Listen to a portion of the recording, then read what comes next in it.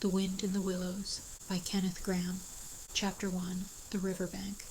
The mole had been working very hard all the morning, spring cleaning his little home. First with brooms, then with dusters, then on ladders and steps and chairs, with a brush and a pail of whitewash, till he had dust in his throat and eyes, and splashes of whitewash all over his black fur, and an aching back and weary arms. Spring was moving in the air above and in the earth below and around him, penetrating even his dark and lowly little house with its spirit of divine discontent and longing. It was small wonder, then, that he suddenly flung down his brush on the floor, said "bother" and "oh blow," and also "hang spring cleaning," and bolted out of the house without even waiting to put on his coat. Something up above was calling him imperiously, and he made for the steep little tunnel which answered in his case to the gravelled carriage drive, owned by animals whose residences are nearer to the sun and air.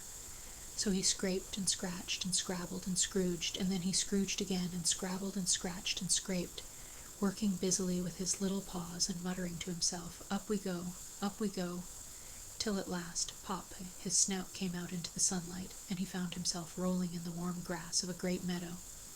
This is fine, he said to himself. This is better than whitewashing. The sunshine struck hot on his fur, soft breezes caressed his heated brow, and after the seclusion of the cellarage he had lived in so long, the carol of happy birds fell on his dulled hearing almost like a shout.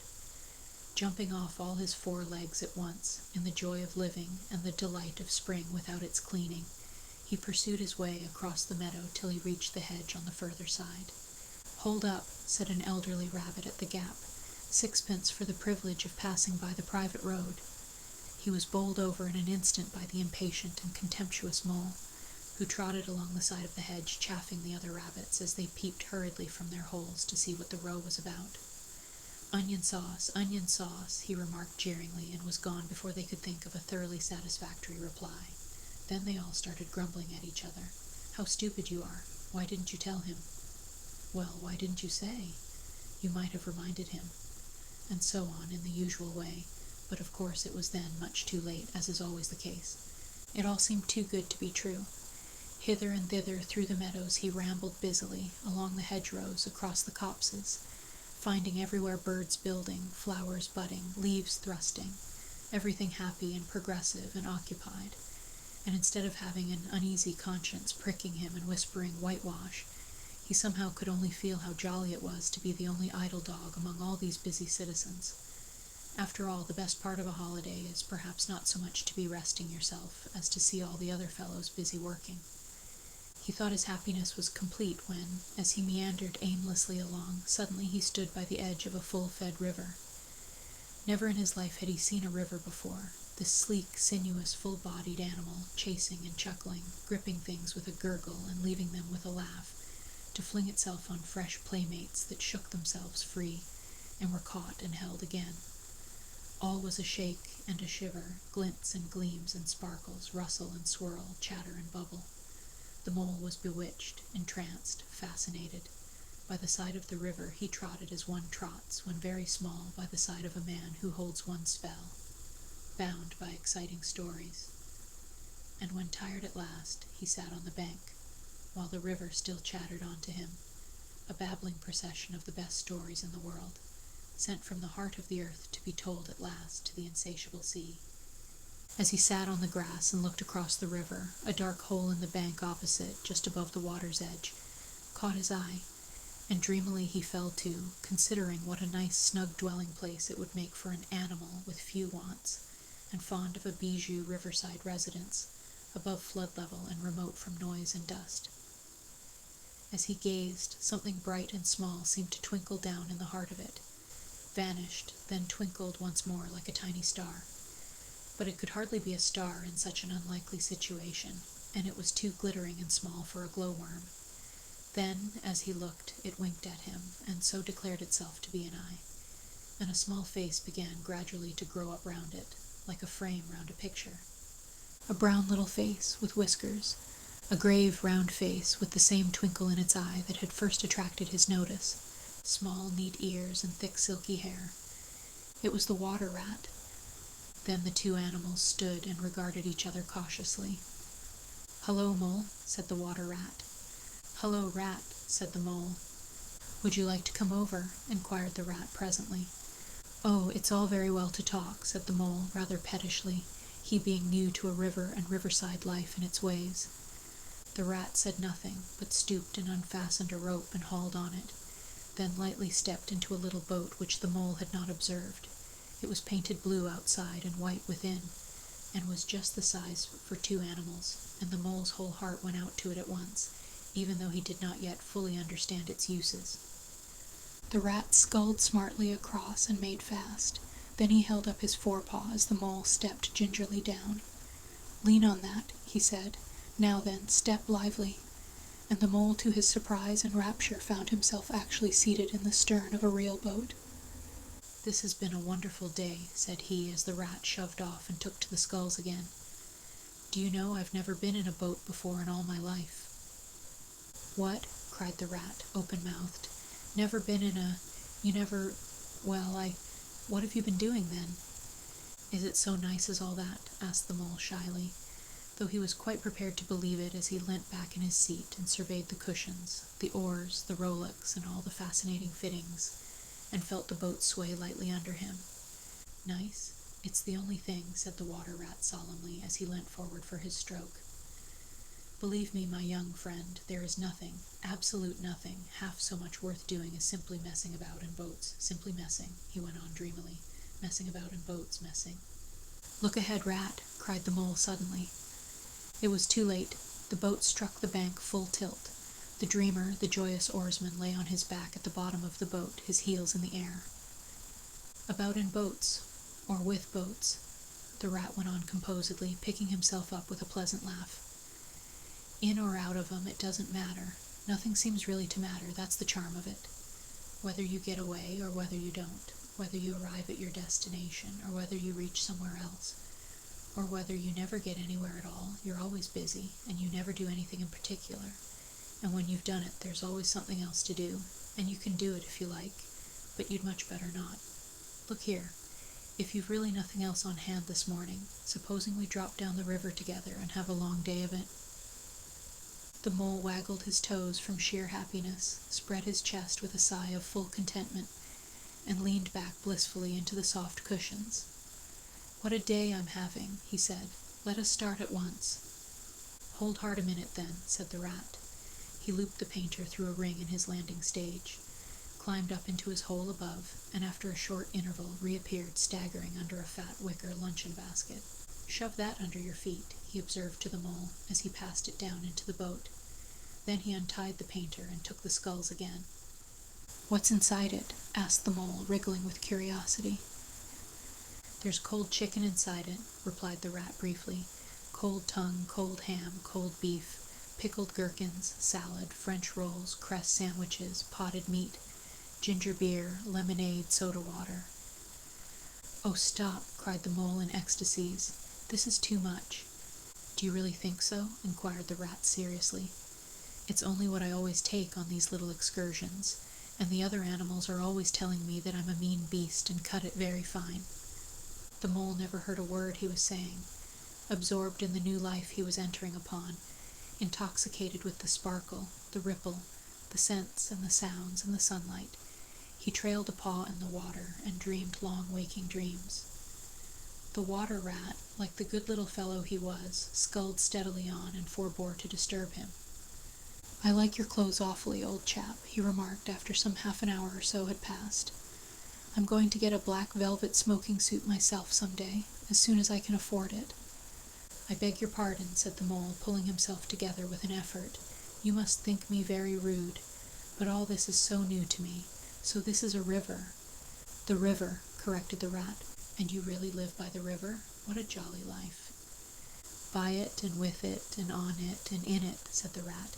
"It's brother and sister to me, and aunts and company, and food and drink, and naturally washing. It's my world, and I don't want any other. What it hasn't got is not worth having, and what it doesn't know is not worth knowing. Lord, the times we've had together, whether in winter or summer, spring or autumn, it's always got its fun and its excitements. When the floods are on in February, and my cellars and basement are brimming with drink that's no good to me, and the brown water runs by my best bedroom window. or again when it all drops away and shows patches of mud that smells like plum cake, and the rushes and weed clog the channels, and I can potter about dry shod over most of the bed of it and find fresh food to eat, and things careless people have dropped out of boats. But isn't it a bit dull at times? The mole ventured to ask.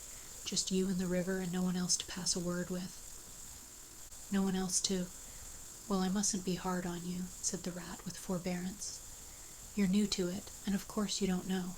The bank is so crowded nowadays that many people are moving away altogether. Oh no, it isn't what it used to be at all. Otters, kingfishers, dab chicks, moorhens, all of them. About all day long and always wanting you to do something, as if a fellow had no business of his own to attend to. What lies over there? Asked the mole, waving a paw towards a background of woodland that darkly framed the water meadows on one side of the river. That? Oh, that's just the wildwood, said the rat shortly. We don't go there very much, we riverbankers. Aren't they very nice people in there? Said the mole a trifle nervously. Well, replied the rat, let me see. The squirrels are all right, and the rabbits, some of 'em, but rabbits are a mixed lot, and then there's Badger, of course. He lives right in the heart of it, wouldn't live anywhere else either if you paid him to do it. Dear old Badger, nobody interferes with him, they'd better not, he added significantly.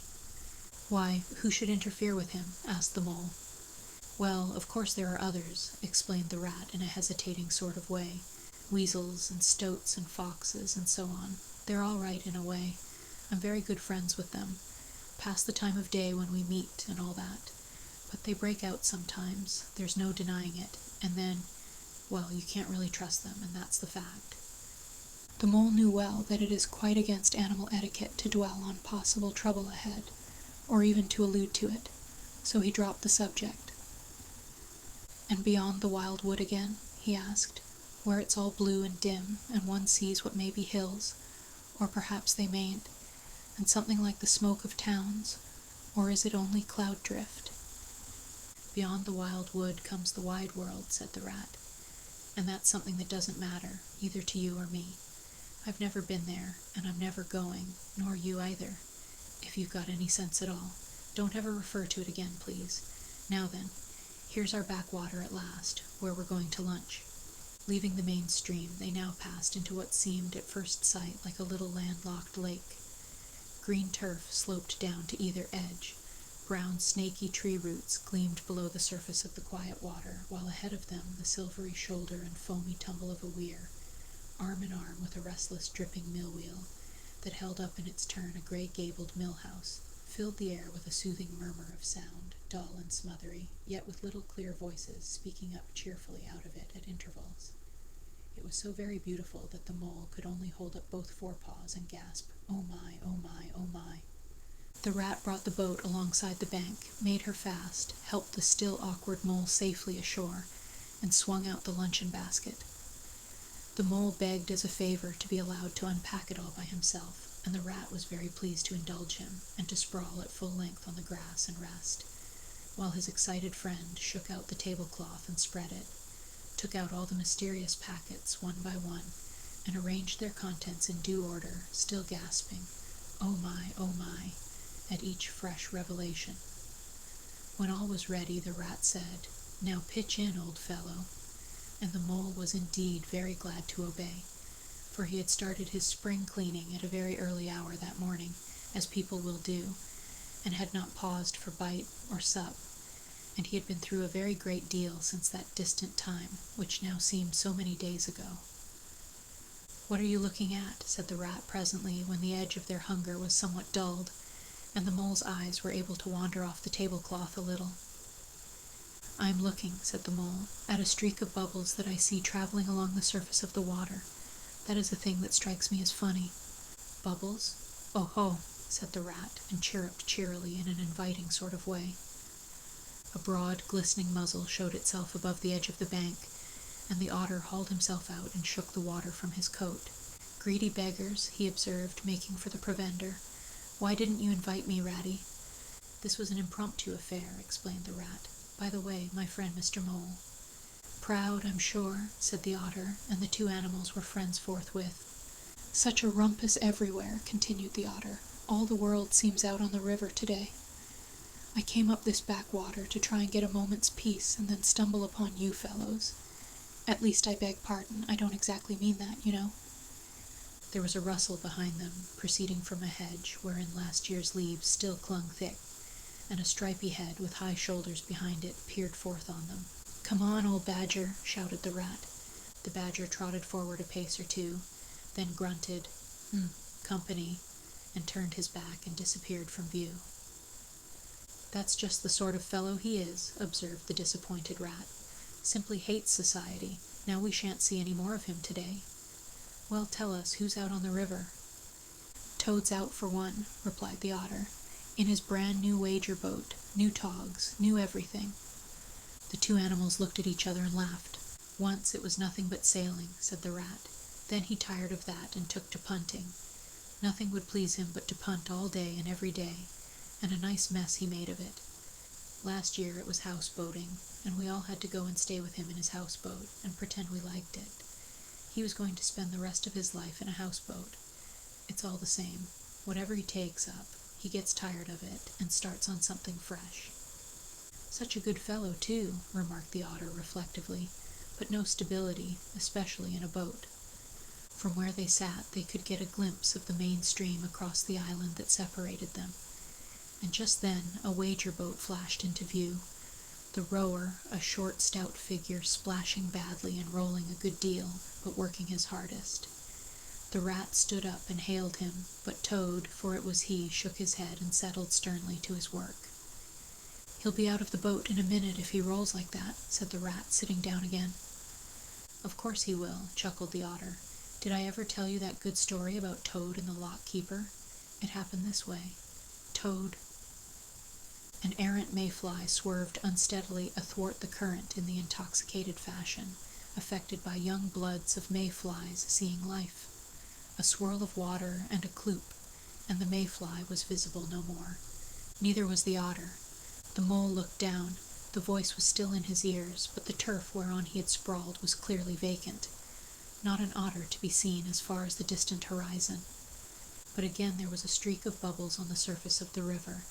The rat hummed a tune, and the mole recollected that animal etiquette forbade any sort of comment on the sudden disappearance of one's friends at any moment, for any reason or no reason whatever. "Well, well," said the rat, "I suppose we ought to be moving. I wonder which of us had better pack the luncheon basket." He did not speak as if he was frightfully eager for the treat. "Oh, please let me," said the mole. So of course the rat let him. Packing the basket was not quite such pleasant work as unpacking the basket. It never is. But the mole was bent on enjoying everything, and although just when he had got the basket packed and strapped up tightly he saw a plate staring up at him from the grass, and when the job had been done again, the rat pointed out a fork, which anybody ought to have seen, and last of all, behold, the mustard pot which he had been sitting on without knowing it. Still, somehow, the thing got finished at last, without much loss of temper. The afternoon sun was getting low as the rat sculled gently homewards in a dreamy mood, murmuring poetry things over to himself and not paying much attention to Mole. But the mole was very full of lunch, and self-satisfaction, and pride, and already quite at home in a boat, so he thought, and was getting a bit restless besides. And presently he said, "Ratty, please, I want to row now." The rat shook his head with a smile. "Not yet, my young friend," he said. "Wait till you've had a few lessons. It's not so easy as it looks." The mole was quiet for a minute or two, but he began to feel more and more jealous of Rat, sculling so strongly and so easily along, and his pride began to whisper that he could do it every bit as well. He jumped up and seized the sculls so suddenly that the rat, who was gazing out over the water and saying more poetry things to himself, was taken by surprise, and fell backwards off his seat with his legs in the air for the second time, while the triumphant mole took his place and grabbed the sculls with entire confidence. "Stop it, you silly ass," cried the rat from the bottom of the boat. "You can't do it. You'll have us over." The mole flung his sculls back with a flourish and made a great dig at the water. He missed the surface altogether, his legs flew up above his head, and he found himself lying on the top of the prostrate rat. Greatly alarmed, he made a grab at the side of the boat, and the next moment, sploosh, over went the boat, and he found himself struggling in the river, Oh my, how cold the water was, and oh, how very wet it felt, how it sang in his ears as he went down, down, down. How bright and welcome the sun looked as he rose to the surface, coughing and spluttering. How black was his despair when he felt himself sinking again. Then a firm paw gripped him by the back of his neck. It was the rat, and he was evidently laughing.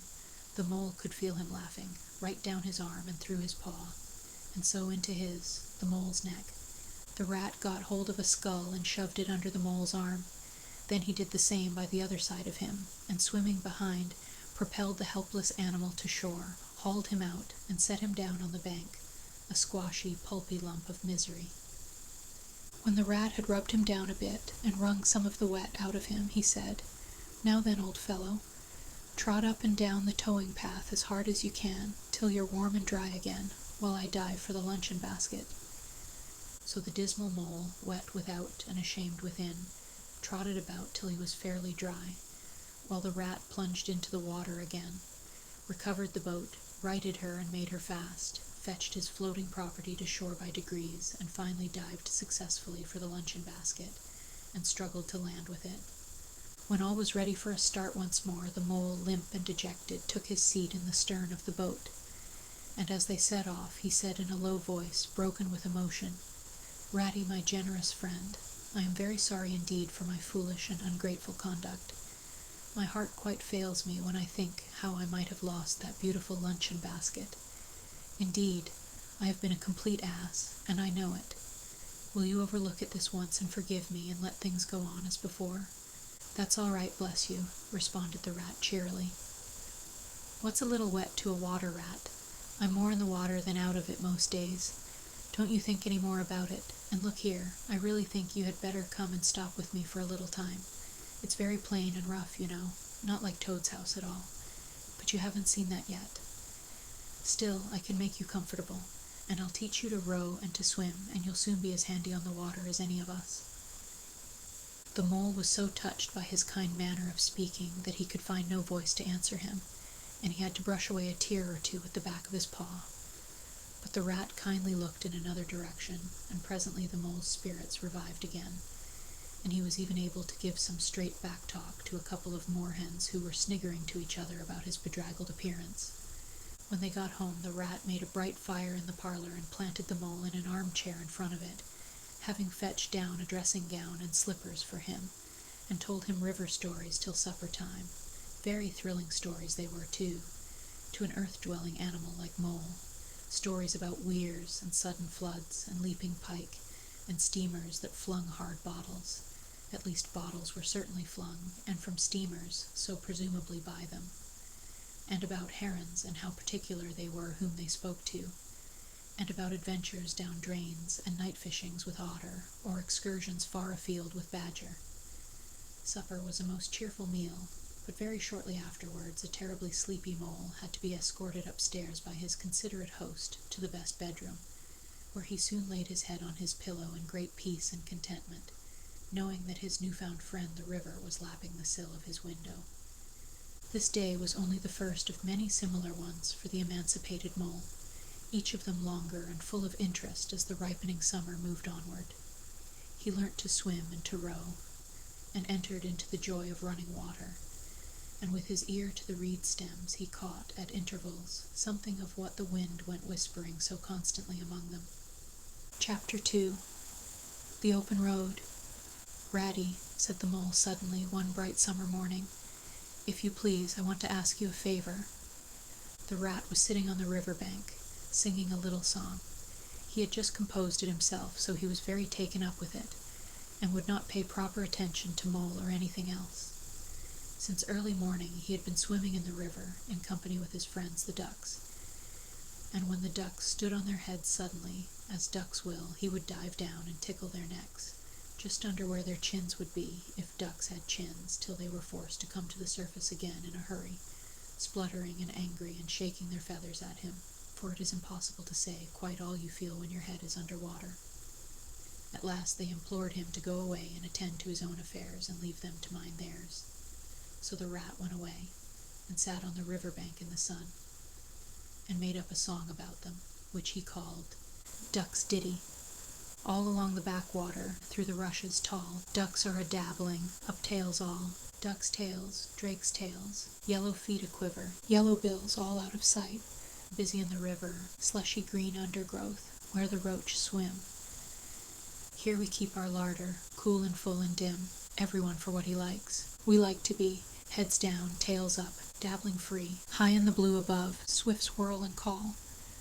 We are down a-dabbling, up tails all. I don't know that I think so very much of that little song, Rat, observed the mole cautiously. He was no poet himself and didn't care who knew it, and he had a candid nature. Nor don't the ducks neither, replied the Rat cheerfully. They say, why can't fellows be allowed to do what they like when they like and as they like, instead of other fellows sitting on banks and watching them all the time and making remarks and poetry and things about them? What nonsense it all is. That's what the ducks say. So it is, said the mole with great heartiness. No, it isn't, cried the Rat indignantly. Well then, it isn't, replied the mole soothingly. But what I wanted to ask you was, won't you take me to call on Mr. Toad? I've heard so much about him, and I do so want to make his acquaintance. Why, certainly, said the good-natured Rat, jumping to his feet and dismissing poetry from his mind for the day. Get the boat out, and we'll paddle up there at once. It's never the wrong time to call on Toad. Early or late, he's always the same fellow, always good-tempered, always glad to see you, always sorry when you go. He must be a very nice animal, observed the mole, as he got into the boat and took the sculls, while the Rat settled himself comfortably in the stern. He is indeed the best of animals, replied Rat. So simple, so good-natured, and so affectionate. Perhaps he's not very clever. We can't all be geniuses. And it may be that he is both boastful and conceited. But he has got some great qualities, has Toady. Rounding a bend in the river, they came in sight of a handsome, dignified old house of mellowed red brick, with well-kept lawns reaching down to the water's edge. There's Toad Hall, said the Rat, and that creek on the left, where the notice board says, private, no landing allowed, leads to his boathouse, where we'll leave the boat. The stables are over there to the right. That's the banqueting hall you're looking at now. Very old, that is. Toad is rather rich, you know, and this is really one of the nicest houses in these parts, though we never admit as much to Toad.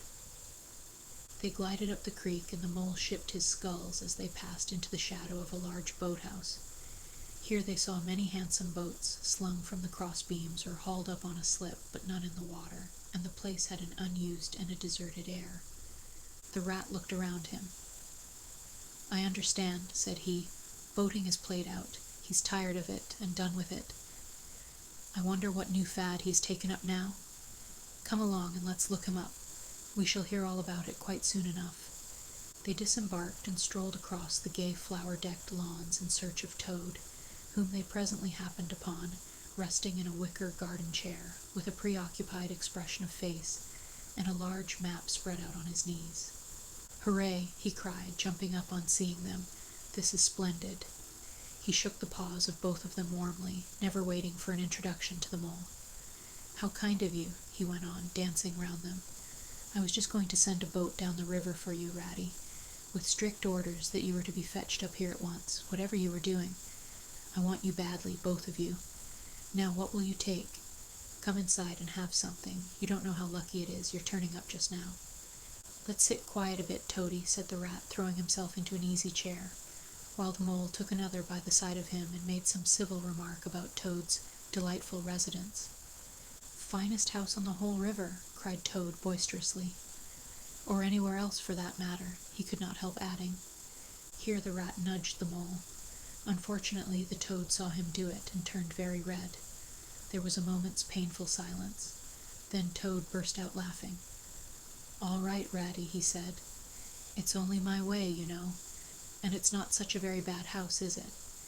You know you rather like it yourself. Now look here, let's be sensible. You are the very animals I wanted. You've got to help me. It's most important.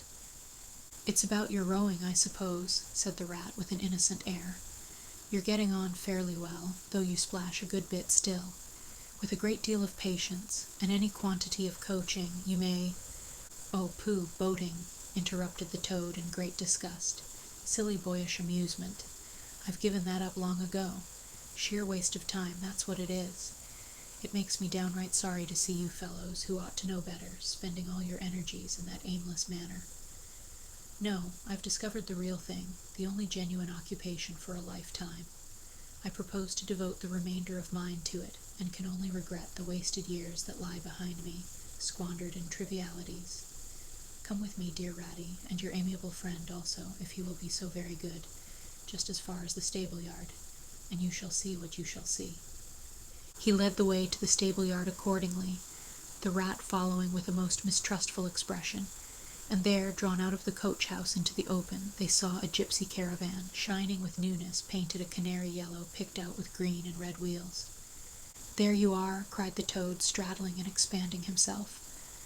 "There's real life for you, embodied in that little cart, the open road, the dusty highway, the heath, the common, the hedgerows, the rolling downs, camps, villages, towns, cities, here today, up and off to somewhere else tomorrow, travel, change, interest, excitement, the whole world before you, and a horizon that's always changing, and mind, this is the very finest cart of its sort that was ever built, without any exception.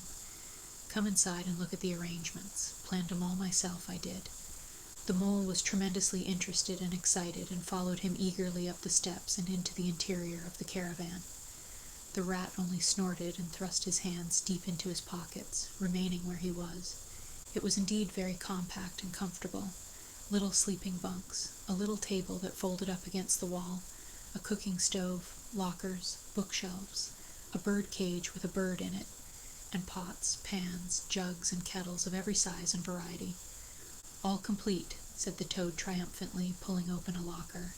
"You see, biscuits, potted lobster, sardines, everything you can possibly want, soda water here. Baccy there, letter paper, bacon, jam, cards, and dominoes. You'll find," he continued as they descended the steps again, "you'll find that nothing whatever has been forgotten when we make our start this afternoon." "I beg your pardon," said the rat slowly as he chewed a straw, "but did I overhear you say something about we, and start, and this afternoon?" "Now, you dear good old Ratty," said Toad imploringly, "don't begin talking in that stiff and sniffy sort of way, because you know you've got to come. I can't possibly manage without you, so please consider it settled, and don't argue. It's the one thing I can't stand. You surely don't mean to stick to your dull, fusty old river all your life, and just live in a hole in a bank and boat. I want to show you the world. I'm going to make an animal of you, my boy." "I don't care," said the rat doggedly.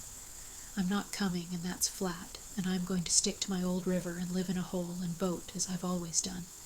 And what's more, Mole's going to stick to me and do as I do, aren't you, Mole?"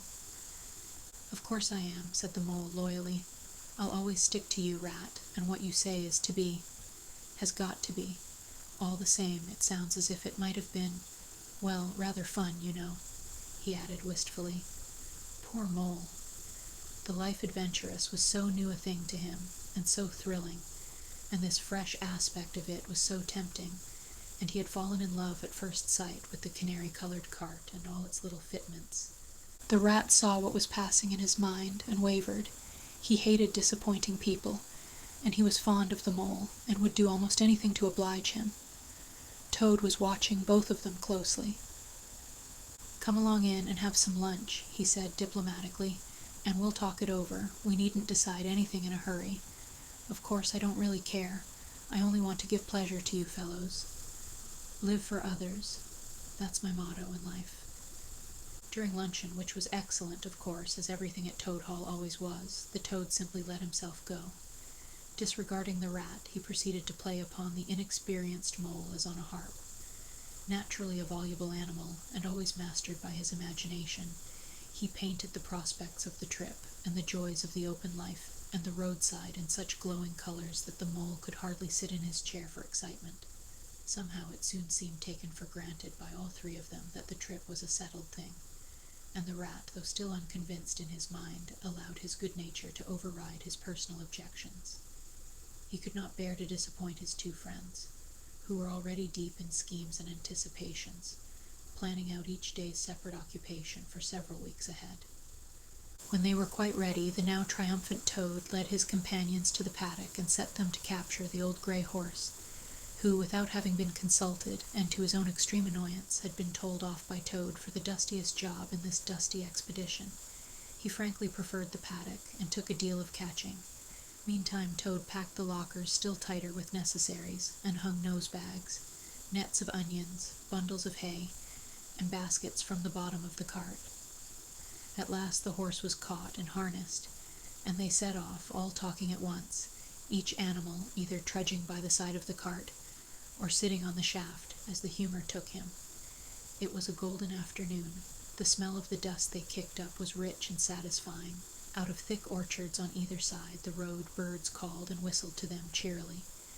Good-natured wayfarers passing them gave them good day, or stopped to say nice things about their beautiful cart, and rabbits, sitting at their front doors in the hedgerows, held up their forepaws and said, "Oh my, oh my, oh my."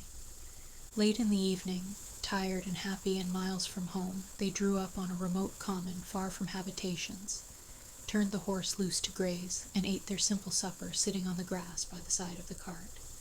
Toad talked big about all he was going to do in the days to come, while stars grew fuller and larger all around them, and a yellow moon, appearing suddenly and silently from nowhere in particular, came to keep them company and listen to their talk. At last they turned in to their little bunks in the cart, and Toad, kicking out his legs, sleepily said, "Well, good night, you fellows. This is the real life for a gentleman. Talk about your old river." "I don't talk about my river," replied the patient rat. "You know I don't, Toad, but I think about it," he added pathetically in a lower tone. "I think about it, all the time." The mole reached out from under his blanket, felt for the rat's paw in the darkness, and gave it a squeeze. "I'll do whatever you like, Ratty," he whispered. "Shall we run away tomorrow morning quite early, very early, and go back to our dear old hole on the river?" "No, we'll see it out," whispered back the rat. "Thanks awfully, but I ought to stick by Toad till this trip is ended. It wouldn't be safe for him to be left to himself. It won't take very long. His fads never do. Good night." The end was indeed nearer than even the rat suspected. After so much open air and excitement, the Toad slept very soundly, and no amount of shaking could rouse him out of bed next morning. So the mole and rat turned, too, quietly and manfully, and while the rat saw to the horse, and lit a fire, and cleaned last night's cups and platters, and got things ready for breakfast, the mole trudged off to the nearest village, a long way off, for milk and eggs and various necessaries the Toad had, of course, forgotten to provide. The hard work had all been done, and the two animals were resting, thoroughly exhausted, by the time Toad appeared on the scene, fresh and gay, remarking what a pleasant, easy life it was they were all leading now, after the cares and worries and fatigues of housekeeping at home. They had a pleasant ramble that day over grassy downs and along narrow by-lanes, and camped as before, on a common, only this time the two guests took care that Toad should do his fair share of work. In consequence, when the time came for starting next morning, Toad was by no means so rapturous about the simplicity of the primitive life, and indeed attempted to resume his place in his bunk, whence he was hauled by force. Their way lay, as before, across country by narrow lanes, and it was not till the afternoon that they came out on the high road, their first high road, and there disaster, fleet and unforeseen, sprang out on the disaster momentous indeed to their expedition, but simply overwhelming in its effect on the after-career of Toad. They were strolling along the high road easily, the mole by the horse's head, talking to him, since the horse had complained that he was being frightfully left out of it, and nobody considered him in the least. The Toad and the water rat walking behind the cart, talking together. At least Toad was talking, and Rat was saying at intervals, "Yes, precisely, and what did you say to him?" and thinking all the time of something very different, when far behind them they heard a faint warning hum, like the drone of a distant bee. Glancing back, they saw a small cloud of dust with a dark center of energy, advancing on them at incredible speed, while from out the dust a faint poop-poop wailed like an uneasy animal in pain. Hardly regarding it, they turned to resume their conversation, when in an instant, as it seemed, the peaceful scene was changed, and with a blast of wind and a whirl of sound that made them jump for the nearest ditch, it was on them. The poop-poop rang with a brazen shout in their ears. They had a moment's glimpse of an interior of glittering plate glass and rich morocco, and the magnificent motor car, immense, breath-snatching, passionate with its pilot tense and hugging his wheel, possessed all earth and air for the fraction of a second, flung an enveloping cloud of dust that blinded and enwrapped them utterly, and then dwindled to a speck in the far distance, changed back into a droning bee once more. The old gray horse, dreaming as he plodded along of his quiet paddock, in a new raw situation such as this, simply abandoned himself to his natural emotions, rearing, plunging, backing steadily in spite of all the mole's efforts at his head, and all the mole's lively language directed at his better feelings. He drove the cart backwards towards the deep ditch at the side of the road. It wavered an instant, then there was a heart-rending crash, and the canary-colored cart, their pride and their joy, lay on its side in the ditch, an irredeemable wreck. The rat danced up and down in the road, simply transported with passion. "You villains," he shouted, shaking both fists. "You scoundrels, you highwaymen, you road hogs. I'll have the law of you. I'll report you. I'll take you through all the courts." His homesickness had quite slipped away from him, and for the moment he was the skipper of the canary-colored vessel driven on a shoal by the reckless jockeying of rival mariners, and he was trying to recollect all the fine and biting things he used to say to masters of steam launches when their wash, as they drove too near the bank, used to flood his parlor carpet at home. Toad sat straight down in the middle of the dusty road, his legs stretched out before him, and stared fixedly in the direction of the disappearing motor car. He breathed short, his face wore a placid, satisfied expression, and at intervals he faintly murmured, "Poop, poop." The mole was busy trying to quiet the horse, which he succeeded in doing after a time. Then he went to look at the cart, on its side in the ditch. It was indeed a sorry sight, panels and windows smashed, axles hopelessly bent, one wheel off, sardine tins scattered over the wide world, and the bird in the bird cage sobbing pitifully and calling to be let out. The rat came to help him, but their united efforts were not sufficient to right the cart. "Hi, Toad," they cried. "Come and bear a hand, can't you?" The toad never answered a word, or budged from his seat in the road, so they went to see what was the matter with him. They found him in a sort of a trance, a happy smile on his face, his eyes still fixed on the dusty wake of their destroyer. At intervals, he was still heard to murmur, "Poop, poop." The rat shook him by the shoulder. "Are you coming to help us, Toad?" he demanded sternly. "Glorious, stirring sight," murmured Toad, never offering to move.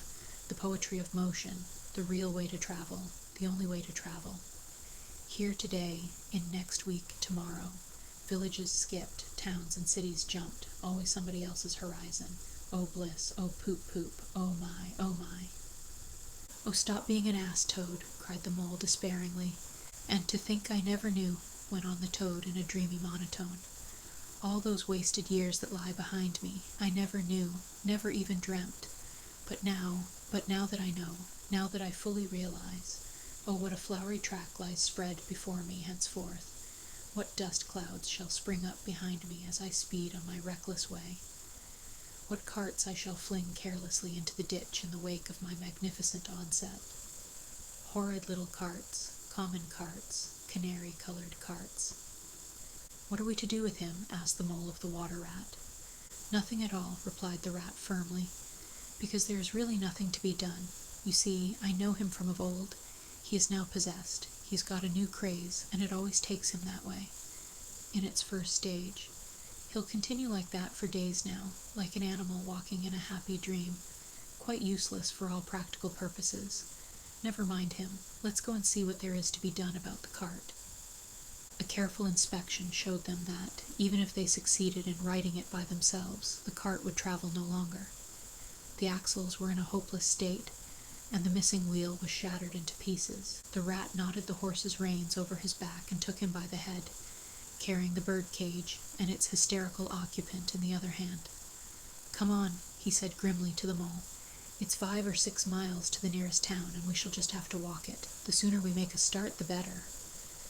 "But what about Toad?" asked the mole anxiously as they set off together. "We can't leave him here sitting in the middle of the road by himself in the distracted state he's in. It's not safe. Supposing another thing were to come along." "Oh, bother Toad," said the rat savagely. "I've done with him." They had not proceeded very far on their way, however, when there was a pattering of feet behind them, and Toad caught them up and thrust a paw inside the elbow of each of them, still breathing short and staring into vacancy. "Now look here, Toad," said the rat sharply. "As soon as we get to the town, you'll have to go straight to the police station and see if they know anything about that motor car and who it belongs to, and lodge a complaint against it. And then you'll have to go to a blacksmith's or a wheelwright's and arrange for the cart to be fetched and mended and put to rights. It'll take time, but it's not quite a hopeless smash. Meanwhile, the mole and I will go to an inn and find comfortable rooms where we can stay till the cart's ready, and till your nerves have recovered their shock." "Police station, complaint," murmured Toad dreamily. "Me complain of that beautiful, that heavenly vision that has been vouchsafed me. Mend the cart. I've done with carts forever. I never want to see the cart, or to hear of it, again. Oh, Ratty, you can't think how obliged I am to you for consenting to come on this trip. I wouldn't have gone without you, and then I might never have seen that swan, that sunbeam, that thunderbolt. I might never have heard that entrancing sound, or smelt that bewitching smell. I owe it all to you, my best of friends." The rat turned from him in despair. "You see what it is?" he said to the mole, addressing him across Toad's head. "He's quite hopeless. I give it up. When we get to the town, we'll go to the railway station, and with luck we may pick up a train there that'll get us back to Riverbank tonight. And if ever you catch me going a-pleasuring with this provoking animal again—" He snorted, and during the rest of that weary trudge addressed his remarks exclusively to Mole. On reaching the town, they went straight to the station and deposited Toad in the second-class waiting room, giving a porter 2 pence to keep a strict eye on him. They then left the horse at an inn stable and gave what directions they could about the cart and its contents. Eventually, a slow train having landed them at a station not very far from Toad Hall, they escorted the spellbound, sleepwalking Toad to his door, put him inside it, and instructed his housekeeper to feed him, undress him, and put him to bed. Then they got out their boat from the boathouse, sculled down the river home, and at a very late hour sat down to supper in their own cozy riverside parlor, to the rat's great joy and contentment. The following evening, the mole, who had risen late and taken things very easy all day, was sitting on the bank fishing when the rat, who had been looking up his friends and gossiping, came strolling along to find him. "Heard the news?" he said. "There's nothing else being talked about all along the river bank. Toad went up to town by an early train this morning, and he has ordered a large and very expensive motor car." Chapter 3. The Wild Wood. The mole had long wanted to make the acquaintance of the badger. He seemed by all accounts to be such an important personage, and though rarely visible, to make his unseen influence felt by everybody about the place. But whenever the mole mentioned his wish to the water rat, he always found himself put off. "It's all right," the rat would say. "Badger'll turn up some day or other. He's always turning up, and then I'll introduce you, the best of fellows. But you must not only take him as you find him, but when you find him." "Couldn't you ask him here dinner or something?" said the mole. "He wouldn't come," replied the rat simply. "Badger hates society, and invitations, and dinner, and all that sort of thing." "Well then, supposing we go and call on him," suggested the mole. "Oh, I'm sure he wouldn't like that at all," said the rat, quite alarmed. "He's so very shy, he'd be sure to be offended. I've never even ventured to call on him at his own home myself, though I know him so well. Besides, we can't. It's quite out of the question, because he lives in the very middle of the wild wood." "Well, supposing he does," said the mole. "You told me the wild wood was all right, you know." "Oh, I know, so it is," replied the rat evasively. "But I think we won't go there just now. Not just yet. It's a long way, and he wouldn't be at home at this time of year anyhow, and he'll be coming along some day if you'll wait quietly."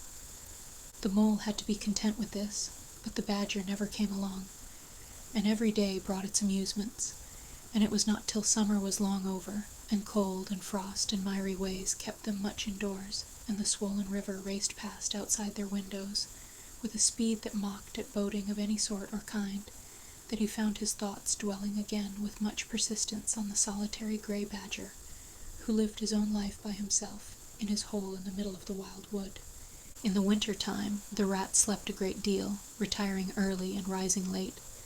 During his short day, he sometimes scribbled poetry, or did other small domestic jobs about the house, and of course there were always animals dropping in for a chat, and consequently there was a good deal of storytelling and comparing notes on the past summer and all its doings. Such a rich chapter it had been when one came to look back on it all, with illustrations so numerous and so very highly colored. The pageant of the riverbank had marched steadily along, unfolding itself in scene pictures that succeeded each other in stately procession. Purple Lucistrife arrived early, shaking luxuriant tangled locks along the edge of the mirror whence its own face laughed back at it. Willow herb, tender and wistful, like a pink sunset cloud, was not slow to follow. Comfrey, the purple hand in hand with the white, crept forth to take its place in the line, and at last one morning the diffident and delaying dog Rose stepped delicately on the stage, and one knew, as if string music had announced it in stately chords that strayed into a gavotte, that June at last was here. One member of the company was still awaited, the shepherd boy for the nymphs to woo, the knight for whom the ladies waited at the window, the prince that was to kiss the sleeping summer back to life and love. But when meadow-sweet, debonair, and odorous in amber jerkin moved graciously to his place in the group, then the play was ready to begin. And what a play it had been! Drowsy animals, snug in their holes, while wind and rain were battering at their doors, recalled still keen mornings, an hour before sunrise, when the white mist, as yet undispersed, clung closely along the surface of the water. Then the shock of the early plunge, the scamper along the bank, and the radiant transformation of earth, air, and water, when suddenly the sun was with them again, and gray was gold, and color was born and sprang out of the earth once more. They recalled the languorous siesta of hot midday, deep in green undergrowth, the sun striking through in tiny golden shafts and spots, the boating and bathing of the afternoon, the rambles along dusty lanes and through yellow cornfields, and the long, cool evening at last, when so many threads were gathered up, so many friendships rounded, and so many adventures planned for the morrow. There was plenty to talk about on those short winter days when the animals found themselves round the fire. Still, the mole had a good deal of spare time on his hands, and so one afternoon, when the rat in his armchair before the blaze was alternately dozing and trying over rhymes that wouldn't fit, he formed the resolution to go out by himself and explore the wild wood, and perhaps strike up an acquaintance with Mr. Badger. It was a cold, still afternoon with a hard, steely sky overhead, when he slipped out of the warm parlor into the open air. The country lay bare and entirely leafless around him, and he thought that he had never seen so far and so intimately into the insides of things as on that winter day when nature was deep in her annual slumber and seemed to have kicked the clothes off. Copses, dells, quarries, and all hidden places, which had been mysterious mines for exploration in leafy summer, now exposed themselves and their secrets pathetically, and seemed to ask him to overlook their shabby poverty for a while, till they could riot in rich masquerade as before, and trick and entice him with the old deceptions. It was pitiful in a way, and yet cheering, even exhilarating. He was glad that he liked the country undecorated, hard, and stripped of its finery. He had got down to the bare bones of it, and they were fine and strong and simple. He did not want the warm clover and the play of seeding grasses.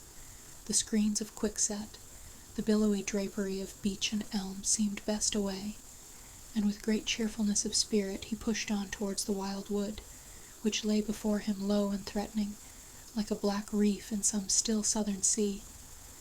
There was nothing to alarm him at first entry. Twigs crackled under his feet, logs tripped him, funguses on stumps resembled caricatures, and startled him for the moment by their likeness to something familiar and far away. But that was all fun and exciting. It led him on, and he penetrated to where the light was less, and trees crouched nearer and nearer, and holes made ugly mouths at him on either side. Everything was very still now. The dusk advanced on him steadily, rapidly, gathering in behind and before, and the light seemed to be draining away like flood-water. Then the faces began. It was over his shoulder, and indistinctly, that he first thought he saw a face, a little evil wedge-shaped face, looking out at him from a hole. When he turned and confronted it, the thing had vanished. He quickened his pace, telling himself cheerfully not to begin imagining things, or there would be simply no end to it. He passed another hole, and another, and then, yes, no, yes. Certainly a little narrow face with hard eyes had flashed up for an instant from a hole and was gone. He hesitated, braced himself up for an effort, and strode on. Then suddenly, and as if it had been so all the time, every hole far and near, and there were hundreds of them, seemed to possess its face, coming and going rapidly, all fixing on him glances of malice and hatred, all hard-eyed and evil and sharp. If he could only get away from the holes in the banks, he thought, there would be no more faces. He swung off the path and plunged into the untrodden places of the wood. Then the whistling began. Very faint and shrill it was, and far behind him when first he heard it, but somehow it made him hurry forward. Then, still very faint and shrill, it sounded far ahead of him, and made him hesitate and want to go back. As he halted in indecision, it broke out on either side, and seemed to be caught up and passed on throughout the whole length of the wood to its farthest limit. They were up and alert and ready, evidently, whoever they were, and he was alone and unarmed and far from any help, and the night was closing in. Then the pattering began. He thought it was only falling leaves at first, so slight and delicate was the sound of it. Then as it grew it took a regular rhythm, and he knew it for nothing else but the pat, pat, pat of little feet still a very long way off. Was it in front or behind?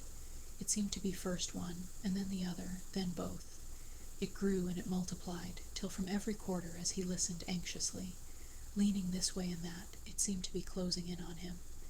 As he stood still to hearken, a rabbit came running hard towards him through the trees.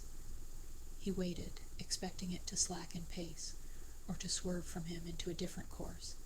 Instead, the animal almost brushed him as it dashed past, his face set and hard, his eyes staring. "Get out of this, you fool, get out," the mole heard him mutter as he swung round a stump and disappeared down a friendly burrow. The pattering increased, till it sounded like sudden hail on the dry leaf carpet spread around him. The whole wood seemed running now, running hard, hunting, chasing, closing in, round something or somebody.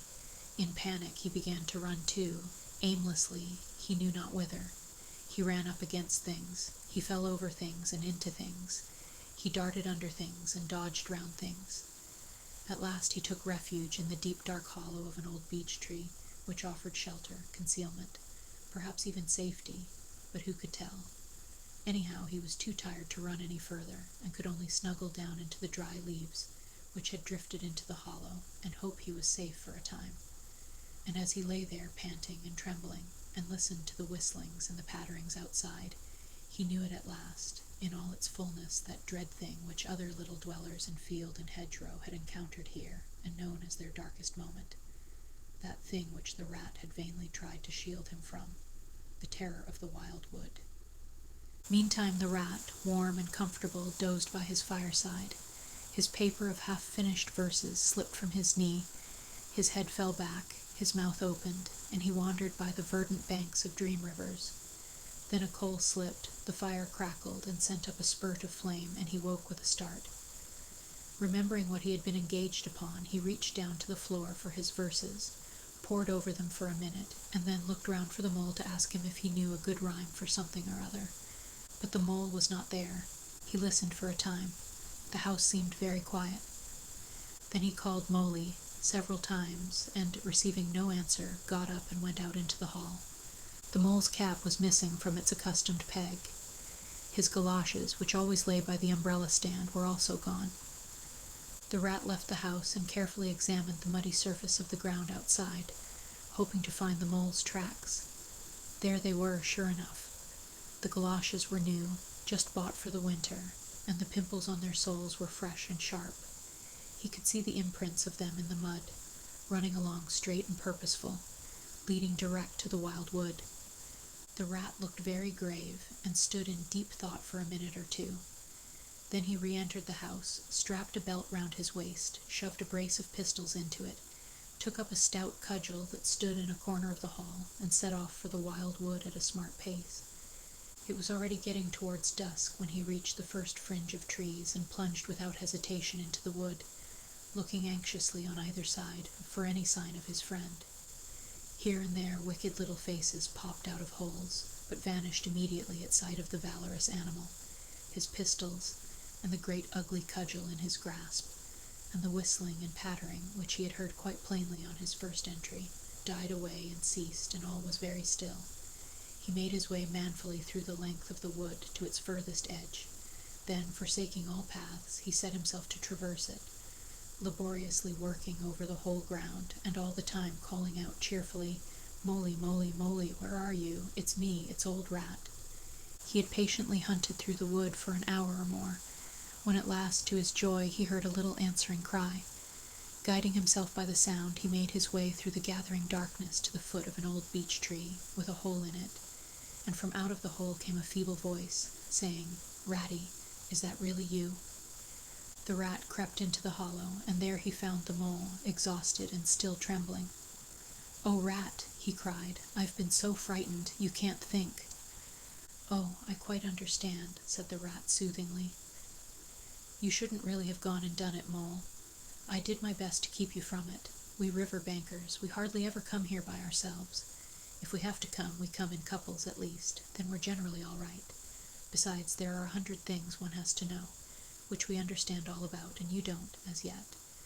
I mean passwords and signs and sayings which have power and effect, and plants you carry in your pocket, and verses you repeat, and dodges and tricks you practice. All simple enough when you know them, but they've got to be known if you're small, or you'll find yourself in trouble. Of course, if you were badger or otter, it would be quite another matter." "Surely the brave Mr. Toad wouldn't mind coming here by himself, would he?" inquired the mole. "Old Toad," said the rat, laughing heartily.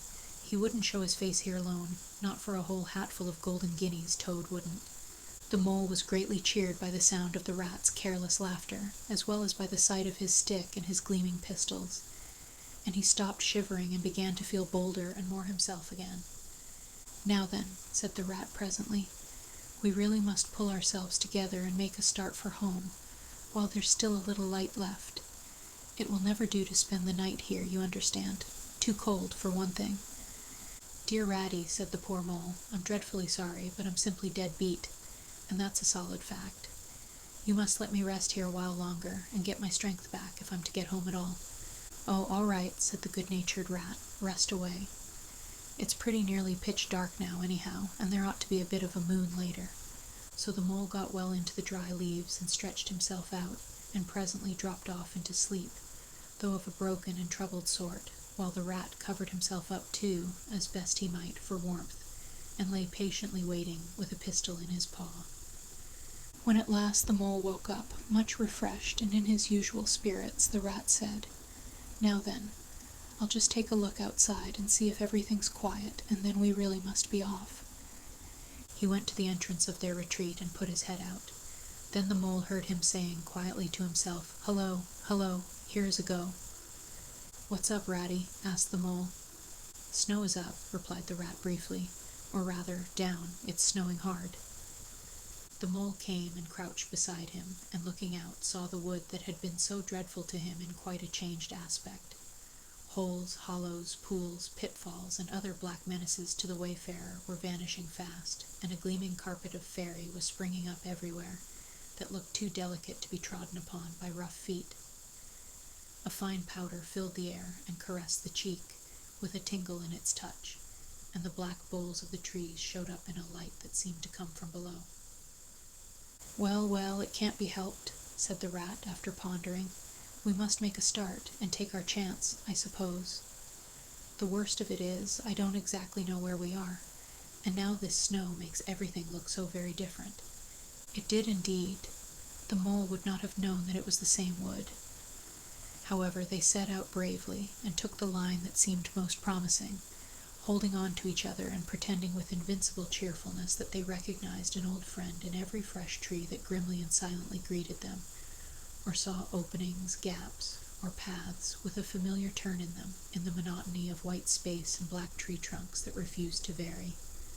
An hour or two later they had lost all count of time. They pulled up, dispirited, weary, and hopelessly at sea, and sat down on a fallen tree trunk to recover their breath and consider what was to be done. They were aching with fatigue and bruised with tumbles. They had fallen into several holes and got wet through. The snow was getting so deep that they could hardly drag their little legs through it, and the trees were thicker and more like each other than ever. There seemed to be no end to this wood, and no beginning, and no difference in it, and worst of all, no way out. "We can't sit here very long," said the rat. "We shall have to make another push for it, and do something or other. The cold is too awful for anything, and the snow will soon be too deep for us to wade through." He peered about him and considered. "Look here," he went on. "This is what occurs to me. There's a sort of dell down here in front of us, where the ground seems all hilly and humpy and hummocky. We'll make our way down into that, and try and find some sort of shelter, a cave or hole with a dry floor to it, out of the snow and the wind, and there we'll have a good rest before we try again, for we're both of us pretty dead beat. Besides, the snow may leave off, or something may turn up." So once more they got on their feet and struggled down into the dell, where they hunted about for a cave or some corner that was dry, and a protection from the keen wind and the whirling snow.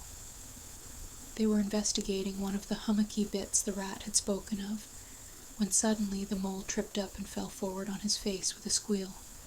"Oh, my leg," he cried. "Oh, my poor shin." And he sat up on the snow and nursed his leg in both his front paws. "Poor old mole," said the rat kindly. "You don't seem to be having much luck today, do you? Let's have a look at the leg. Yes," he went on, going down on his knees to look. "You've cut your shin, sure enough. Wait till I get at my handkerchief, and I'll tie it up for you."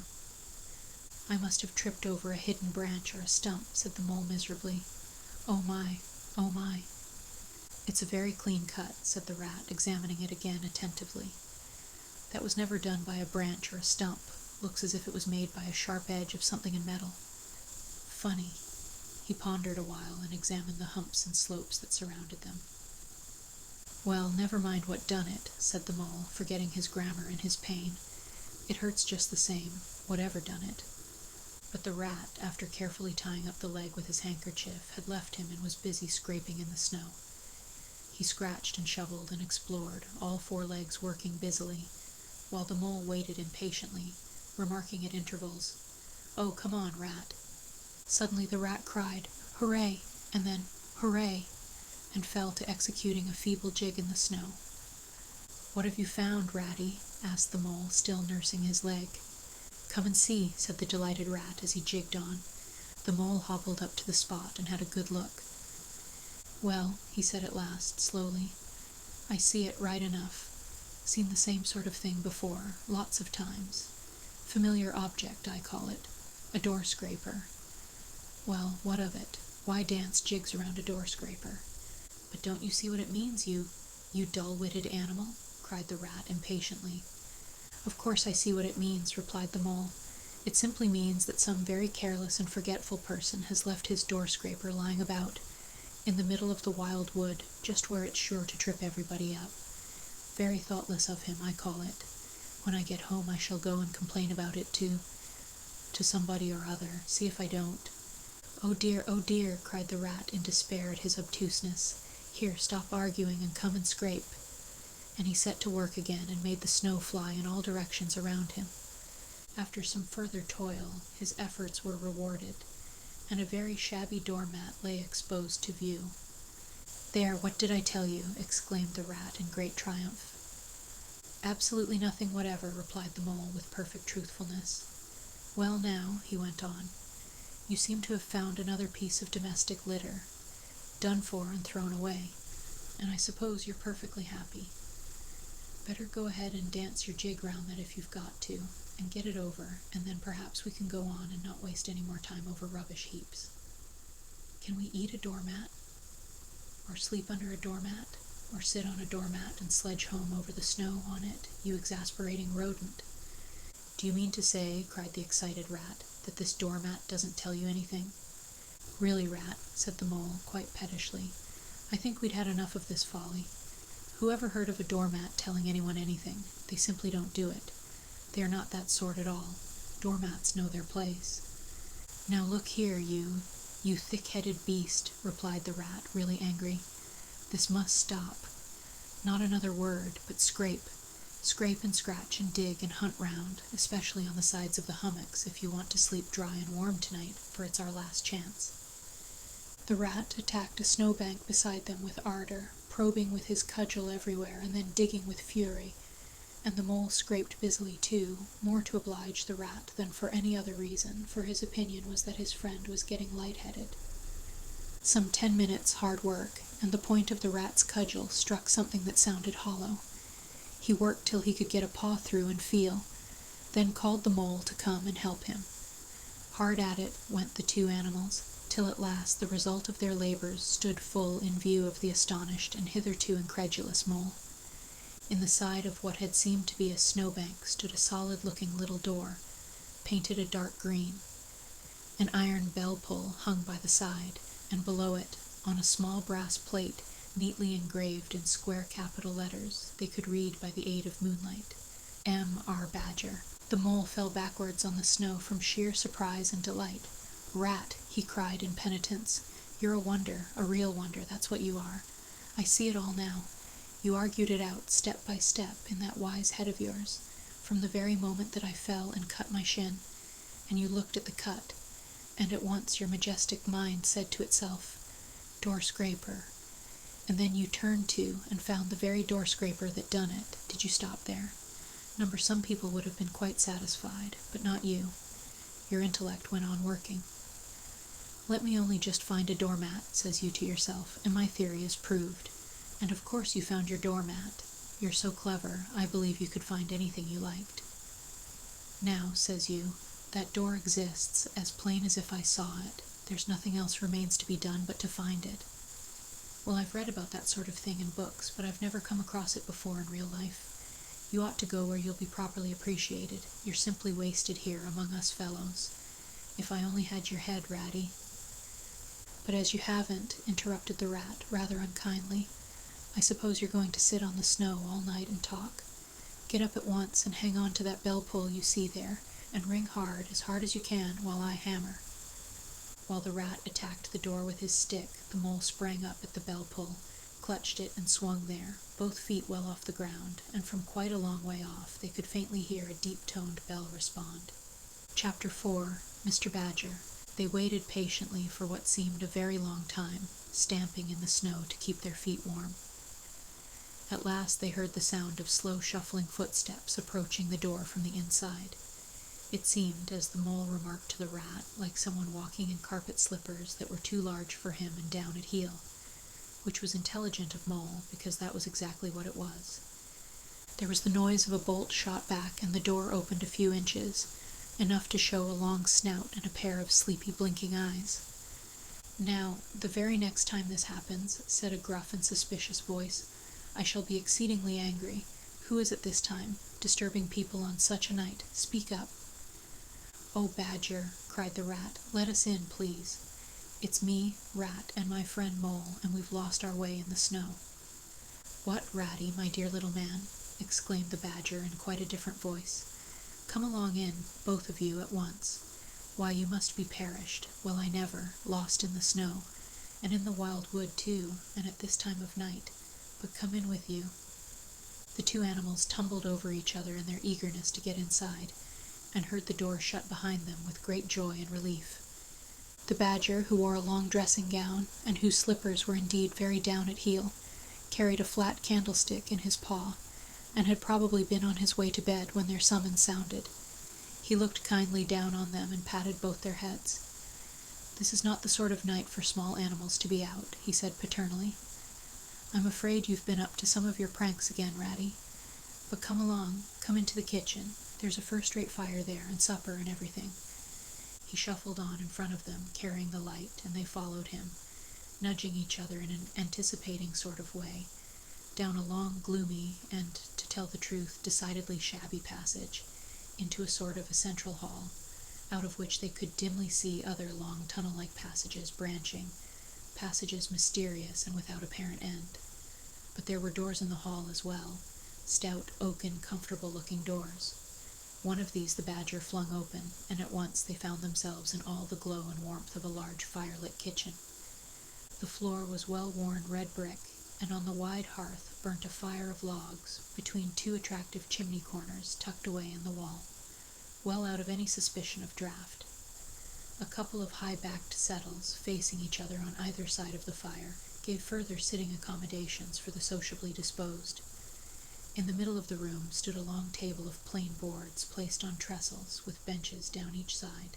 At one end of it, where an armchair stood pushed back, were spread the remains of the badger's plain but ample supper. Rows of spotless plates winked from the shelves of the dresser at the far end of the room, and from the rafters overhead hung hams, bundles of dried herbs, nets of onions, and baskets of eggs. It seemed a place where heroes could fitly feast after victory, where weary harvesters could line up in scores along the table and keep their harvest home with mirth and song, or where 2 or 3 friends of simple tastes could sit about as they pleased and eat and smoke and talk in comfort and contentment. The ruddy brick floor smiled up at the smoky ceiling. The oaken settles, shiny with long wear, exchanged cheerful glances with each other. Plates on the dresser grinned at pots on the shelf, and the merry firelight flickered and played over everything without distinction. The kindly badger thrust them down on a settle to toast themselves at the fire, and bade them remove their wet coats and boots. Then he fetched them dressing gowns and slippers, and himself bathed the mole's shin with warm water and mended the cut with sticking plaster, till the whole thing was just as good as new, if not better. In the embracing light and warmth, warm and dry at last, with weary legs propped up in front of them, and a suggestive clink of plates being arranged on the table behind, it seemed to the storm-driven animals, now in safe anchorage, that the cold and trackless wild wood just left outside was miles and miles away, and all that they had suffered in it, a half-forgotten dream. When at last they were thoroughly toasted, the badger summoned them to the table, where he had been busy laying a repast. They had felt pretty hungry before, but when they actually saw at last the supper that was spread for them, really it seemed only a question of what they should attack first, where all was so attractive, and whether the other things would obligingly wait for them till they had time to give them attention. Conversation was impossible for a long time, and when it was slowly resumed, it was that regrettable sort of conversation that results from talking with your mouth full.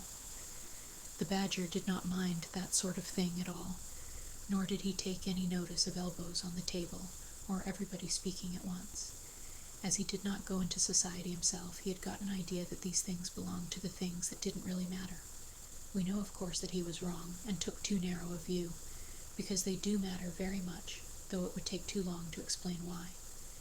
He sat in his armchair at the head of the table and nodded gravely at intervals, as the animals told their story, and he did not seem surprised or shocked at anything, and he never said, "I told you so," or "just what I always said," or remarked that they ought to have done so and so, or ought not to have done something else. The mole began to feel very friendly towards him. When supper was really finished at last, and each animal felt that his skin was now as tight as was decently safe, and that by this time he didn't care a hang for anybody or anything, they gathered round the glowing embers of the great wood fire, and thought how jolly it was to be sitting up so late, and so independent, and so full. And after they had chatted for a time about things in general, the badger said heartily, "Now then, tell us the news from your part of the world. How's old Toad going on?" "Oh, from bad to worse," said the rat gravely, while the mole, cocked up on a settle and basking in the firelight, his heels higher than his head, tried to look properly mournful. "Another smash-up only last week, and a bad one. You see, he will insist on driving himself, and he's hopelessly incapable. If he'd only employ a decent, steady, well-trained animal, pay him good wages, and leave everything to him, he'd get on all right. But no, he's convinced he's a heaven-born driver, and nobody can teach him anything, and all the rest follows." "How many has he had?" inquired the badger gloomily. "Smashes or machines?" asked the rat. "Oh, well, after all, it's the same thing with Toad. This is the 7th. As for the others, you know that coach-house of his? Well, it's piled up, literally piled up to the roof, with fragments of motor cars, none of them bigger than your hat. That accounts for the other 6, so far as they can be accounted for. He's been in hospital 3 times, put in the mole, and as for the fines he's had to pay, it's simply awful to think of." "Yes, and that's part of the trouble," continued the rat. "Toad's rich, we all know, but he's not a millionaire, and he's a hopelessly bad driver, and quite regardless of law and order. Killed or ruined. It's got to be one of the 2 things sooner or later. Badger, we're his friends. Oughtn't we to do something?" The badger went through a bit of hard thinking. "Now look here," he said at last, rather severely. "Of course you know I can't do anything now." His two friends assented, quite understanding his point. No animal, according to the rules of animal etiquette, is ever expected to do anything strenuous or heroic, or even moderately active during the off-season of winter. All are sleepy, some actually asleep. All are weather-bound, more or less, and all are resting from arduous days and nights, during which every muscle in them has been severely tested, and every energy kept at full stretch. "Very well, then," continued the Badger, "but when once the year has really turned, and the nights are shorter, and halfway through them one rouses and feels fidgety, and wanting to be up and doing by sunrise, if not before, you know." Both animals nodded gravely. They knew. "Well then," went on the Badger, "we, that is, you and me and our friend the Mole here, will take Toad seriously in hand.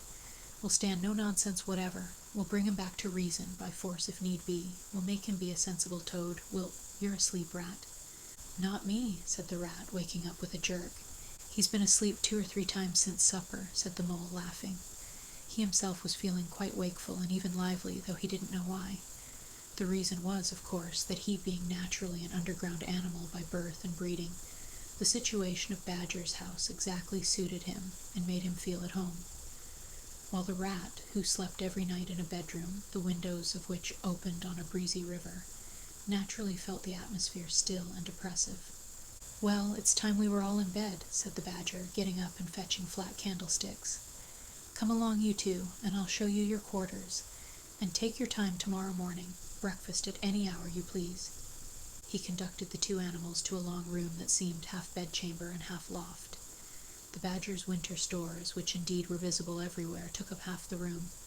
Piles of apples, turnips, and potatoes, baskets full of nuts, and jars of honey, but the 2 little white beds on the remainder of the floor looked soft and inviting, and the linen on them, though coarse, was clean and smelt beautifully of lavender.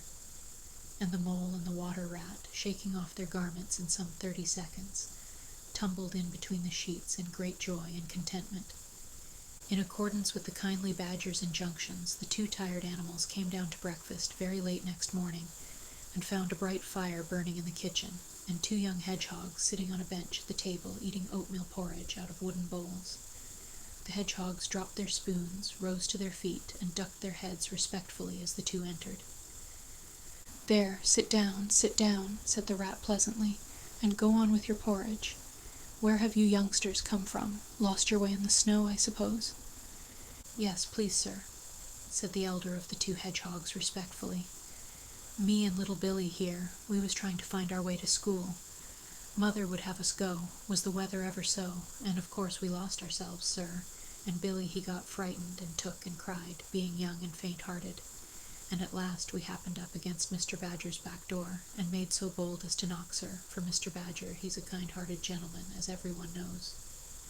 "I understand," said the Rat, cutting himself some rashers from a side of bacon, while the Mole dropped some eggs into a saucepan. "And what's the weather like outside? You needn't sir me quite so much," he added. "Oh, terrible bad, sir, terrible deep the snow is," said the hedgehog. "No getting out for the likes of you gentlemen today." "Where's Mr. Badger?" inquired the Mole, as he warmed the coffee-pot before the fire. "The master's gone into his study, sir," replied the hedgehog, "and he said as how he was going to be particular busy this morning, and on no account was he to be disturbed." This explanation, of course, was thoroughly understood by everyone present. The fact is, as already set forth, when you live a life of intense activity for 6 months in the year, and of comparative or actual somnolence for the other 6, during the latter period you cannot be continually pleading sleepiness when there are people about or things to be done. The excuse gets monotonous. The animals well knew that Badger, having eaten a hearty breakfast, had retired to his study and settled himself in an armchair, with his legs up on another and a red cotton handkerchief over his face, and was being busy in the usual way at this time of the year. The front door bell clanged loudly, and the Rat, who was very greasy with buttered toast, sent Billy, the smaller hedgehog, to see who it might be. There was a sound of much stamping in the hall, and presently Billy returned in front of the otter, who threw himself on the Rat with an embrace and a shout of affectionate greeting. "Get off," spluttered the Rat with his mouth full. "Thought I should find you here all right," said the otter cheerfully. "They were all in a great state of alarm along riverbank when I arrived this morning. Rat never been home all night, nor Mole either. Something dreadful must have happened, they said. And the snow had covered up all your tracks, of course. But I knew that when people were in any fix, they mostly went to Badger, or else Badger got to know of it somehow, so I came straight off here through the wild wood and the snow. My, it was fine, coming through the snow as the red sun was rising and showing against the black tree trunks. As you went along in the stillness, every now and then masses of snow slid off the branches suddenly with a flop, making you jump and run for cover. Snow castles and snow caverns had sprung up out of nowhere in the night, and snow bridges, terraces, ramparts. I could have stayed and played with them for hours. Here and there great branches had been torn away by the sheer weight of the snow, and robins perched and hopped on them in their perky, conceited way, just as if they had done it themselves. A ragged string of wild geese passed overhead, high on the gray sky, and a few rooks whirled over the trees, inspected, and flapped off homewards with a disgusted expression. But I met no sensible being to ask the news of. About halfway across, I came on a rabbit sitting on a stump, cleaning his silly face with his paws. He was a pretty scared animal when I crept up behind him and placed a heavy forepaw on his shoulder.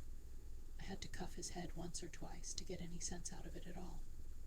At last I managed to extract from him that Mole had been seen in the wild wood last night by one of them.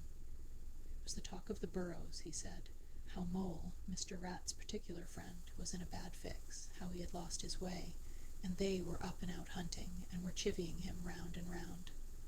Then why didn't any of you do something? I asked. You mayn't be blessed with brains, but there are hundreds and hundreds of you, big, stout fellows, as fat as butter, and your burrows running in all directions, and you could have taken him in and made him safe and comfortable, or tried to, at all events. What, us? He merely said, do something? Us rabbits? So I cuffed him again and left him. There was nothing else to be done. At any rate, I had learnt something, and if I had had the luck to meet any of them, I'd have learnt something more. Or they would. Weren't you at all, nervous? Asked the Mole, some of yesterday's terror coming back to him at the mention of the wild wood. Nervous? The otter showed a gleaming set of strong white teeth as he laughed. I'd give 'em nerves if any of them tried anything on with me. Here, Mole, fry me some slices of ham, like the good little chap you are. I'm frightfully hungry, and I've got any amount to say to Ratty here. Haven't seen him for an age. So the good-natured Mole, having cut some slices of ham, set the hedgehogs to fry it, and returned to his own breakfast, while the otter and the rat, their heads together, eagerly talked river shop, which is long shop, and talk that is endless, running on like the babbling river itself. A plate of fried ham had just been cleared and sent back for more, when the Badger entered, yawning and rubbing his eyes, and greeted them all in his quiet, simple way, with kind inquiries for everyone. It must be getting on for luncheon time, he remarked to the otter. Better stop and have it with us. You must be hungry this cold morning. Rather, replied the otter, winking at the Mole. The sight of these greedy young hedgehogs stuffing themselves with fried ham makes me feel positively famished. The hedgehogs, who were just beginning to feel hungry again after their porridge, and after working so hard at their frying, looked timidly up at Mr. Badger, but were too shy to say anything. Here, you two youngsters be off home to your mother, said the Badger kindly. I'll send someone with you to show you the way. You won't want any dinner today, I'll be bound. He gave them 6 pence apiece and a pat on the head, and they went off with much respectful swinging of caps and touching of forelocks. Presently they all sat down to luncheon together. The Mole found himself placed next to Mr. Badger, and, as the other two were still deep in river gossip, from which nothing could divert them, he took the opportunity to tell Badger how comfortable and homelike it all felt to him. Once well underground, he said, you know exactly where you are. Nothing can happen to you, and nothing can get at you. You're entirely your own master, and you don't have to consult anybody or mind what they say. Things go on all the same overhead, and you let 'em, and don't bother about 'em. When you want to, up you go, and there the things are, waiting for you. The Badger simply beamed on him. That's exactly what I say, he replied. There's no security or peace and tranquility except underground. And then, if your ideas get larger and you want to expand, why, a dig and a scrape, and there you are. If you feel your house is a bit too big, you stop up a hole or two, and there you are again. No builders, no tradesmen, no remarks passed on you by fellows looking over your wall, and, above all, no other. Look at Rat now. A couple of feet of flood water, and he's got to move into hired lodgings. Uncomfortable, inconveniently situated, and horribly expensive. Take Toad. I say nothing against Toad Hall, quite the best house in these parts, as a house. But supposing a fire breaks out, where's Toad? Supposing tiles are blown off, or walls sink or crack, or windows get broken, where's Toad? Supposing the rooms are drafty. I hate a draft myself. Where's Toad? No, up and out of doors is good enough to roam about and get one's living in, but underground to come back to at last. That's my idea of home. The mole assented heartily, and the badger in consequence got very friendly with him. When lunch is over, he said, I'll take you all round this little place of mine. I can see you'll appreciate it. You understand what domestic architecture ought to be, you do. After luncheon accordingly, when the other two had settled themselves into the chimney corner and had started a heated argument on the subject of eels, the badger lighted a lantern and bade the mole follow him. Crossing the hall, they passed down one of the principal tunnels, and the wavering light of the lantern gave glimpses on either side of rooms both large and small, some mere cupboards, others nearly as broad and imposing as Toad's dining hall. A narrow passage at right angles led them into another corridor, and here the same thing was repeated. The mole was staggered at the size, the extent, the ramifications of it all, at the length of the dim passages, the solid vaultings of the crammed store chambers, the masonry everywhere, the pillars, the arches, the pavements. How on earth, Badger, he said at last, did you ever find time and strength to do all this? It's astonishing. It would be astonishing indeed, said the badger simply, if I had done it. But as a matter of fact, I did none of it, only cleaned out the passages and chambers as far as I had need of them. There's lots more of it, all round about. I see you don't understand, and I must explain it to you. Well, very long ago, on the spot where the wild wood waves now, before ever it had planted itself and grown up to what it now is, there was a city of people, you know. Here, where we are standing, they lived and walked and talked and slept and carried on their business. Here they stabled their horses and feasted. From here they rode out to fight or drove out to trade. They were a powerful people and rich and great builders. They built to last, for they thought their city would last forever. But what has become of them all? Asked the mole. Who can tell? Said the badger. People come, they stay for a while, they flourish, they build, and they go. It is their way, but we remain. There were badgers here, I've been told, long before that same city ever came to be. And now there are badgers here again. We are an enduring lot, and we may move out for a time. But we wait, and are patient, and back we come. And so it will ever be. Well, and when they went at last, those people, said the mole. When they went, continued the badger, the strong winds and persistent rains took the matter in hand patiently, ceaselessly, year after year. Perhaps we badgers, too, in our small way, helped a little. Who knows, it was all down, down, down, gradually, ruin and leveling and disappearance. Then it was all up, up, up, gradually, as seeds grew to saplings, and saplings to forest trees, and bramble and fern came creeping in to help.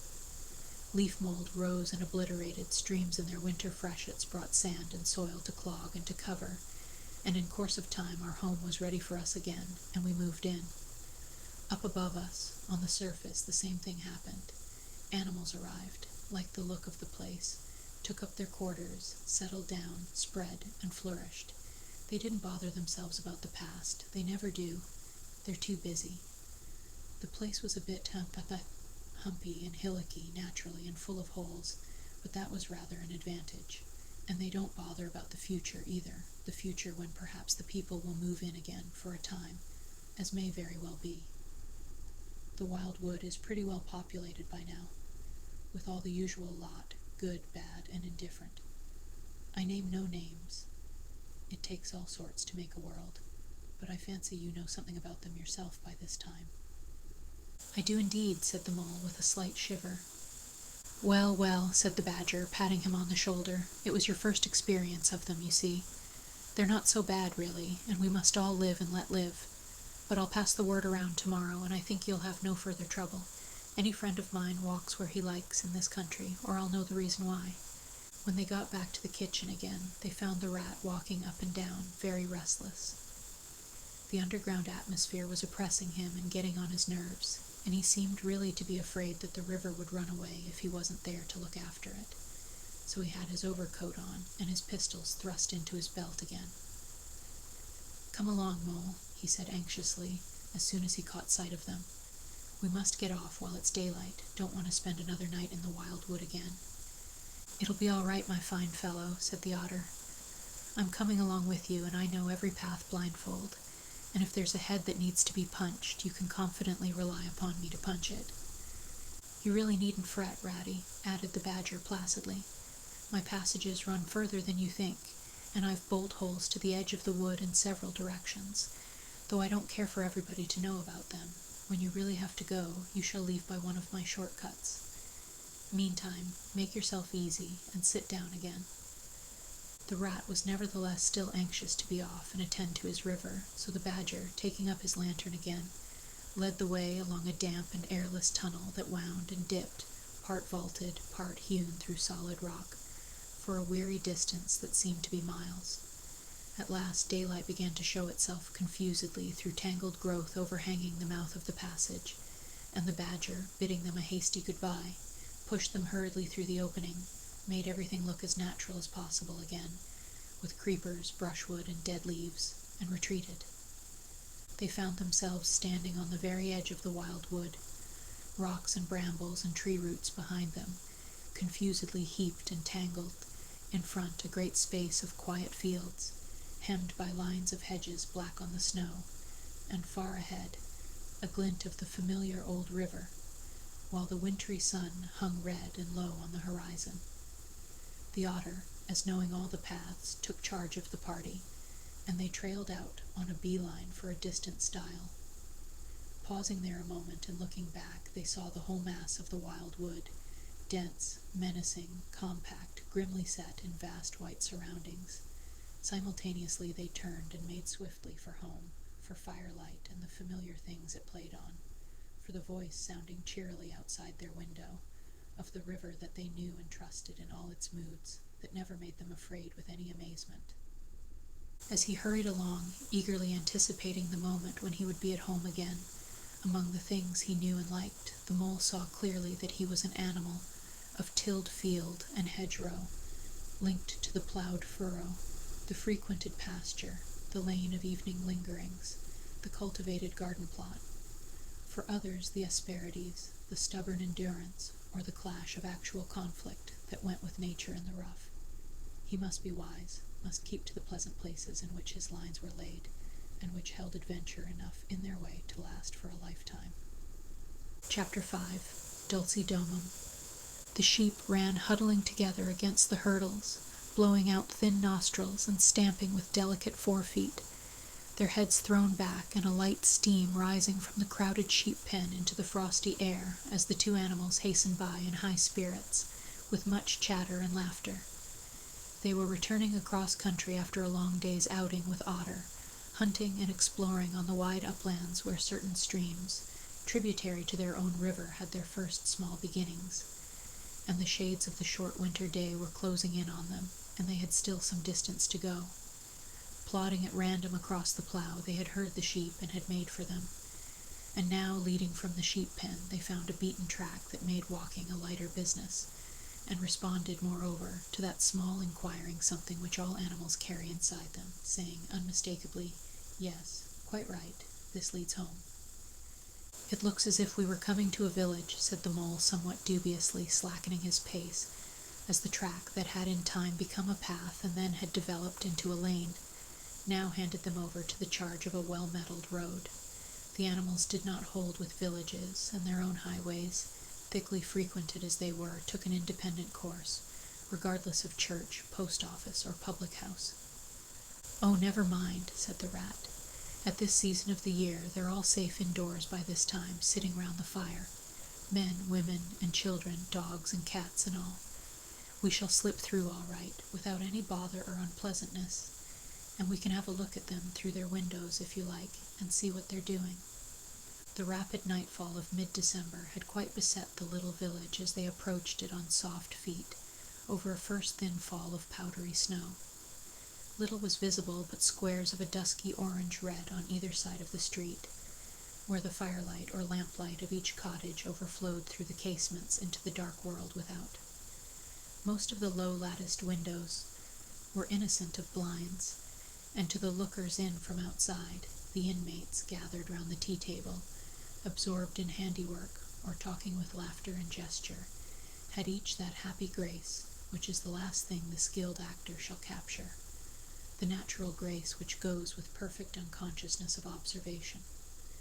Moving at will from one theater to another, the two spectators, so far from home themselves, had something of wistfulness in their eyes as they watched a cat being stroked, a sleepy child picked up and huddled off to bed, or a tired man stretch and knock out his pipe on the end of a smoldering log. But it was from one little window, with its blind drawn down, a mere blank transparency on the night, that the sense of home and the little curtained world within walls, the larger stressful world of outside nature shut out and forgotten, most pulsated. Close against the white blind hung a bird cage, clearly silhouetted, every wire, perch, and appurtenance distinct and recognizable, even to yesterday's dull-edged lump of sugar. On the middle perch, the fluffy occupant, head tucked well into feathers, seemed so near to them as to be easily stroked had they tried, even the delicate tips of his plumped-out plumage penciled plainly on the illuminated screen. As they looked, the sleepy little fellow stirred uneasily, woke, shook himself, and raised his head. They could see the gape of his tiny beak as he yawned in a bored sort of way, looked round, and then settled his head into his back again, while the ruffled feathers gradually subsided into perfect stillness. Then a gust of bitter wind took them in the back of the neck. A small sting of frozen sleet on the skin woke them as from a dream, and they knew their toes to be cold, and their legs tired, and their own home distant a weary way. Once beyond the village, where the cottages ceased abruptly, on either side of the road they could smell through the darkness the friendly fields again, and they braced themselves for the last long stretch, the home stretch, the stretch that we know is bound to end, some time, in the rattle of the door latch, the sudden firelight, and the sight of familiar things greeting us as long-absent travelers from far oversea. They plodded along steadily and silently, each of them thinking his own thoughts. The moles ran a good deal on supper, as it was pitch dark, and it was all a strange country for him as far as he knew, and he was following obediently in the wake of the rat, leaving the guidance entirely to him. As for the rat, he was walking a little way ahead, as his habit was, his shoulders humped, his eyes fixed on the straight gray road in front of him, so he did not notice poor Mole when suddenly the summons reached him, and took him like an electric shock. We others, who have long lost the more subtle of the physical senses, have not even proper terms to express an animal's intercommunications with his surroundings, living or otherwise, and have only the word smell, for instance, to include the whole range of delicate thrills which murmur in the nose of the animal night and day, summoning, warning, inciting, repelling. It was one of these mysterious fairy calls from out the void that suddenly reached Mole in the darkness, making him tingle through and through with its very familiar appeal, even while yet he could not clearly remember what it was. He stopped dead in his tracks, his nose searching hither and thither in its efforts to recapture the fine filament, the telegraphic current that had so strongly moved him. A moment, and he had caught it again, and with it this time came recollection in fullest flood. Home, that was what they meant, those caressing appeals, those soft touches wafted through the air, those invisible little hands pulling and tugging, all one way. Why, it must be quite close by him at that moment, his old home that he had hurriedly forsaken and never sought again, that day when he first found the river, and now it was sending out its scouts and its messengers to capture him and bring him in. Since his escape on that bright morning he had hardly given it a thought, so absorbed had he been in his new life, in all its pleasures, its surprises, its fresh and captivating experiences. Now, with a rush of old memories, how clearly it stood up before him in the darkness. Shabby indeed, and small and poorly furnished, and yet his, the home he had made for himself, the home he had been so happy to get back to after his day's work. And the home had been happy with him too, evidently, and was missing him, and wanted him back, and was telling him so through his nose, sorrowfully, reproachfully, but with no bitterness or anger, only with plaintive reminder that it was there, and wanted him. The call was clear, the summons was plain. He must obey it instantly and go. "Ratty," he called, full of joyful excitement, "hold on. Come back. I want you, quick." "Oh, come along, Mole, do," replied the rat cheerfully, still plodding along. "Please stop, Ratty," pleaded the poor mole in anguish of heart. "You don't understand. It's my home, my old home. I've just come across the smell of it, and it's close by here, really quite close. And I must go to it, I must. Oh, come back, Ratty, please, please come back." The rat was by this time very far ahead, too far to hear clearly what the mole was calling, too far to catch the sharp note of painful appeal in his voice, and he was much taken up with the weather, for he too could smell something suspiciously like approaching snow. "Mole, we mustn't stop now, really," he called back. "We'll come for it tomorrow, whatever it is you've found, but I daren't stop now. It's late, and the snow's coming on again, and I'm not sure of the way. And I want your nose, Mole, so come on quick, there's a good fellow." And the rat pressed forward on his way without waiting for an answer. Poor Mole stood alone in the road, his heart torn asunder, and a big sob gathering, somewhere low down inside him, to leap up to the surface presently, he knew in passionate escape. But even under such a test as this, his loyalty to his friend stood firm. Never for a moment did he dream of abandoning him. Meanwhile, the wafts from his old home pleaded, whispered, conjured, and finally claimed him imperiously. He dared not tarry longer within their magic circle. With a wrench that tore his very heartstrings, he set his face down the road and followed submissively in the track of the rat, while faint, thin little smells, still dogging his retreating nose, reproached him for his new friendship and his callous forgetfulness. With an effort he caught up to the unsuspecting rat, who began chattering cheerfully about what they would do when they got back, and how jolly a fire of logs in the parlor would be, and what a supper he meant to eat, never noticing his companion's silence and distressful state of mind. At last, however, when they had gone some considerable way further, and were passing some tree stumps at the edge of a copse that bordered the road, he stopped and said kindly, "Look here, Mole, old chap, you seem dead tired. No talk left in you, and your feet dragging like lead. We'll sit down here for a minute and rest. The snow has held off so far, and the best part of our journey is over." The mole subsided forlornly on a tree stump, and tried to control himself, for he felt it surely coming. The sob he had fought with so long refused to be beaten. Up and up it forced its way to the air, and then another, and others, thick and fast, till poor Mole at last gave up the struggle, and cried freely and helplessly and openly, now that he knew it was all over, and he had lost what he could hardly be said to have found. The rat, astonished and dismayed at the violence of Mole's paroxysm of grief, did not dare to speak for a while. At last he said, very quietly and sympathetically, "What is it, old fellow? Whatever can be the matter, tell us your trouble, and let me see what I can do." Poor Mole found it difficult to get any words out between the upheavals of his chest that followed one upon another so quickly, and held back speech and choked it as it came. "I know it's a shabby, dingy little place," he sobbed forth at last, brokenly. "Not like your cozy quarters, or Toad's beautiful hall, or Badger's great house, but it was my own little home, and I was fond of it. And I went away and forgot all about it, and then I smelt it suddenly on the road. When I called and you wouldn't listen, rat, and everything came back to me with a rush, and I wanted it. Oh dear, oh dear. And when you wouldn't turn back, Ratty and I had to leave it, though I was smelling it all the time I thought my heart would break. We might have just gone and had one look at it, Ratty. Only one look. It was close by.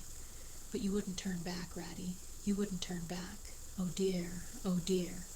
Recollection brought fresh waves of sorrow, and sobs again took full charge of him, preventing further speech. The rat stared straight in front of him, saying nothing, only patting Mole gently on the shoulder. After a time he muttered gloomily, "I see it all now. What a pig I have been. A pig, that's me. Just a pig. A plain pig." He waited till Mole's sobs became gradually less stormy and more rhythmical. He waited till at last sniffs were frequent and sobs only intermittent. Then he rose from his seat and, remarking carelessly, "Well, now we'd really better be getting on, old chap," set off up the road again, over the toilsome way they had come. "Wherever are you, Chick, going to, itchy-thee, Ratty?" cried the tearful Mole, looking up in alarm. "We're going to find that home of yours, old fellow," replied the Rat pleasantly, "so you had better come along, for it will take some finding, and we shall want your nose." "Oh, come back, Ratty, do," cried the Mole, getting up and hurrying after him. "It's no good, I tell you. It's too late and too dark, and the place is too far off, and the snow's coming. And I never meant to let you know I was feeling that way about it. It was all an accident and a mistake. And think of Riverbank and your supper." "Hang Riverbank and supper too," said the Rat heartily. "I tell you I'm going to find this place now if I stay out all night. So cheer up, old chap, and take my arm, and we'll very soon be back there again." Still snuffling, pleading, and reluctant, Mole suffered himself to be dragged back along the road by his imperious companion, who by a flow of cheerful talk and anecdote endeavored to beguile his spirits back and make the weary way seem shorter. When at last it seemed to the Rat that they must be nearing that part of the road where the Mole had been held up, he said, "Now, no more talking. Business.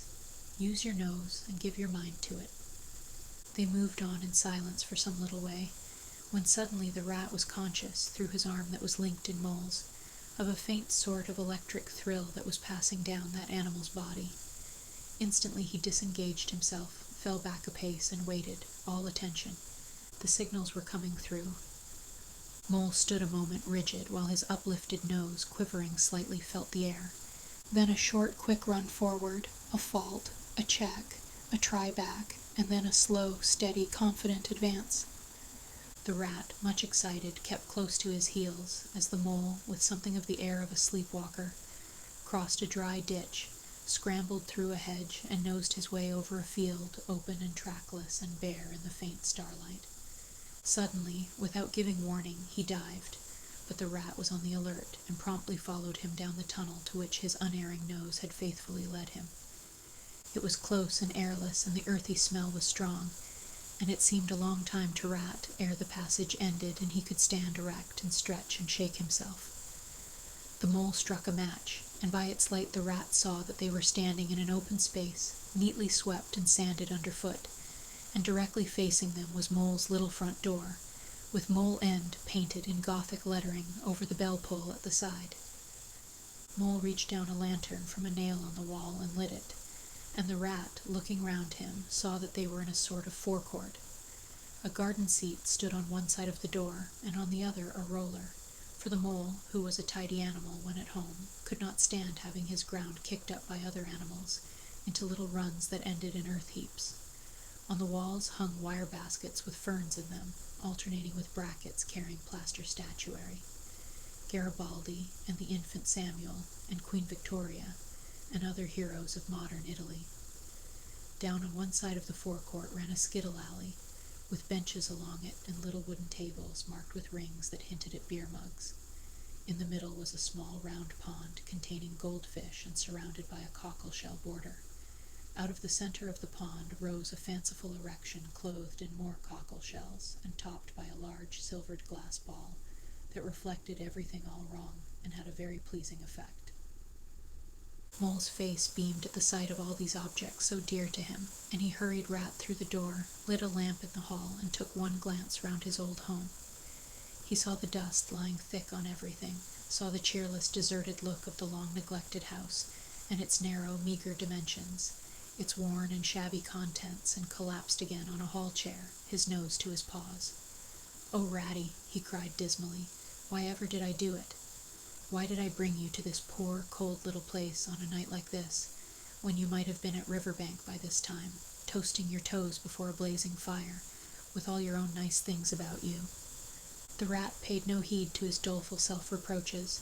He was running here and there, opening doors, inspecting rooms and cupboards, and lighting lamps and candles and sticking them, up everywhere.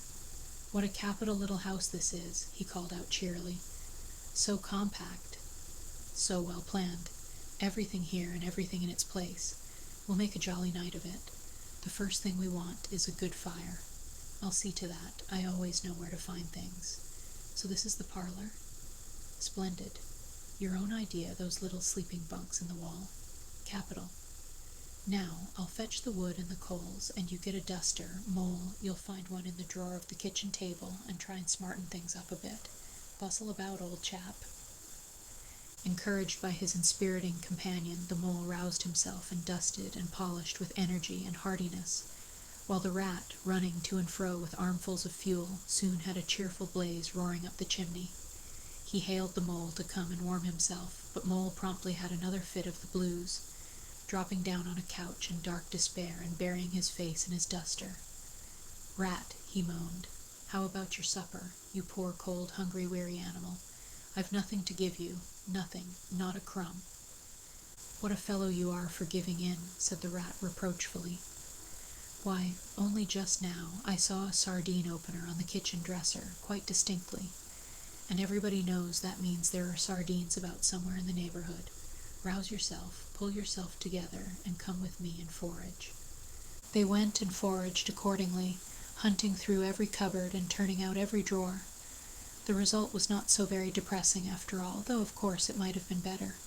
A tin of sardines, a box of Captain's biscuits, nearly full, and a German sausage encased in silver paper. "There's a banquet for you," observed the rat as he arranged the table. "I know some animals who would give their ears to be sitting down to supper with us tonight." "No bread," groaned the mole dolorously. "No butter, no pâté de foie gras, no champagne," continued the rat, grinning. "And that reminds me, what's that little door at the end of the passage? Your cellar, of course. Every luxury in this house. Just you wait a minute." He made for the cellar door, and presently reappeared, somewhat dusty, with a bottle of beer in each paw and another under each arm. "Self-indulgent beggar you seem to be, Mole," he observed. "Deny yourself nothing. This is really the jolliest little place I ever was in. Now, wherever did you pick up those prints? Make the place look so homelike, they do. No wonder you're so fond of it, Mole. Tell us all about it, and how you came to make it what it is." Then, while the rat busied himself fetching plates, and knives and forks, and mustard which he mixed in an egg cup, the mole, his bosom still heaving with the stress of his recent emotion, related somewhat shyly at first, but with more freedom as he warmed to his subject, how this was planned, and how that was thought out, and how this was got through a windfall from an ant, and that was a wonderful find and a bargain, and this other thing was bought out of laborious savings and a certain amount of going without. His spirits finally quite restored, he must needs go and caress his possessions, and take a lamp and show off their points to his visitor and expatiate on them, quite forgetful of the supper they both so much needed. Rat, who was desperately hungry but strove to conceal it, nodding seriously, examining with a puckered brow, and saying "wonderful" and "most remarkable" at intervals, when the chance for an observation was given him. At last the rat succeeded in decoying him to the table, and had just got seriously to work with the sardine opener, when sounds were heard from the forecourt without, sounds like the scuffling of small feet in the gravel and a confused murmur of tiny voices, while broken sentences reached them. "Now, all in a line. Hold the lantern up a bit, Tommy. Clear your throats first. No coughing after I say 1, 2, 3. Where's young Bill? Here, come on, do, we're all awaiting." "What's up?" inquired the rat, pausing in his labors. "I think it must be the field mice," replied the mole, with a touch of pride in his manner. "They go round carol-singing regularly at this time of the year. They're quite an institution in these parts, and they never pass me over. They come to Mole End last of all, and I used to give them hot drinks, and supper too sometimes, when I could afford it. It will be like old times to hear them again." "Let's have a look at them," cried the rat, jumping up and running to the door. It was a pretty sight, and a seasonable one, that met their eyes when they flung the door open. In the forecourt, lit by the dim rays of a horn lantern, some 8 or 10 little field mice stood in a semicircle, red worsted comforters round their throats, their forepaws thrust deep into their pockets, their feet jigging for warmth. With bright beady eyes they glanced shyly at each other, sniggering a little, sniffing, and applying coat sleeves a good deal. As the door opened, one of the elder ones that carried the lantern was just saying, "Now then, 1, 2, 3. And forthwith their shrill little voices uprose on the air, singing one of the old-time carols that their forefathers composed in fields that were fallow and held by frost, or when snowbound in chimney corners, and handed down to be sung in the miry street to lamp-lit windows at Yuletime. Carol, villagers all, this frosty tide, let your doors swing open wide, though wind may follow and snow beside, yet draw us in by your fire to bide. Joy shall be yours in the morning. Here we stand in the cold and the sleet, blowing fingers and stamping feet, come from far away you to greet, you by the fire and we in the street, bidding you joy in the morning, for ere one half of the night was gone, sudden a star has led us on, raining bliss and benison. Bliss tomorrow and more anon, joy for every morning. Goodman Joseph toiled through the snow, saw the star o'er a stable low, merry she might not further go. Welcome thatch and litter below, joy was hers in the morning.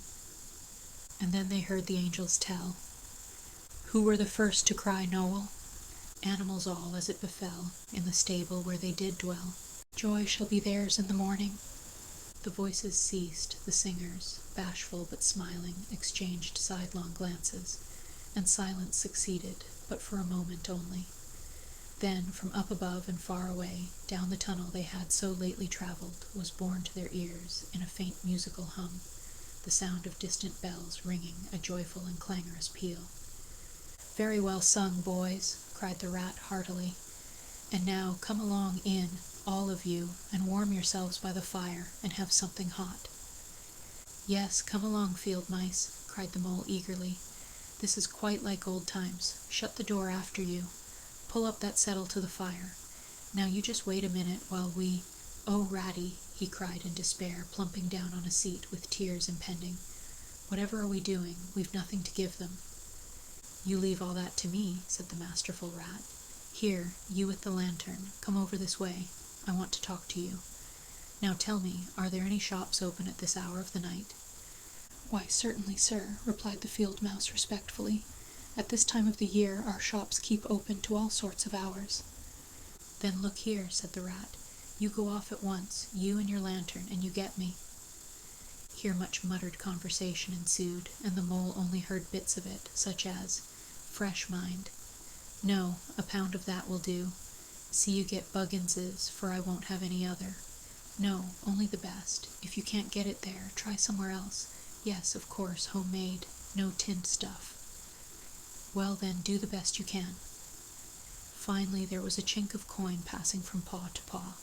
The field mouse was provided with an ample basket for his purchases, and off he hurried, he and his lantern. The rest of the field mice, perched in a row on the settle, their small legs swinging, gave themselves up to enjoyment of the fire, and toasted their chilblains till they tingled, while the mole, failing to draw them into easy conversation, plunged into family history and made each of them recite the names of his numerous brothers, who were too young, it appeared, to be allowed to go out a-caroling this year, but looked forward very shortly to winning the parental consent. The rat, meanwhile, was busy examining the label on one of the beer bottles. "I perceive this to be Old Burton," he remarked approvingly.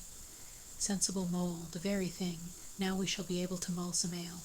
Get the things ready, mole, while I draw the corks."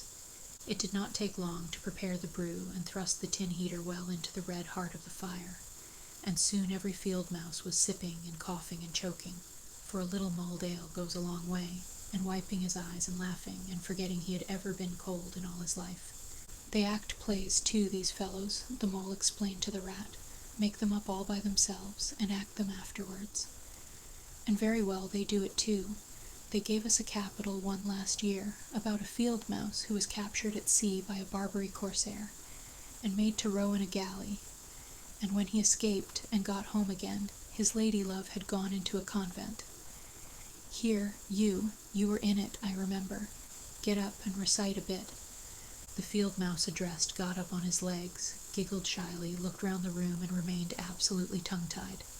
His comrades cheered him on, Mole coaxed and encouraged him, and the rat went so far as to take him by the shoulders and shake him. but nothing could overcome his stage fright. They were all busily engaged on him like watermen applying the Royal Humane Society's regulations to a case of long submersion, when the latch clicked, the door opened, and the field mouse with the lantern reappeared, staggering under the weight of his basket. There was no more talk of play acting once the very real and solid contents of the basket had been tumbled out on the table. Under the generalship of Rat, everybody was set to do something, or to fetch something.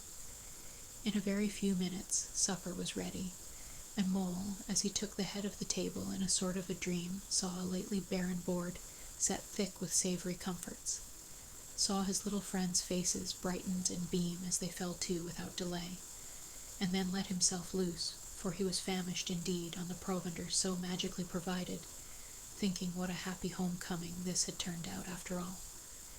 As they ate, they talked of old times, and the field mice gave him the local gossip up to date, and answered as well as they could the 100 questions he had to ask them.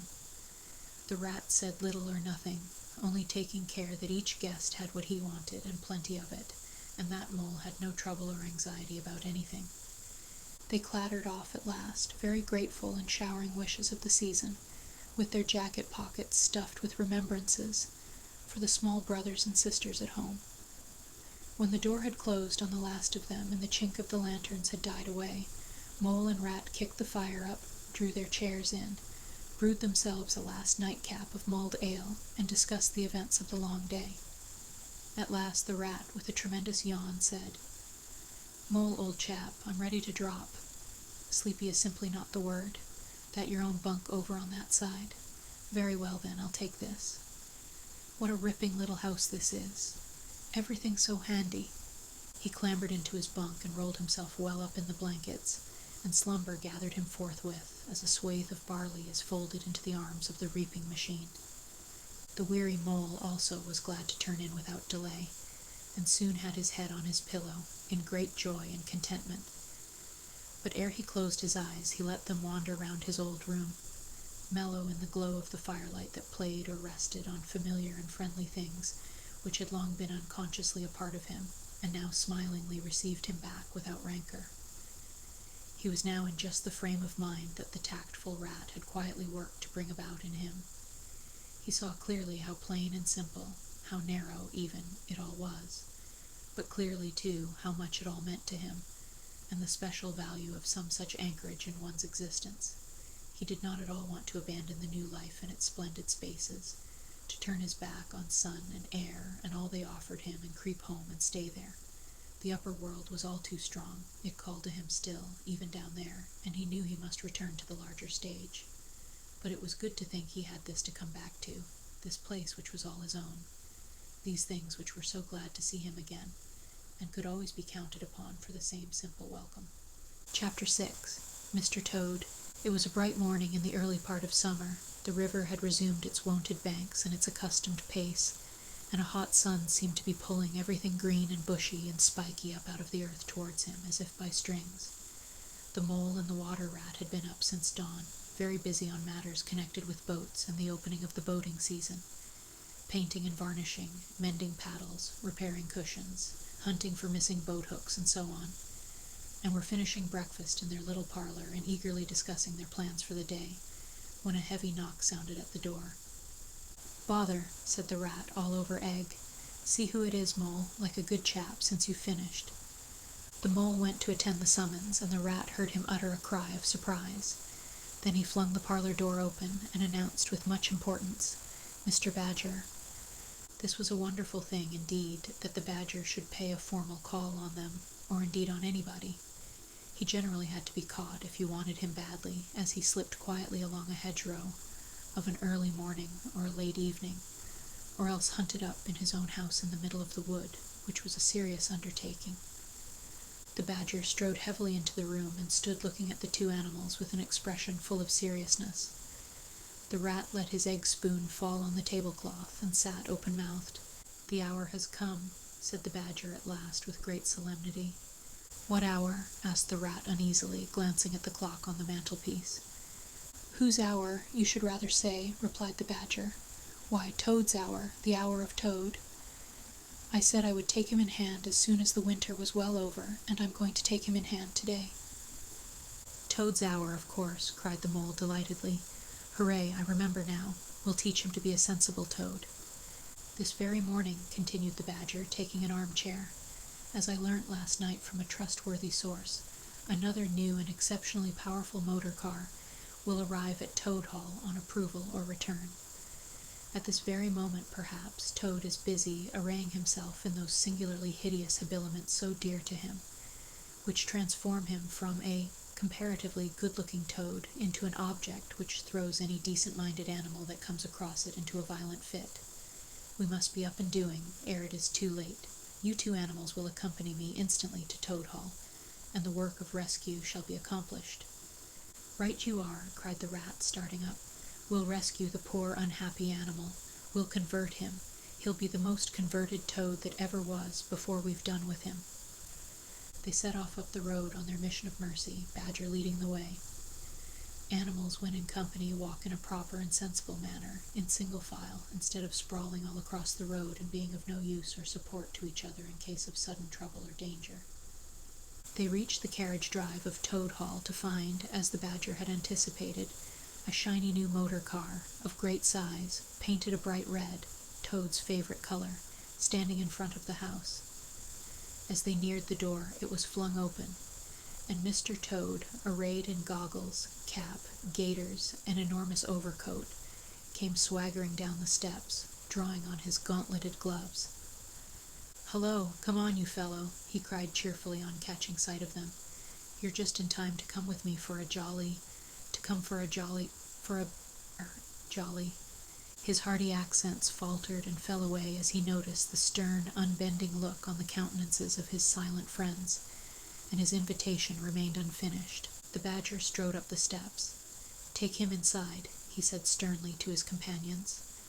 Then, as Toad was hustled through the door, struggling and protesting, he turned to the chauffeur in charge of the new motor car. "I'm afraid you won't be wanted today," he said. "Mr. Toad has changed his mind. He will not require the car. Please understand that this is final. You needn't wait." Then he followed the others inside and shut the door. "Now then," he said to the toad when the four of them stood together in the hall, "first of all, take those ridiculous things off." "Shan't," replied Toad with great spirit. "What is the meaning of this gross outrage? I demand an instant explanation." "Take them off him, then, you two," ordered the badger briefly. They had to lay Toad out on the floor, kicking and calling all sorts of names before they could get to work properly. Then the rat sat on him, and the mole got his motor clothes off him bit by bit, and they stood him up on his legs again. A good deal of his blustering spirit seemed to have evaporated with the removal of his fine panoply. Now that he was merely Toad, and no longer the terror of the highway, he giggled feebly and looked from one to the other appealingly, seeming quite to understand the situation. "You knew it must come to this sooner or later, Toad," the badger explained severely. "You've disregarded all the warnings we've given you. You've gone on squandering the money your father left you, and you're getting us animals a bad name in the district by your furious driving and your smashes and your rows with the police. Independence is all very well, but we animals never allow our friends to make fools of themselves beyond a certain limit, and that limit you've reached. Now you're a good fellow in many respects, and I don't want to be too hard on you. I'll make one more effort to bring you to reason. You will come with me into the smoking room, and there you will hear some facts about yourself, and we'll see whether you come out of that room the same Toad that you went in." He took Toad firmly by the arm, led him into the smoking room, and closed the door behind them. "That's no good," said the rat contemptuously. "Talking to Toad'll never cure him. He'll say anything." They made themselves comfortable in armchairs and waited patiently.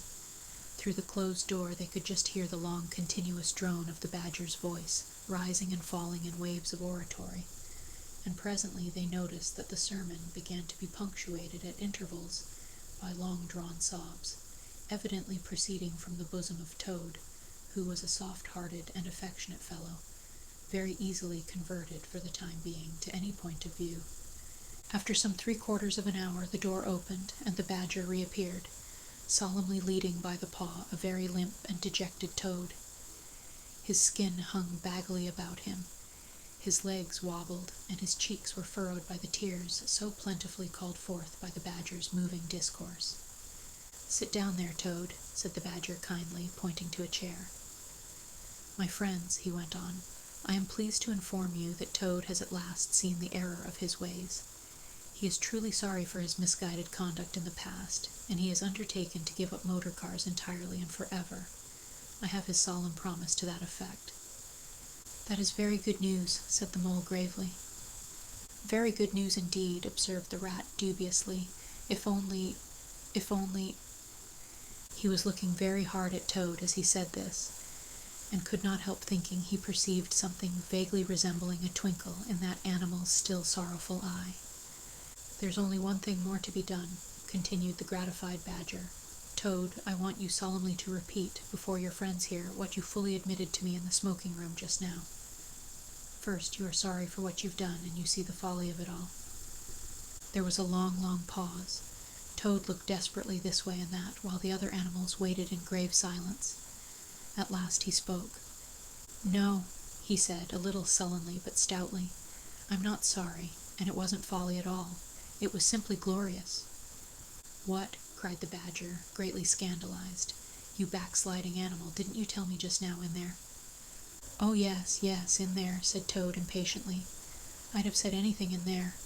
You're so eloquent, dear Badger, and so moving and so convincing, and put all your points so frightfully well.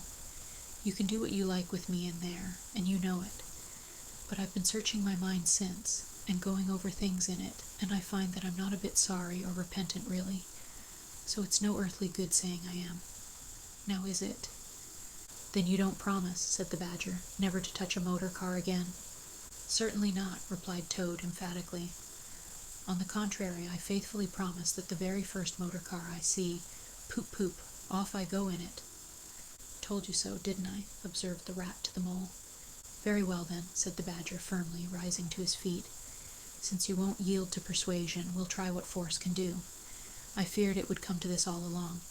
You've often asked us three to come and stay with you, Toad, in this handsome house of yours. Well, now we're going to. When we've converted you to a proper point of view, we may quit, but not before.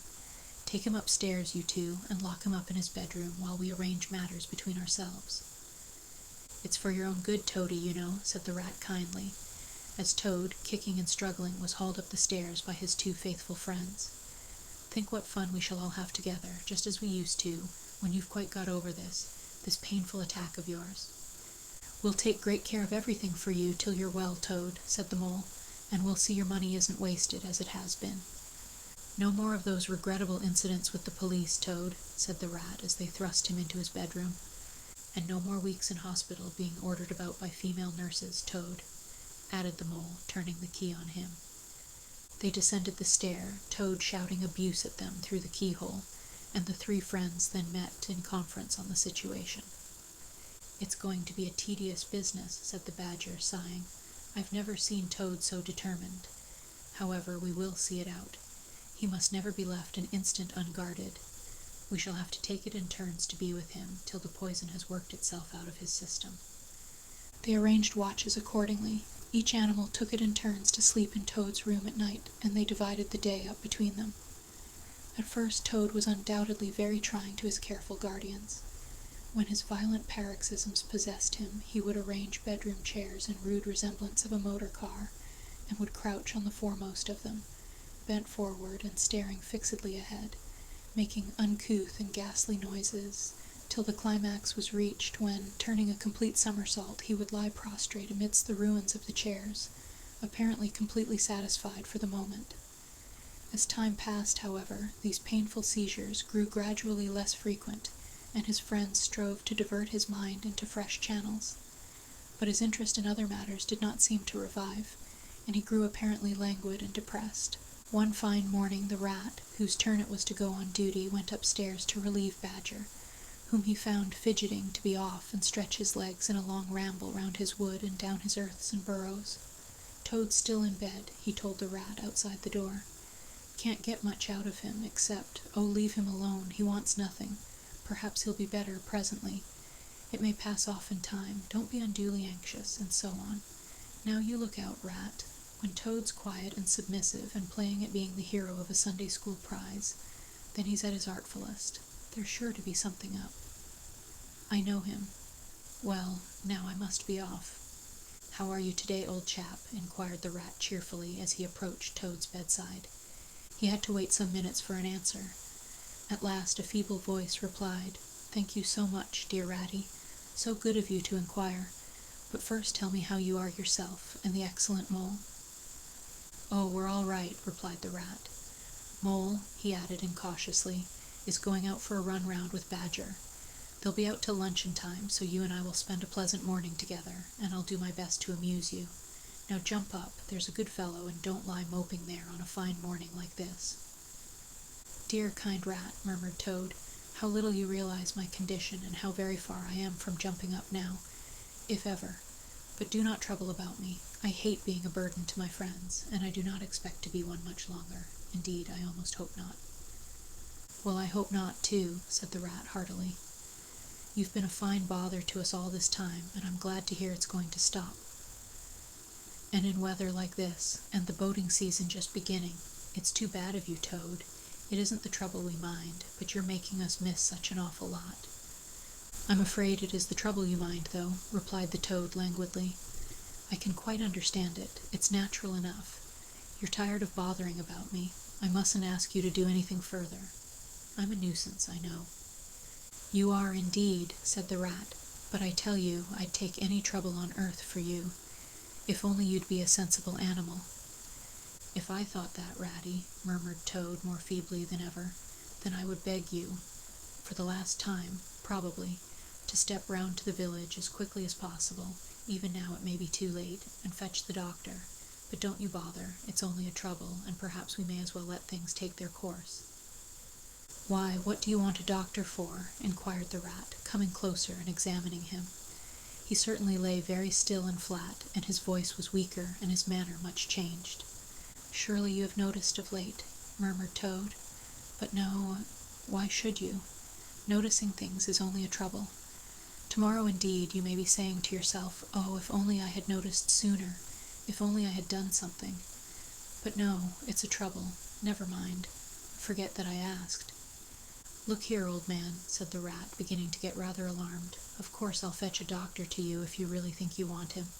But you can hardly be bad enough for that yet. Let's talk about something else." "I fear, dear friend," said Toad with a sad smile, "that talk can do little in a case like this, or doctors either, for that matter. Still, one must grasp at the slightest straw. And by the way, while you're about it, I hate to give you additional trouble, but I happen to remember that you will pass the door. Would you mind at the same time asking the lawyer to step up? It would be a convenience to me, and there are moments, perhaps I should say there is a moment, when one must face disagreeable tasks, at whatever cost to exhausted nature." "A lawyer? Oh, he must be really bad," the affrighted rat said to himself as he hurried from the room, not forgetting, however, to lock the door carefully behind him. Outside he stopped to consider. The other two were far away, and he had no one to consult. "It's best to be on the safe side," he said on reflection. "I've known Toad fancy himself frightfully bad before, without the slightest reason, but I've never heard him ask for a lawyer. If there's nothing really the matter, the doctor will tell him he's an old ass and cheer him up, and that will be something gained. I'd better humor him and go. It won't take very long." So he ran off to the village on his errand of mercy. The Toad, who had hopped lightly out of bed as soon as he heard the key turned in the lock, watched him eagerly from the window till he disappeared down the carriage drive.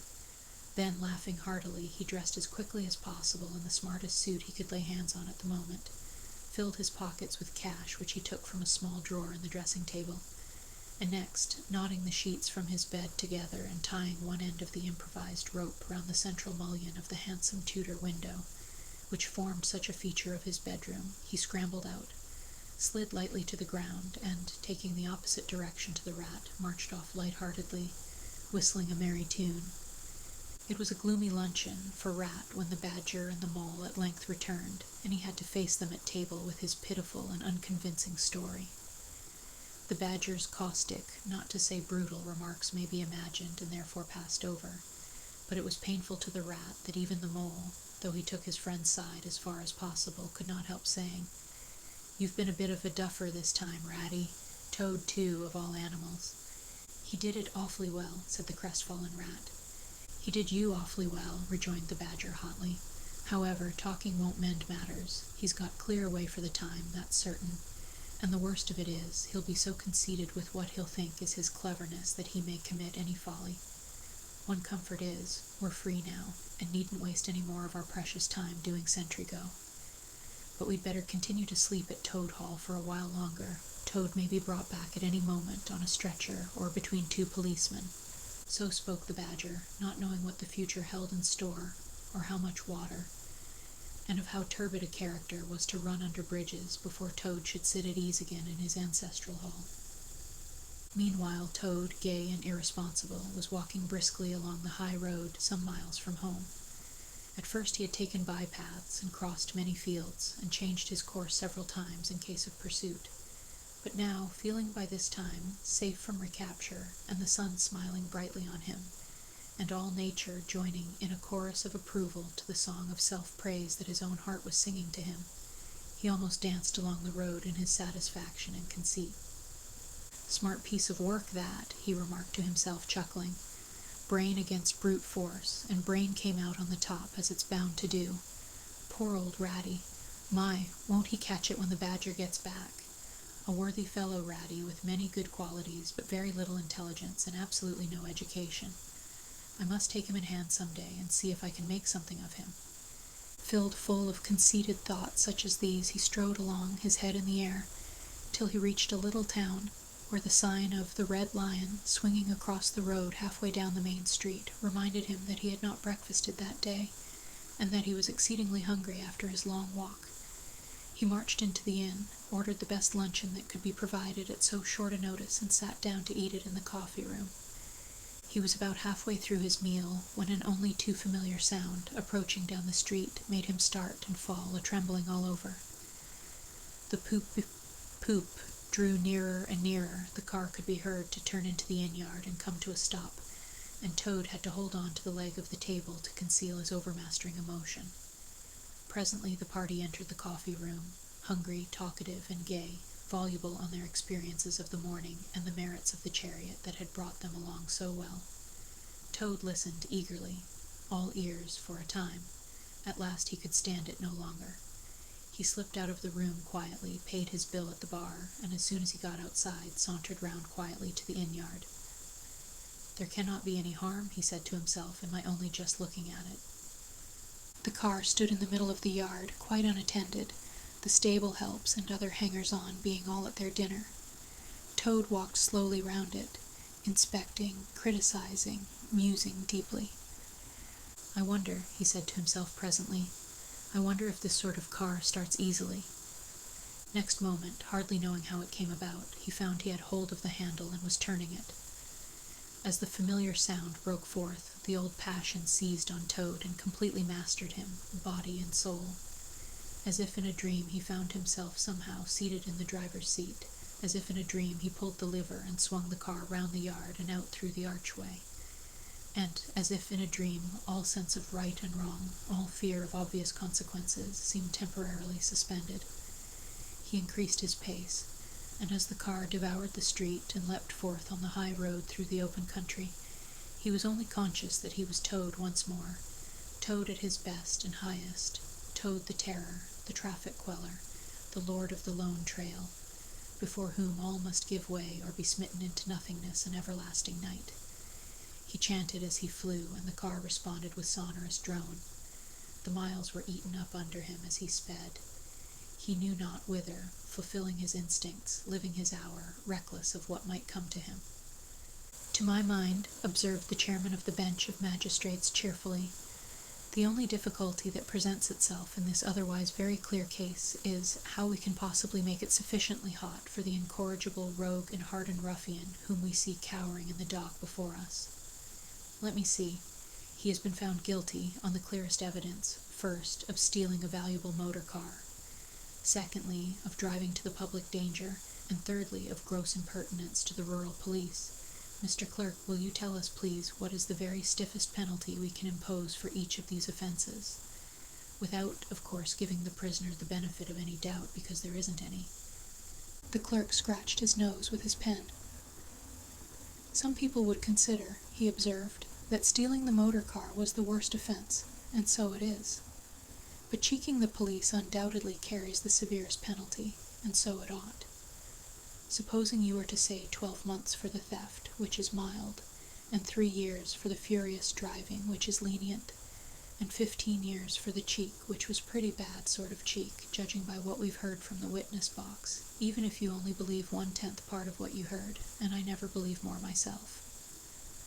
Those figures, if added together correctly, tot up to 19 years. First rate, said the chairman, so you had better make it around 20 years and be on the safe side, concluded the clerk. An excellent suggestion, said the chairman approvingly. Prisoner, pull yourself together and try and stand up straight. It's going to be 20 years for you this time. And mind, if you appear before us again, upon any charge whatever, we shall have to deal with you very seriously. Then the brutal minions of the law fell upon the hapless Toad, loaded him with chains, and dragged him from the courthouse, shrieking, praying, protesting, across the marketplace, where the playful populace, always as severe upon detected crime as they are sympathetic and helpful when one is merely wanted, assailed him with jeers, carrots, and popular catchwords. Past hooting school children, their innocent faces lit up with the pleasure they ever derive from the sight of a gentleman in difficulties. Across the hollow-sounding drawbridge, below the spiky portcullis under the frowning archway of the grim old castle, whose ancient towers soared high overhead, past guardrooms full of grinning soldiery off duty, past sentries who coughed in a horrid sarcastic way, because that is as much as a sentry on his post dare do to show his contempt and abhorrence of crime, up time-worn winding stairs, past men-at-arms in casquet and corselet of steel, darting threatening looks through their vizards, across courtyards where mastiffs strained at their leash and pawed the air to get at him, past ancient warders, their halberds leant against the wall, dozing over a pasty and a flagon of brown ale. On and on, past the rack chamber and the thumbscrew room, past the turning that led to the private scaffold, till they reached the door of the grimmest dungeon that lay in the heart of the innermost keep. There at last they paused, where an ancient jailer sat fingering a bunch of mighty keys. Odds bodikins, said the sergeant of police, taking off his helmet and wiping his forehead. Rouse thee, old loon, and take over from us this vile Toad, a criminal of deepest guilt and matchless artfulness and resource. Watch and ward him with all thy skill, and mark thee well, greybeard. Should aught untoward befall, thy old head shall answer for his and a murrain on both of them. The jailer nodded grimly, laying his withered hand on the shoulder of the miserable Toad. The rusty key creaked in the lock, the great door clanged behind them, and Toad was a helpless prisoner in the remotest dungeon of the best-guarded keeper of the stoutest castle in all the length and breadth of merry England. Chapter 7. The Piper at the Gates of Dawn. The willow wren was twittering his thin little song, hidden himself in the dark selvage of the riverbank. Though it was past 10 o'clock at night, the sky still clung to and retained some lingering skirts of light from the departed day, and the sullen heats of the torrid afternoon broke up and rolled away at the dispersing touch of the cool fingers of the short midsummer night. Mole lay stretched on the bank, still panting from the stress of the fierce day that had been cloudless from dawn to late sunset, and waited for his friend to return. He had been on the river with some companions, leaving the water rat free to keep the engagement of long standing with Otter, and he had come back to find the house dark and deserted and no sign of Rat, who was doubtless keeping it up late with his old comrade. It was still too hot to think of staying indoors, so he lay on some cool dock leaves and thought over the past day and its doings, and how very good they all had been. The rat's light footfall was presently heard approaching over the parched grass. "Oh, the blessed coolness," he said, and sat down, gazing thoughtfully into the river, silent and preoccupied. "You stayed to supper, of course," said the mole presently. "Simply had to," said the rat. "They wouldn't hear of my going before. You know how kind they always are, and they made things as jolly for me as ever they could, right up to the moment I left. But I felt a brute all the time, as it was clear to me they were very unhappy, though they tried to hide it. Mole, I'm afraid they're in trouble. Little Portly is missing again, and you know what a lot his father thinks of him, though he never says much about it." "What, that child?" said the mole lightly. "Well, suppose he is. Why worry about it? He's always straying off and getting lost and turning up again. He's so adventurous. But no harm ever happens to him. Everybody hereabouts knows him and likes him, just as they do old Otter, and you may be sure some animal or other will come across him and bring him back again all right. Why, we found him ourselves, miles from home, and quite self-possessed and cheerful.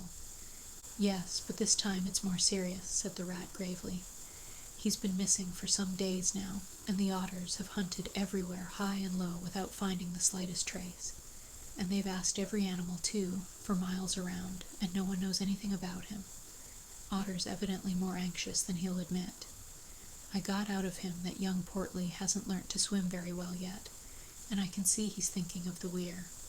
There's a lot of water coming down still, considering the time of the year, and the place always had a fascination for the child. And then there are, well, traps and things, you know.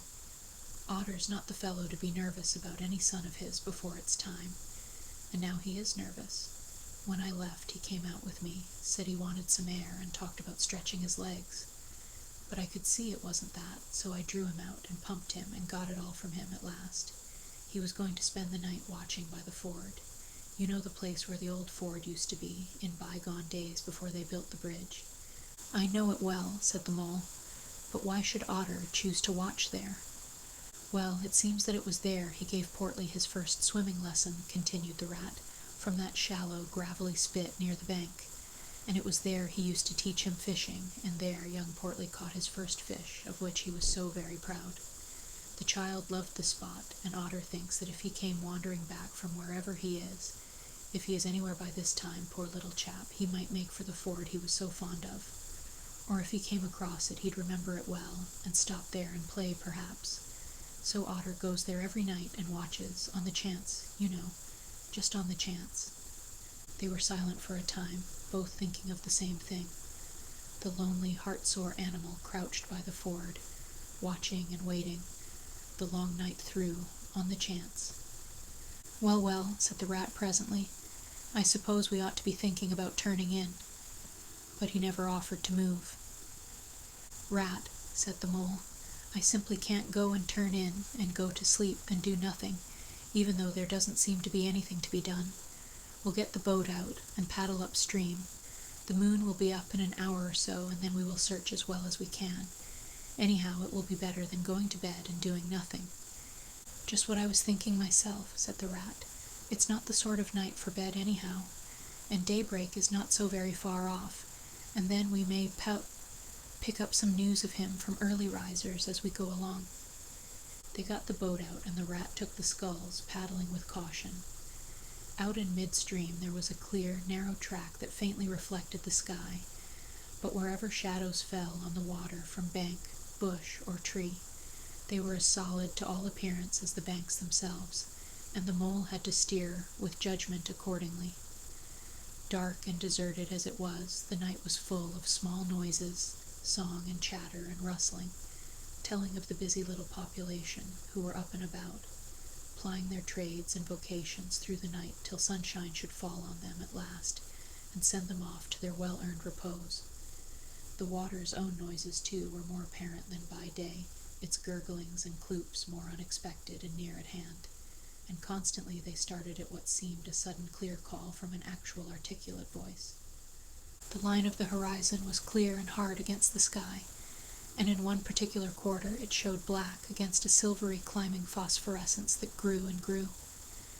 At last, over the rim of the waiting earth, the moon lifted with slow majesty, till it swung clear of the horizon and rode off, free of moorings, and once more they began to see surfaces, meadows wide spread, and quiet gardens, and the river itself from bank to bank, all softly disclosed, all washed clean of mystery and terror, all radiant again as by day, but with a difference that was tremendous.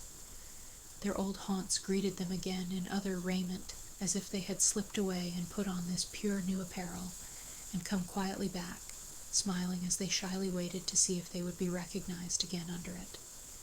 Fastening their boat to a willow, the friends landed in this silent silver kingdom, and patiently explored the hedges, the hollow trees, the runnels and their little culverts, the ditches and dry waterways. Embarking again and crossing over, they worked their way up the stream in this manner, while the moon, serene and detached in a cloudless sky, did what she could, though so far off, to help them in their quest, till her hour came, and she sank earthwards, reluctantly, and left them, and mystery once more held field and river. Then a change began slowly to declare itself. The horizon became clearer, field and tree came more into sight, and somehow with a different look, the mystery began to drop away from them. A bird piped suddenly, and was still, and a light breeze sprang up and set the reeds and bulrushes rustling. Rat, who was in the stern of the boat while Mole sculled, sat up suddenly and listened with a passionate intentness. Mole, who with gentle strokes was just keeping the boat moving while he scanned the banks with care, looked at him with curiosity. "It's gone," sighed the rat, sinking back in his seat again. "So beautiful and strange and new. Since it was to end so soon, I almost wish I had never heard it, for it has roused a longing in me that is pain, and nothing seems worthwhile but just to hear that sound once more and go on listening to it forever. No, there it is again," he cried, alert once more. Entranced, he was silent for a long space, spellbound. "Now it passes on, and I begin to lose it," he said presently. "O Mole, the beauty of it, the merry bubble and joy, the thin, clear, happy call of the distant piping. Such music I never dreamed of, and the call in it is stronger even than the music is sweet. Row on, Mole, row, for the music and the call must be for us." The Mole, greatly wondering, obeyed.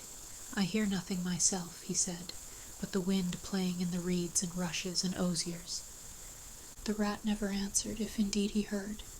Rapt, transported, trembling, he was possessed in all his senses by this new divine thing that caught up his helpless soul and swung and dandled it, a powerless but happy infant in a strong, sustaining grasp. In silence Mole rowed steadily, and soon they came to a point where the river divided, a long backwater branching off to one side. With a slight movement of his head, Rat, who had long dropped the rudder lines, directed the rower to take the backwater. The creeping tide of light gained, and now they could see the color of the flowers that gemmed the water's edge. "Clearer and nearer still," cried the rat joyously. "Now you must surely hear it. Ah, at last. I see you do." Breathless and transfixed, the Mole stopped rowing as the liquid run of that glad piping broke on him like a wave, caught him up, and possessed him utterly. He saw the tears on his comrade's cheeks, and bowed his head and understood. For a space they hung there, brushed by the purple loosestrife that fringed the bank. Then the clear, imperious summons that marched hand in hand with the intoxicating melody imposed its will on Mole, and mechanically he bent to his oars again.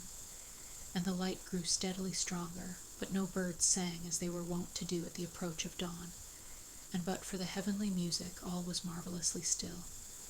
On either side of them, as they glided onwards, the rich meadow grass seemed that morning of a freshness and a greenness unsurpassable. Never had they noticed the roses so vivid, the willow herb so riotous, the meadow sweet so odorous and pervading. Then the murmur of the approaching weir began to hold the air, and they felt a consciousness that they were nearing the end, whatever it might be that surely awaited their expedition. A wide half-circle of foam and glinting lights and shining shoulders of green water, the great weir closed the backwater from bank to bank, troubled all the quiet surface with twirling eddies and floating foam streaks, and deadened all other sounds with its solemn and soothing rumble. In midmost of the stream, embraced in the weir's shimmering arm spread, a small island lay anchored, fringed close with willow and silver birch and alder. Reserved, shy, but full of significance, it hid whatever it might hold behind a veil, keeping it till the hour should come, and, with the hour, those who were called and chosen. Slowly, but with no doubt or hesitation whatever, and in something of a solemn expectancy, the two animals passed through the broken, tumultuous water and moored their boat at the flowery margin of the island. In silence they landed, and pushed through the blossom and scented herbage and undergrowth that led up to the level ground, till they stood on a little lawn of a marvelous green, set round with nature's own orchard trees, crab-apple, wild cherry, and sloe. "This is the place of my song-dream, the place the music played to me," whispered the rat, as if in a trance. "Here, in this holy place, here if anywhere, surely we shall find him." Then suddenly the mole felt a great awe fall upon him, an awe that turned his muscles to water, bowed his head, and rooted his feet to the ground. It was no panic terror. Indeed, he felt wonderfully at peace and happy, but it was an awe that smote and held him, and without seeing, he knew it could only mean that some august presence was very, very near. With difficulty he turned to look for his friend, and saw him at his side, cowed, stricken, and trembling violently. And still there was utter silence in the populous bird-haunted branches around them, and still the light grew and grew. Perhaps he would never have dared to raise his eyes, but that, though the piping was now hushed, the call and the summons seemed still dominant and imperious. He might not refuse, were death himself waiting to strike him instantly. Once he had looked with mortal eye on things rightly kept hidden. Trembling he obeyed and raised his humble head, and then in that utter clearness of the imminent dawn, while nature, flushed with fullness of incredible color, seemed to hold her breath for the event, he looked in the very eyes of the friend and helper, saw the backward sweep of the curved horns gleaming in the growing daylight, saw the stern, hooked nose between the kindly eyes that were looking down on them humorously, while the bearded mouth broke into a half-smile at the corners, saw the rippling muscles on the arm that lay across the broad chest, the long, supple hand still holding the panpipes, only just fallen away from the parted lips, saw the splendid curves of the shaggy limbs disposed in majestic ease on the sward, saw, last of all, nestling between his very hooves, sleeping soundly in entire peace and contentment, the little, round, podgy, childish form of the baby otter. All this he saw, for one moment breathless and intense, vivid on the morning sky. And still as he looked, he lived, and still as he lived, he wondered. "Rat," he found breath to whisper, shaking. "Are you afraid?" "Afraid," murmured the rat, his eyes shining with unutterable love. "Afraid of him? Oh, never, never. And yet, oh, Mole, I am afraid." Then the two animals, crouching to the earth, bowed their heads and did worship. Sudden and magnificent, the sun's broad golden disk showed itself over the horizon facing them, and the first rays, shooting across the level water meadows, took the animals full in the eyes and dazzled them. When they were able to look once more, the vision had vanished, and the air was full of the carol of birds that hailed the dawn. As they stared blankly in dumb misery, deepening as they slowly realized all they had seen and all they had lost, a capricious little breeze, dancing up from the surface of the water, tossed the aspens, shook the dewy roses, and blew lightly and caressingly in their faces. And with its soft touch came instant oblivion. For this is the last best gift that the kindly demigod is careful to bestow on those to whom he has revealed himself in their helping, the gift of forgetfulness, lest the awful remembrance should remain and grow, and overshadow mirth and pleasure, and the great haunting memory should spoil all the afterlives of little animals, helped out of difficulties in order that they should be happy and light-hearted as before. Mole rubbed his eyes and stared at Rat, who was looking about him in a puzzled sort of way. "I beg your pardon, what did you say, Rat?" he asked.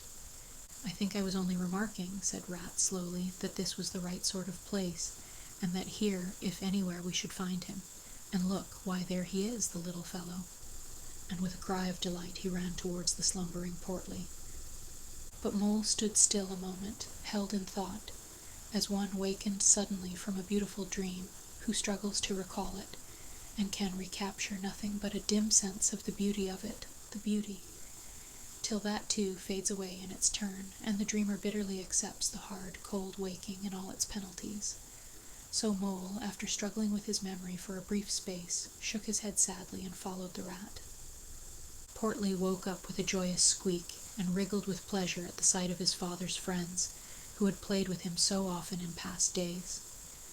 In a moment, however, his face grew blank, and he fell to hunting round in a circle with pleading whine, as a child that has fallen happily asleep in its nurse's arms, and wakes to find itself alone and laid in a strange place, and searches corners and cupboards, and runs from room to room, despair growing silently in its heart. Even so Portly searched the island, and searched, dogged and unwearying, till at last the black moment came for giving it up, and sitting down and crying bitterly. The Mole ran quickly to comfort the little animal, but Rat, lingering, looked long and doubtfully at certain hoof marks deep in the sward. "Some great animal has been here," he murmured slowly and thoughtfully, and stood musing, his mind strangely stirred. "Come along, Rat," called the mole. "Think of poor Otter, waiting up there by the ford." Portly had soon been comforted by the promise of a treat. A jaunt on the river in Mr. Rat's real boat, and the two animals conducted him to the water's side, placed him securely between them in the bottom of the boat, and paddled off down the backwater. The sun was fully up by now, and hot on them. Birds sang lustily and without restraint, and flowers smiled and nodded from either bank, but somehow, so thought the animals, with less of richness and blaze of color than they seemed to remember seeing quite recently somewhere. They wondered where.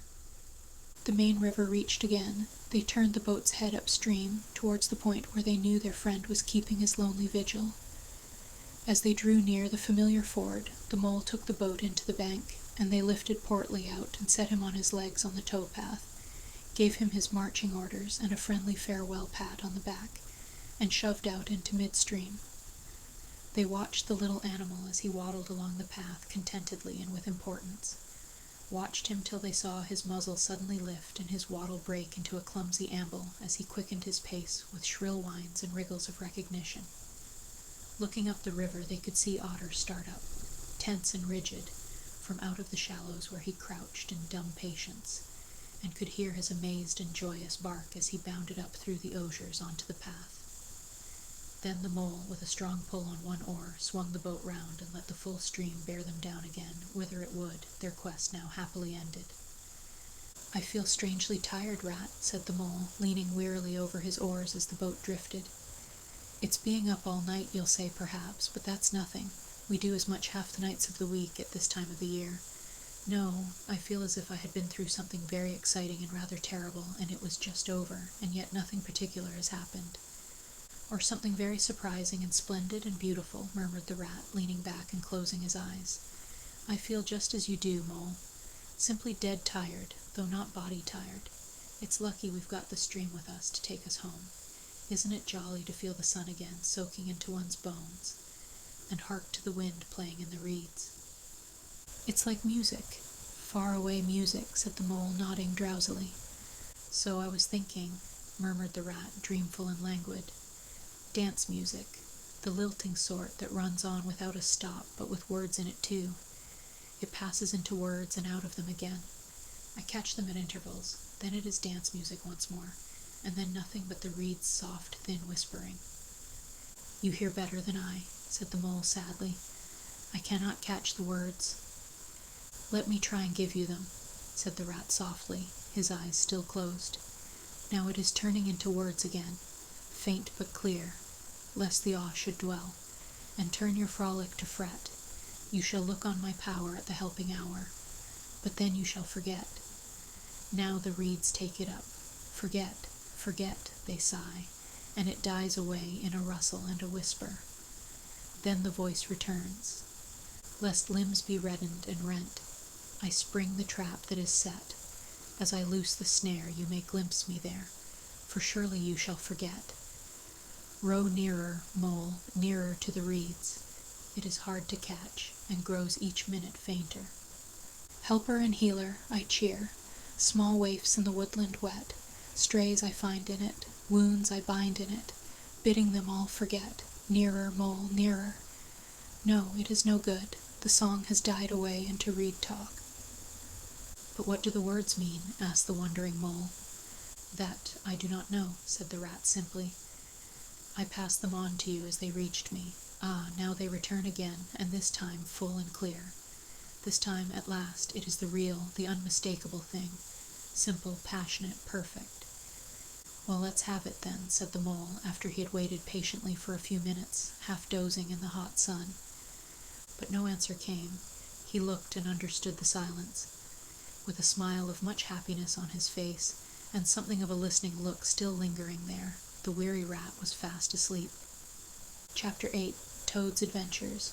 When Toad found himself immured in a dank and noisome dungeon, and knew that all the grim darkness of a medieval fortress lay between him and the outer world of sunshine, and well-metalled high roads, where he had lately been so happy, disporting himself as if he had bought up every road in England, he flung himself at full length on the floor, and shed bitter tears, and abandoned himself to dark despair. "This is the end of everything," he said. "At least it is the end of the career of Toad, which is the same thing. The popular and handsome Toad, the rich and hospitable Toad, the Toad so free and careless and debonair. How can I hope to be ever set at large again," he said, "who have been imprisoned so justly for stealing so handsome a motor car in such an audacious manner, and for such lurid and imaginative cheek, bestowed upon such a number of fat, red-faced policemen?" Here his sobs choked him. "Stupid animal that I was," he said, "now I must languish in this dungeon till people who are proud to say they knew me have forgotten the very name of Toad. O wise old badger," he said, "O clever, intelligent rat and sensible mole, what sound judgments, what a knowledge of men and matters you possess. O unhappy and forsaken Toad." With lamentations such as these he passed his days and nights for several weeks, refusing his meals or intermediate light refreshments, though the grim and ancient jailer, knowing that Toad's pockets were well lined, frequently pointed out that many comforts, and indeed luxuries, could by arrangement be sent in, at a price, from outside. Now the jailer had a daughter, a pleasant wench and good-hearted, who assisted her father in the lighter duties of his post. She was particularly fond of animals, and, besides her canary, whose cage hung on a nail in the massive wall of the keep by day, to the great annoyance of prisoners who relished an after-dinner nap, and was shrouded in an antimacassar on the parlor table at night, she kept several piebald mice and a restless revolving squirrel. This kind-hearted girl, pitying the misery of Toad, said to her father one day, "Father, I can't bear to see that poor beast so unhappy and getting so thin. You let me have the managing of him. You know how fond of animals I am.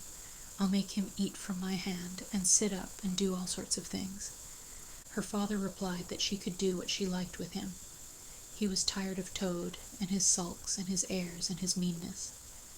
So that day she went on her errand of mercy, and knocked at the door of Toad's cell. "Now cheer up, Toad," she said coaxingly, on entering, "and sit up and dry your eyes, and be a sensible animal. And do try and eat a bit of dinner. See, I've brought you some of mine, hot from the oven." It was bubble and squeak between two plates, and its fragrance filled the narrow cell.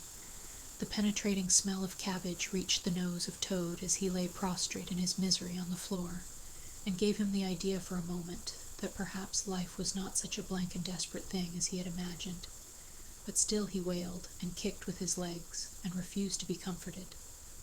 So the wise girl retired for the time, but of course a good deal of the smell of hot cabbage remained behind, as it will do, and Toad, between his sobs, sniffed and reflected, and gradually began to think new and inspiring thoughts, of chivalry and poetry, and deeds still to be done, of broad meadows and cattle browsing in them, raked by sun and wind, of kitchen gardens and straight herb borders, and warm snapdragon beset by bees, and of the comforting clink of dishes set down on the table at Toad Hall, and the scrape of chair legs on the floor as everyone pulled himself close up to his work.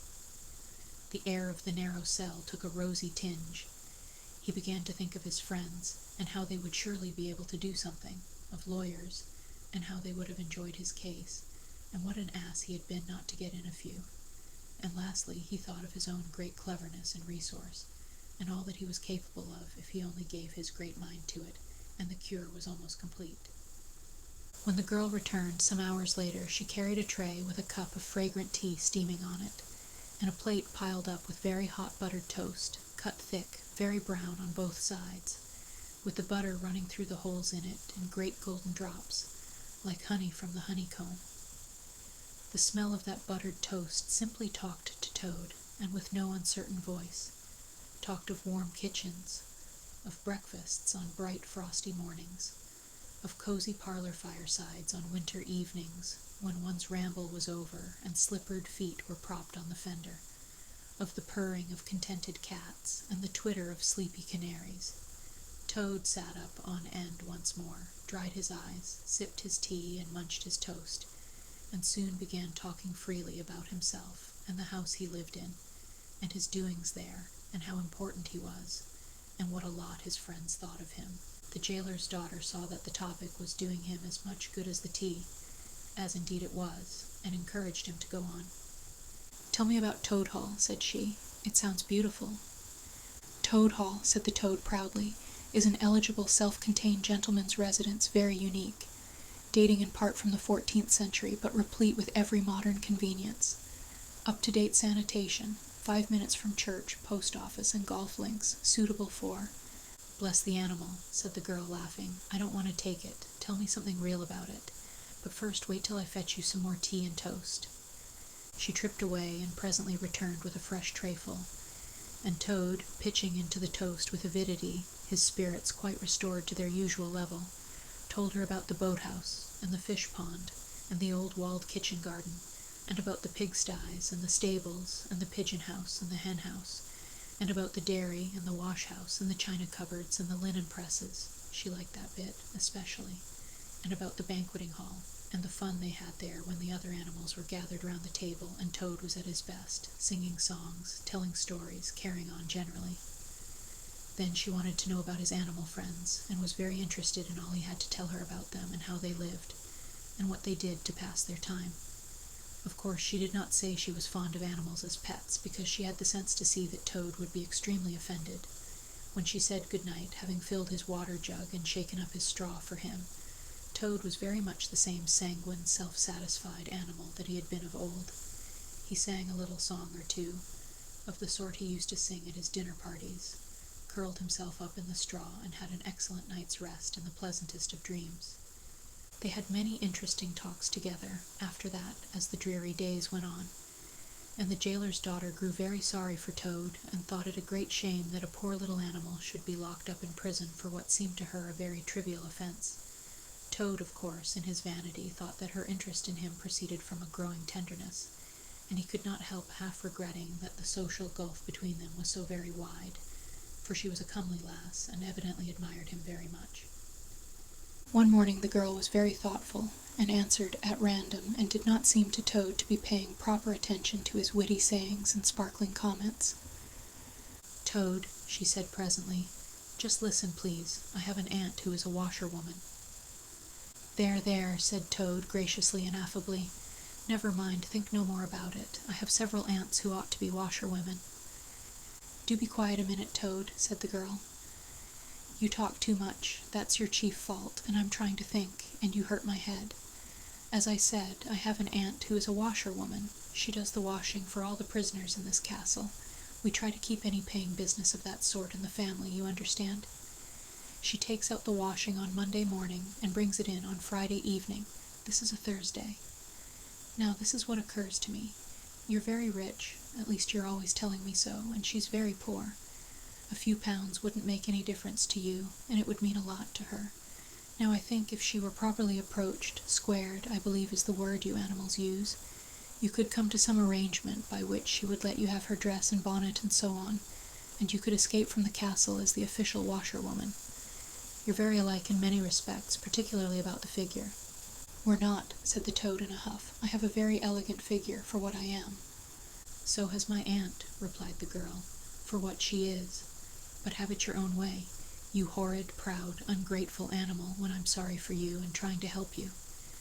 "Yes, yes, that's all right. Thank you very much indeed," said the Toad hurriedly. "But look here, you wouldn't surely have Mr. Toad of Toad Hall going about the country disguised as a washerwoman?" "Then you can stop here as a toad," replied the girl with much spirit. "I suppose you want to go off in a coach and four." Honest Toad was always ready to admit himself in the wrong. "You're a good, kind, clever girl," he said, "and I am indeed a proud and a stupid toad. Introduce me to your worthy aunt, if you will be so kind, and I have no doubt that the excellent lady and I will be able to arrange terms satisfactory to both parties." Next evening the girl ushered her aunt into Toad's cell, bearing his week's washing pinned up in a towel. The old lady had been prepared beforehand for the interview, and the sight of certain gold sovereigns that Toad had thoughtfully placed on the table in full view practically completed the matter and left little further to discuss. In return for his cash, Toad received a cotton print gown, an apron, a shawl, and a rusty black bonnet, the only stipulation the old lady made being that she should be gagged and bound and dumped down in a corner. By this not very convincing artifice, she explained, aided by picturesque fiction which she could supply herself, she hoped to retain her situation, in spite of the suspicious appearance of things. Toad was delighted with the suggestion. It would enable him to leave the prison in some style, and with his reputation for being a desperate and dangerous fellow untarnished, and he readily helped the jailer's daughter to make her aunt appear as much as possible the victim of circumstances over which she had no control. "Now it's your turn, Toad," said the girl. "Take off that coat and waistcoat of yours. You're fat enough as it is." Shaking with laughter, she proceeded to hook and eye him into the cotton print gown, arranged the shawl with a professional fold, and tied the strings of the rusty bonnet under his chin. "You're the very image of her," she giggled, "only I'm sure you never looked half so respectable in all your life before. Now goodbye, Toad, and good luck. Go straight down the way you came up, and if anyone says anything to you, as they probably will, being but men, you can chaff back a bit, of course, but remember you're a widow woman, quite alone in the world, with a character to lose." With a quaking heart, but as firm a footstep as he could command, Toad set forth cautiously on what seemed to be a most harebrained and hazardous undertaking, but he was soon agreeably surprised to find how easy everything was made for him, and a little humbled at the thought that both his popularity and the sex that seemed to inspire it were really another's. The washerwoman's squat figure in its familiar cotton print seemed a passport for every barred door and grim gateway. Even when he hesitated, uncertain as to the right turning to take, he found himself helped out of his difficulty by the warder at the next gate, anxious to be off to his tea, summoning him to come along sharp and not keep him waiting there all night. The chaff and the humorous sallies to which he was subjected, and to which, of course, he had to provide prompt and effective reply, formed, indeed, his chief danger. For Toad was an animal with a strong sense of his own dignity, and the chaff was mostly, he thought, poor and clumsy, and the humor of the sallies entirely lacking. However, he kept his temper, though with great difficulty suited his retorts to his company and his supposed character, and did his best not to overstep the limits of good taste. It seemed hours before he crossed the last courtyard, rejected the pressing invitations from the last guard-room, and dodged the outspread arms of the last warder, pleading with simulated passion for just one farewell embrace. But at last he heard the wicket gate in the great outer door click behind him, felt the fresh air of the outer world upon his anxious brow, and knew that he was free. Dizzy with the easy success of his daring exploit, he walked quickly towards the lights of the town, not knowing in the least what he should do next, only quite certain of one thing, that he must remove himself as quickly as possible from the neighborhood where the lady he was forced to represent was so well known and so popular a character. As he walked along, considering, his attention was caught by some red and green lights a little way off, to one side of the town, and the sound of the puffing and snorting of engines and the banging of shunted trucks fell on his ear. "Aha," he thought, "this is a piece of luck. A railway station is the thing I want most in the whole world at this moment, and what's more, I needn't go through the town to get it, and shan't have to support this humiliating character by repartees, which, though thoroughly effective, do not assist one's sense of self-respect." He made his way to the station accordingly, consulted a timetable, and found that a train, bound more or less in the direction of his home, was due to start in half an hour. "More luck," said Toad, his spirits rising rapidly, and went off to the booking office to buy his ticket. He gave the name of the station that he knew to be nearest to the village of which Toad Hall was the principal feature, and mechanically put his fingers, in search of the necessary money, where his waistcoat pocket should have been. But here the cotton gown, which had nobly stood by him so far, and which he had basely forgotten, intervened and frustrated his efforts. In a sort of nightmare he struggled with the strange, uncanny thing that seemed to hold his hands, turn all muscular strivings to water, and laugh at him all the time, while other travelers, forming up in a line behind, waited with impatience, making suggestions of more or less value and comments of more or less stringency and point. At last, somehow, he never rightly understood how, he burst the barriers, attained the goal, arrived at where all waistcoat pockets are eternally situated, and found not only no money, but no pocket to hold it, and no waistcoat to hold the pocket. To his horror, he recollected that he had left both coat and waistcoat behind him in his cell, and with them his pocket-book, money, keys, watch, matches, pencil-case, all that makes life worth living, all that distinguishes the many-pocketed animal, the lord of creation, from the inferior, one-pocketed or no-pocketed productions that hop or trip about permissively, unequipped for the real contest. In his misery he made one desperate effort to carry the thing off, and, with a return to his fine old manner, a blend of the squire and the college don, he said, "Look here, I find I've left my purse behind. Just give me that ticket, will you, and I'll send the money on tomorrow. I'm well known in these parts." The clerk stared at him in the rusty black bonnet a moment, and then laughed. "I should think you were pretty well known in these parts," he said, "if you've tried this game on often. Here, stand away from the window, please, madam. You're obstructing the other passengers." An old gentleman who had been prodding him in the back for some moments here thrust him away, and what was worse, addressed him as his good woman, which angered Toad more than anything that had occurred that evening. Baffled and full of despair, he wandered blindly down the platform, where the train was standing, and tears trickled down each side of his nose. It was hard, he thought, to be within sight of safety and almost of home, and to be balked by the want of a few wretched shillings, and by the pettifogging mistrustfulness of paid officials. Very soon his escape would be discovered, the hunt would be up, he would be caught, reviled, loaded with chains, dragged back again to prison, and bread and water and straw. His guards and penalties would be doubled, and oh, what sarcastic remarks the girl would make. What was to be done? He was not swift of foot, his figure was unfortunately recognizable. Could he not squeeze under the seat of a carriage? He had seen this method adopted by schoolboys when the journey money provided by thoughtful parents had been diverted to other and better ends. As he pondered, he found himself opposite the engine, which was being oiled, wiped, and generally caressed by its affectionate driver, a burly man with an oil can in one hand, and a lump of cotton waste in the other. "Hello, Mother," said the engine driver. "What's the trouble? You don't look particularly cheerful." "Oh, sir," said Toad, crying afresh, "I am a poor, unhappy washerwoman, and I've lost all my money and can't pay for a ticket, and I must get home. Tonight somehow, and whatever I am to do, I don't know. Oh dear, oh dear." "That's a bad business indeed," said the engine driver reflectively. "Lost your money and can't get home, and got some kids, too. Waiting for you, I dare say." "Any amount of 'em," sobbed Toad, "and they'll be hungry and playing with matches and upsetting lamps, the little innocents, and quarreling, and going on generally. Oh dear, oh dear." "Well, I'll tell you what I'll do," said the good engine driver. "You're a washerwoman to your trade, says you.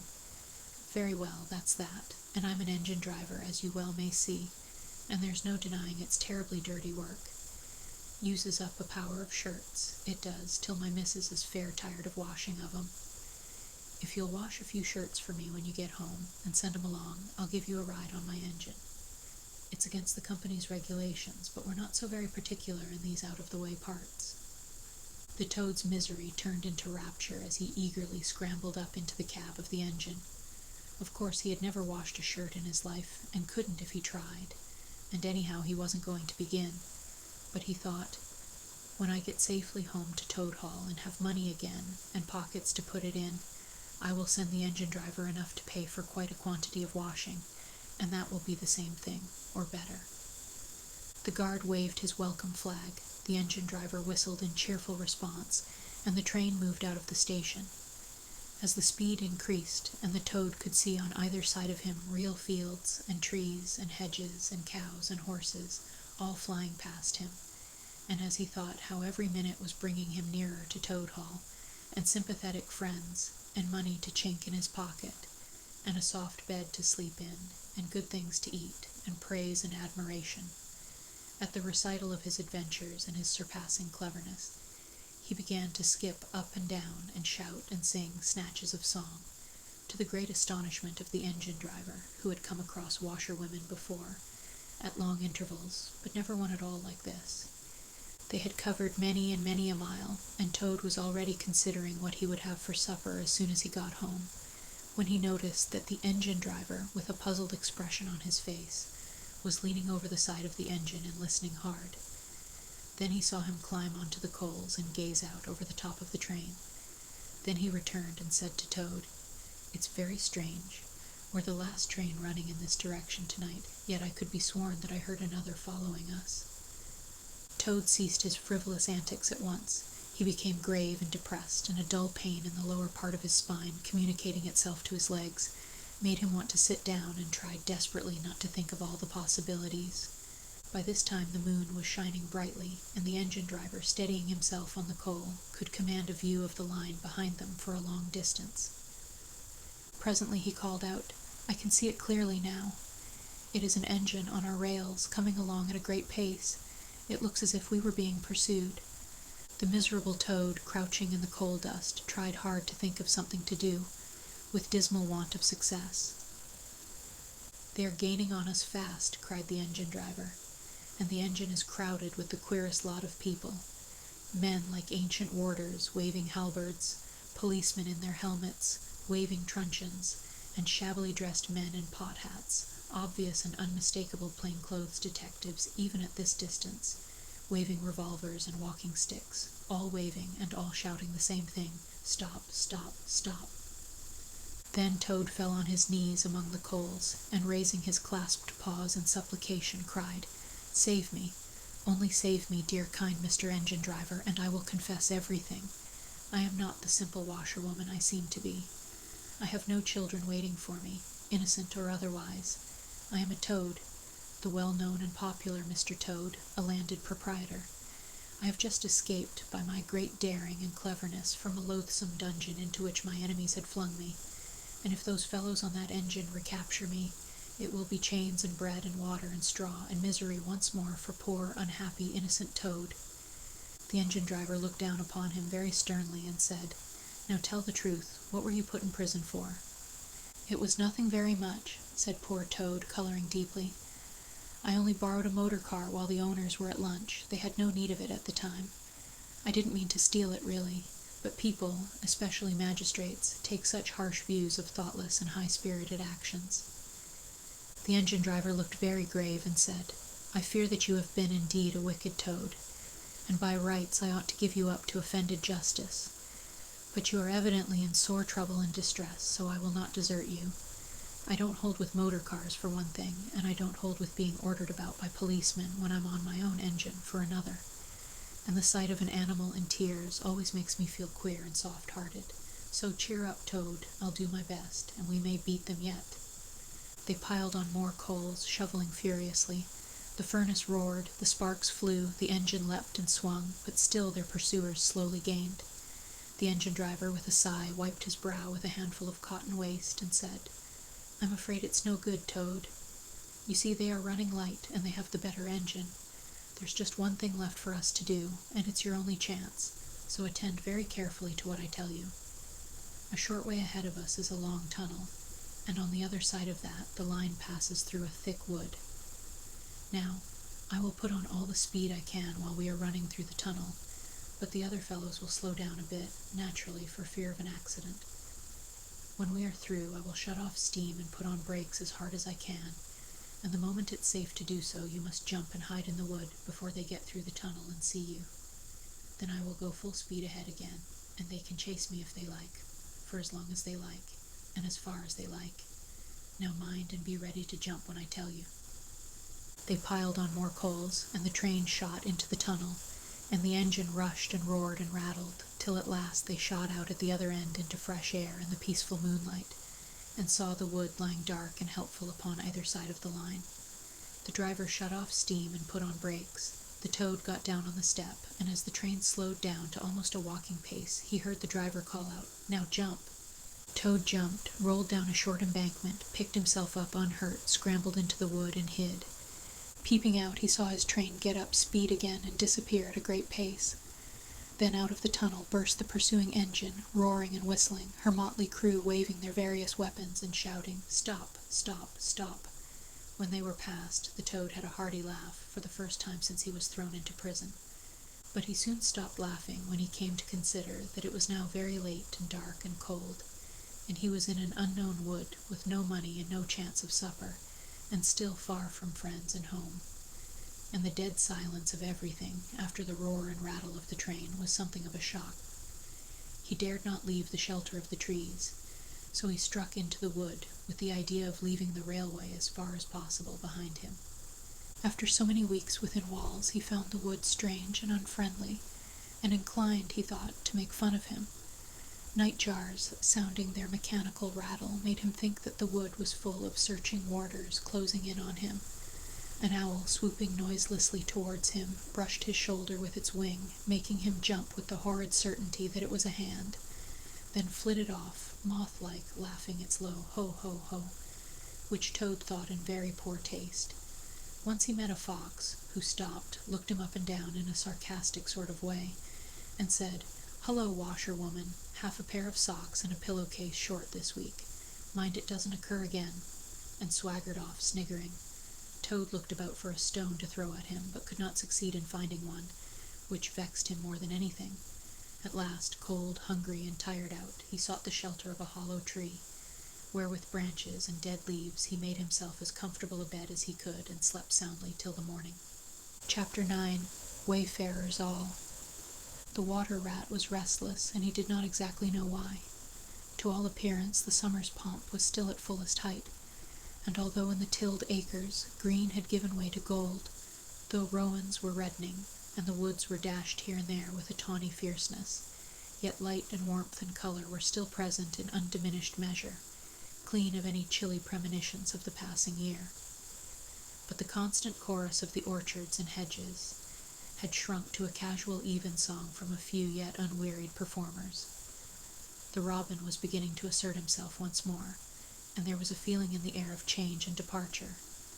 The cuckoo, of course, had long been silent, but many another feathered friend, for months a part of the familiar landscape and its small society, was missing too, and it seemed that the ranks thinned steadily day by day. Rat, ever observant of all winged movement, saw that it was taking daily a southing tendency, and even as he lay in bed at night he thought he could make out, passing in the darkness overhead, the beat and quiver of impatient pinions, obedient to the peremptory call. Nature's grand hotel has its season, like the others. As the guests one by one pack, pay, and depart, and the seats at the table d'hote shrink pitifully at each succeeding meal, as suites of rooms are closed, carpets taken up, and waiters sent away, those boarders who are staying on pension until the next year's full reopening, cannot help being somewhat affected by all these flittings and farewells, this eager discussion of plans, routes, and fresh quarters, this daily shrinkage in the stream of comradeship. One gets unsettled, depressed, and inclined to be querulous. Why this craving for change? Why not stay on quietly here, like us, and be jolly? You don't know this hotel out of the season, and what fun we have among ourselves, we fellows who remain and see the whole interesting year out. All very true, no doubt the others always reply. We quite envy you in some other year perhaps, but just now we have engagements, and there's the bus at the door. Our time is up.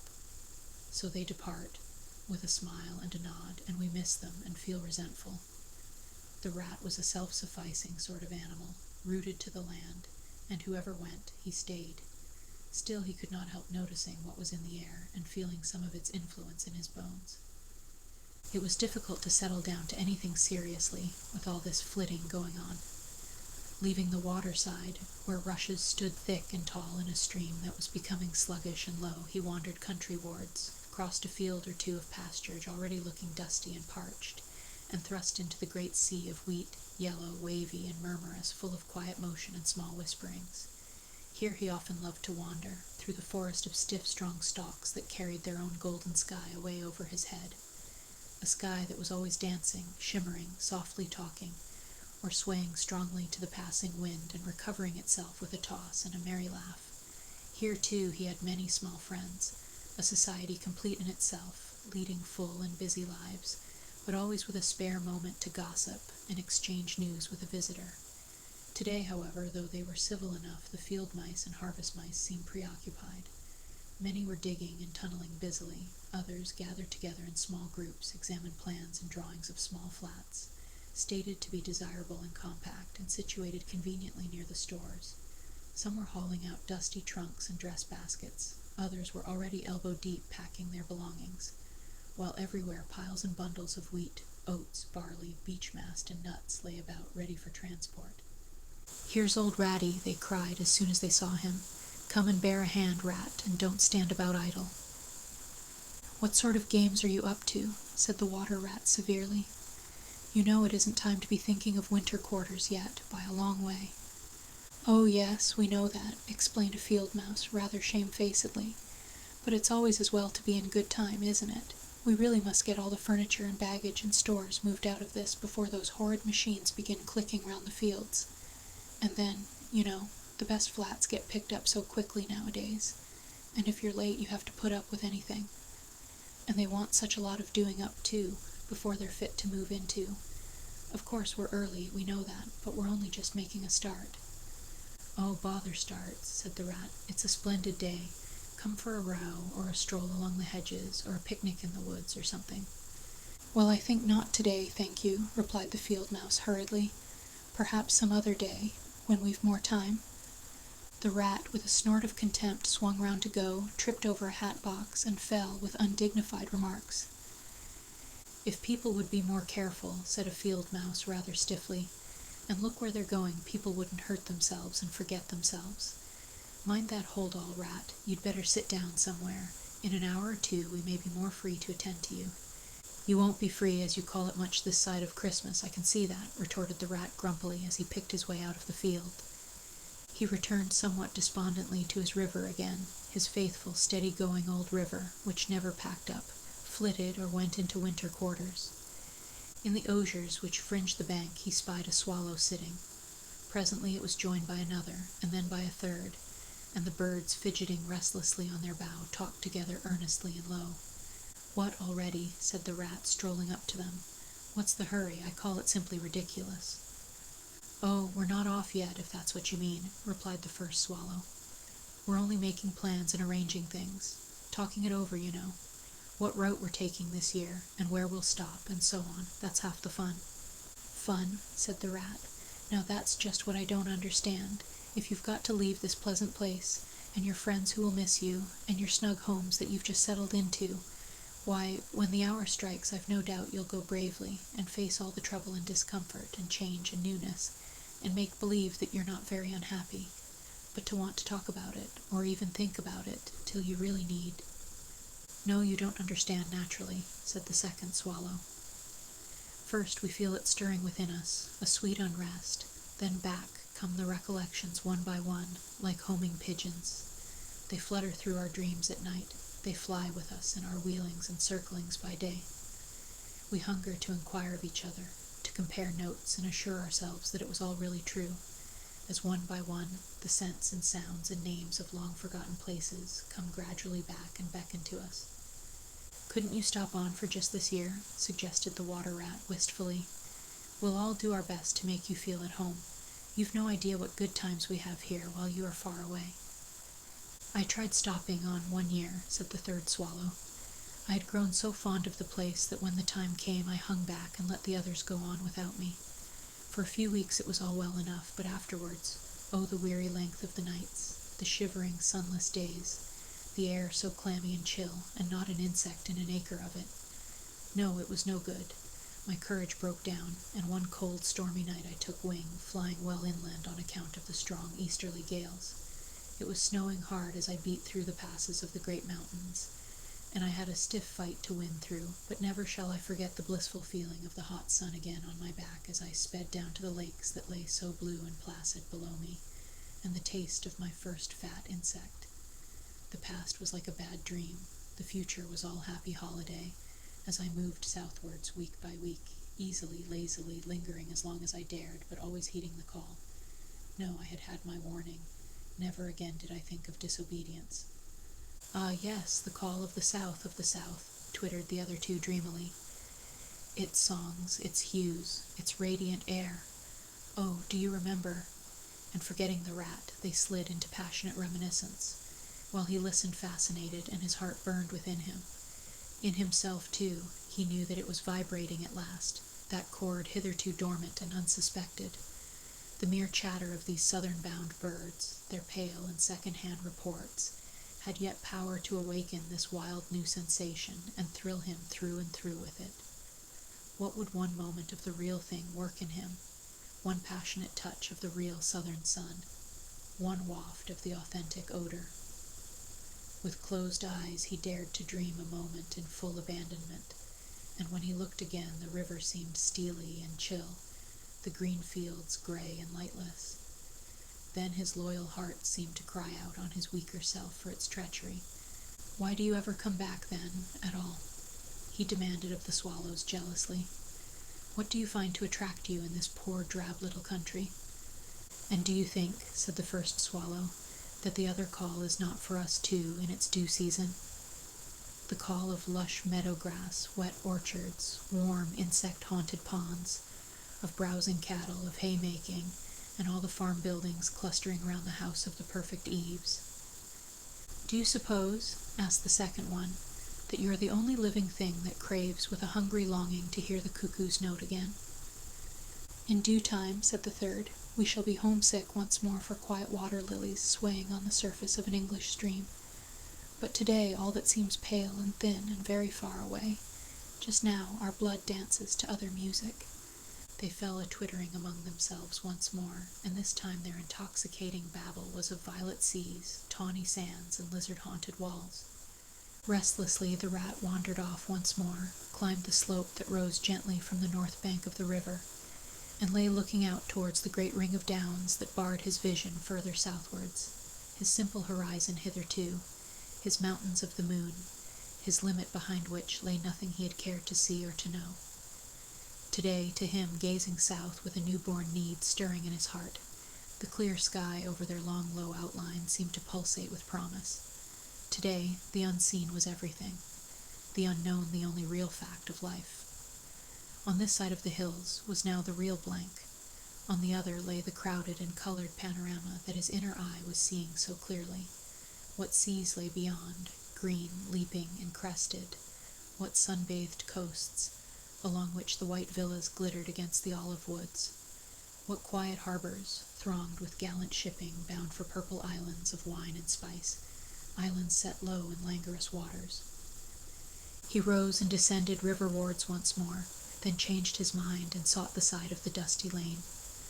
There, lying half-buried in the thick, cool underhedge tangle that bordered it, he could muse on the metalled road and all the wondrous world that it led to. On all the wayfarers, too, that might have trodden it, and the fortunes and adventures they had gone to seek or found unseeking out there, beyond. Footsteps fell on his ear, and the figure of one that walked somewhat wearily came into view, and he saw that it was a rat, and a very dusty one. The wayfarer, as he reached him, saluted with a gesture of courtesy that had something foreign about it, hesitated a moment, then with a pleasant smile turned from the track and sat down by his side in the cool herbage. He seemed tired, and the rat let him rest unquestioned, understanding something of what was in his thoughts, knowing, too, the value all animals attach at times to mere silent companionship, when the weary muscles slacken and the mind marks time. The wayfarer was lean and keen-featured, and somewhat bowed at the shoulders. His paws were thin and long, his eyes much wrinkled at the corners, and he wore small gold ear-rings in his neatly set, well-shaped ears. His knitted jersey was of a faded blue. His breeches, patched and stained, were based on a blue foundation, and his small belongings that he carried were tied up in a blue cotton handkerchief. When he had rested a while, the stranger sighed, snuffed the air, and looked about him. "That was clover, that warm whiff on the breeze," he remarked, "and those are cows we hear cropping the grass behind us and blowing softly between mouthfuls. There's a sound of distant reapers, and yonder rises a blue line of cottage smoke against the woodland. The river runs somewhere close by, for I hear the call of a moorhen, and I see by your build that you're a freshwater mariner. Everything seems asleep, and yet going on all the time. It is a goodly life that you lead, friend, no doubt the best in the world, if only you are strong enough to lead it." "Yes, it's the life, the only life to live," responded the water-rat dreamily, and without his usual wholehearted conviction. "I did not say exactly that," replied the stranger cautiously, "but no doubt it's the best. I've tried it, and I know. And because I've just tried it, 6 months of it, and know it's the best, here am I, footsore and hungry, tramping away from it, tramping southward, following the old call, back to the old life, the life which is mine, and which will not let me go. Is this then yet another of them? Mused the rat. And where have you just come from? He asked. He hardly dared to ask where he was bound for. He seemed to know the answer only too well. Nice little farm, replied the wayfarer briefly. Up along in that direction. He nodded northwards. Never mind about it. I had everything I could want, everything I had any right to expect of life, and more. And here I am, glad to be here all the same, though, glad to be here. So many miles further on the road, so many hours nearer to my heart's desire.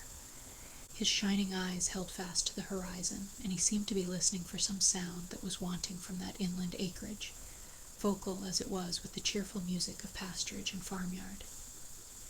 You are not one of us, said the water rat, nor yet a farmer, nor even, I should judge, of this country. Right, replied the stranger. I'm a seafaring rat, I am, and the port I originally hail from is Constantinople, though I'm a sort of a foreigner there, too, in a manner of speaking. You will have heard of Constantinople, friend. A fair city, and an ancient and glorious one, and you may have heard, too, of Sigurd, king of Norway, and how he sailed thither with 60 ships, and how he and his men rode up through streets all canopied in their honor with purple and gold, and how the emperor and empress came down and banqueted with him on board his ship. When Sigurd returned home, many of his Northmen remained behind and entered the emperor's bodyguard, and my ancestor, a Norwegian-born, stayed behind too, with the ships that Sigurd gave the emperor. Seafarers we have ever been, and no wonder. As for me, the city of my birth is no more my home than any pleasant port between there and the London River. I know them all, and they know me. Set me down on any of their quays or foreshores, and I am home again. I suppose you go great voyages, said the water rat with growing interest.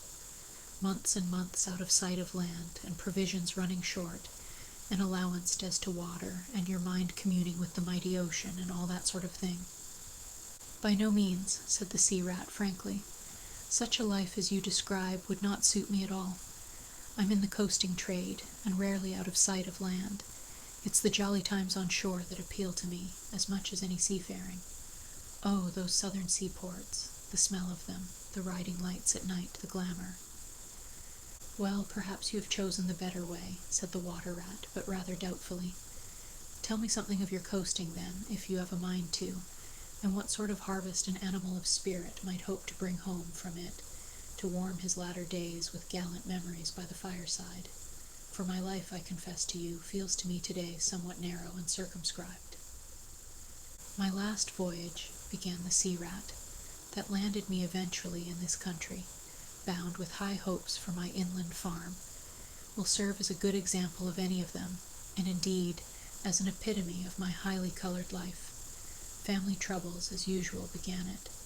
The domestic storm cone was hoisted, and I shipped myself on board a small trading vessel bound from Constantinople, by classic seas whose every wave throbs with a deathless memory to the Grecian islands and the Levant. Those were golden days and balmy nights. In and out of harbor all the time, old friends everywhere, sleeping in some cool temple or ruined cistern during the heat of the day, feasting and song after sundown, under great stars set in a velvet sky.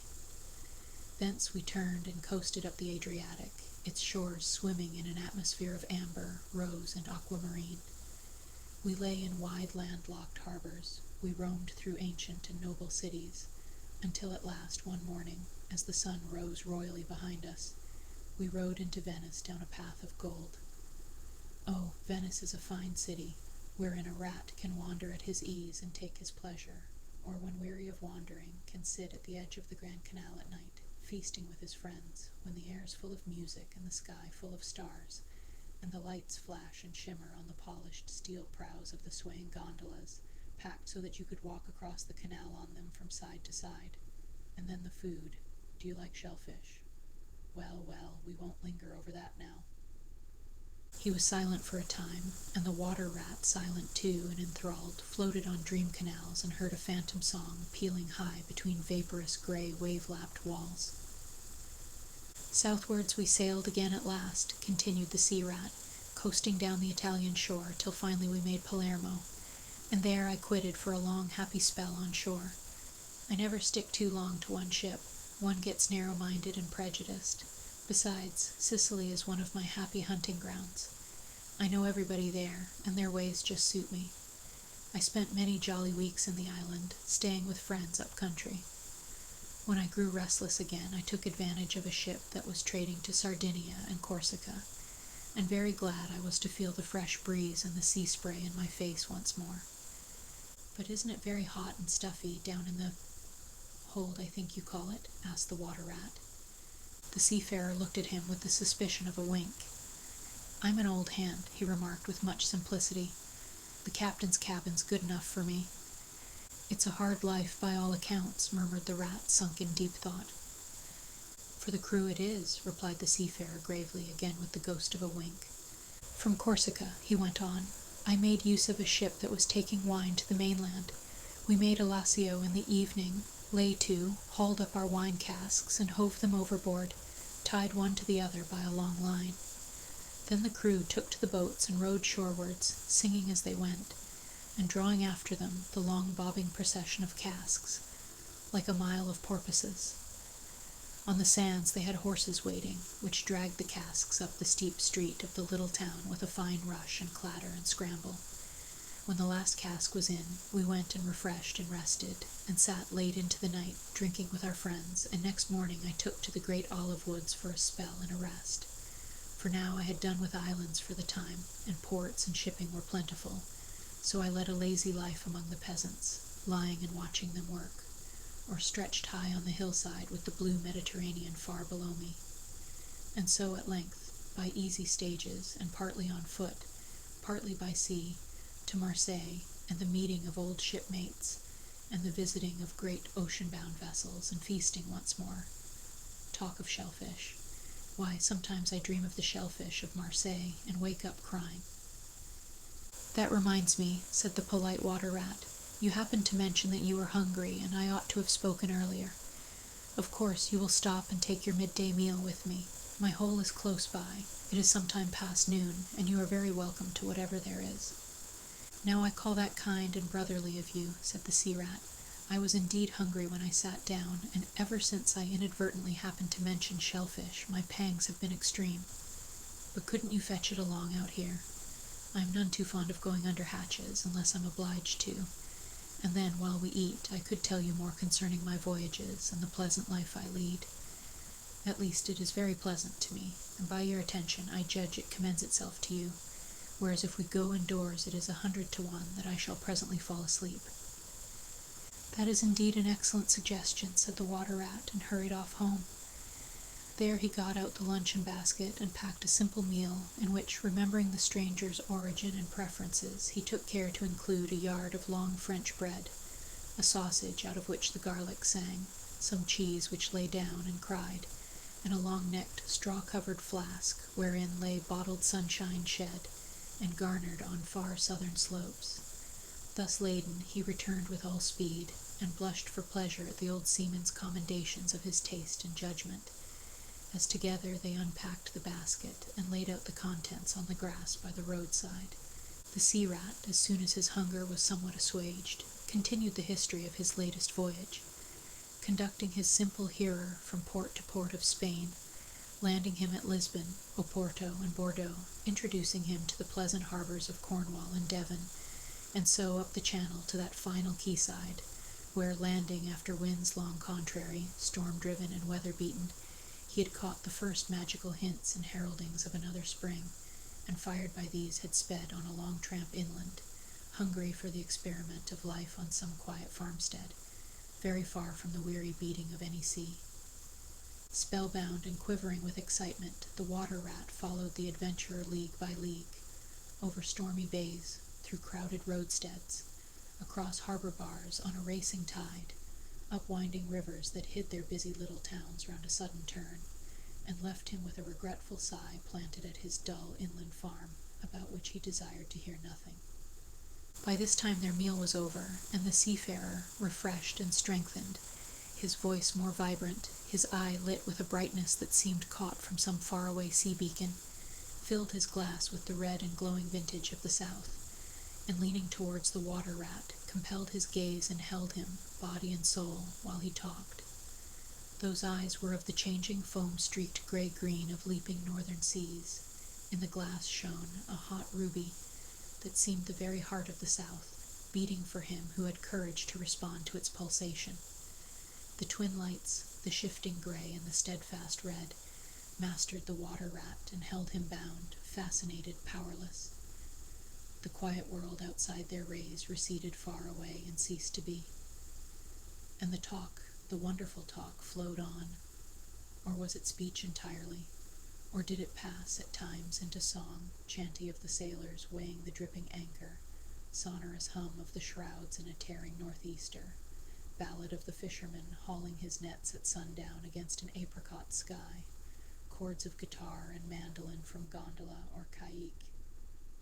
Did it change into the cry of the wind, plaintive at first, angrily shrill as it freshened, rising to a tearing whistle, sinking to a musical trickle of air from the leach of the bellying sail? All these sounds the spellbound listener seemed to hear, and with them the hungry complaint of the gulls and the sea-mews, the soft thunder of the breaking wave, the cry of the protesting shingle. Back into speech again it passed, and with beating heart he was following the adventures of a dozen seaports, the fights, the escapes, the rallies, the comradeships, the gallant undertakings. Or he searched islands for treasure, fished in still lagoons, and dozed day-long on warm white sand. Of deep-sea fishings he heard tell, and mighty silver gatherings of the mile-long net, of sudden perils, noise of breakers on a moonless night, or the tall bows of the great liner taking shape overhead through the fog, of the merry homecoming, the headland rounded, the harbor lights opened out, the groups seen dimly on the quay, the cheery hail, the splash of the hawser, the trudge up the steep little street towards the comforting glow of red-curtained windows.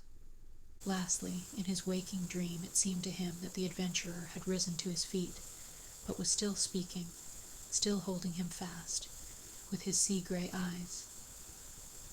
And now, he was softly saying, I take to the road again, holding on southwestwards for many a long and dusty day, till at last I reach the little gray sea-town I know so well, that clings along one steep side of the harbor.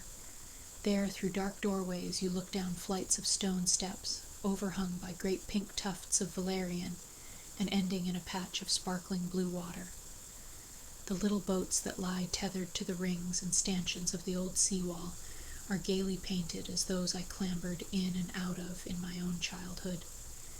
The salmon leap on the flood tide, schools of mackerel flash and play past quaysides and foreshores, and by the windows the great vessels glide, night and day, up to their moorings or forth to the open sea. There, sooner or later, the ships of all seafaring nations arrive, and there, at its destined hour, the ship of my choice will let go its anchor. I shall take my time, I shall tarry and bide, till at last the right one lies waiting for me, warped out into midstream, loaded low, her bowsprit pointing down harbor.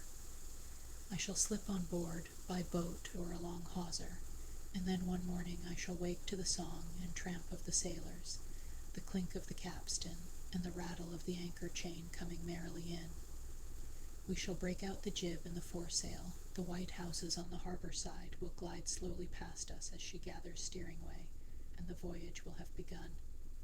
As she forges towards the headland, she will clothe herself with canvas, and then, once outside, the sounding slap of great green seas as she heels to the wind pointing south. And you will come too, young brother, for the days pass and never return, and the south still waits for you. Take the adventure, heed the call, now ere the irrevocable moment passes. 'Tis but a banging of the door behind you, a blithesome step forward, and you are out of the old life and into the new. Then some day, long hence, jog home here if you will, when the cup has been drained and the play has been played, and sit down by your quiet river with a store of goodly memories for company. You can easily overtake me on the road, for you are young, and I am aging and go softly. I will linger and look back, and at last I will surely see you coming, eager and light-hearted, with all the south in your face. The voice died away and ceased as an insect's tiny trumpet dwindles swiftly into silence. and the water rat, paralyzed and staring, saw at last but a distant speck on the white surface of the road. Mechanically he rose and proceeded to repack the luncheon basket, carefully and without haste. Mechanically he returned home, gathered together a few small necessaries and special treasures he was fond of, and put them in a satchel, acting with slow deliberation, moving about the room like a sleepwalker, listening ever with parted lips. He swung the satchel over his shoulder, carefully selected a stout stick for his wayfaring, and with no haste, but with no hesitation at all, he stepped across the threshold just as the mole appeared at the door. "Why, where are you off to, Ratty?" asked the mole in great surprise, grasping him by the arm. "Going south with the rest of them," murmured the rat in a dreamy monotone, never looking at him, "seawards first, and then on shipboard, and so to the shores that are calling me."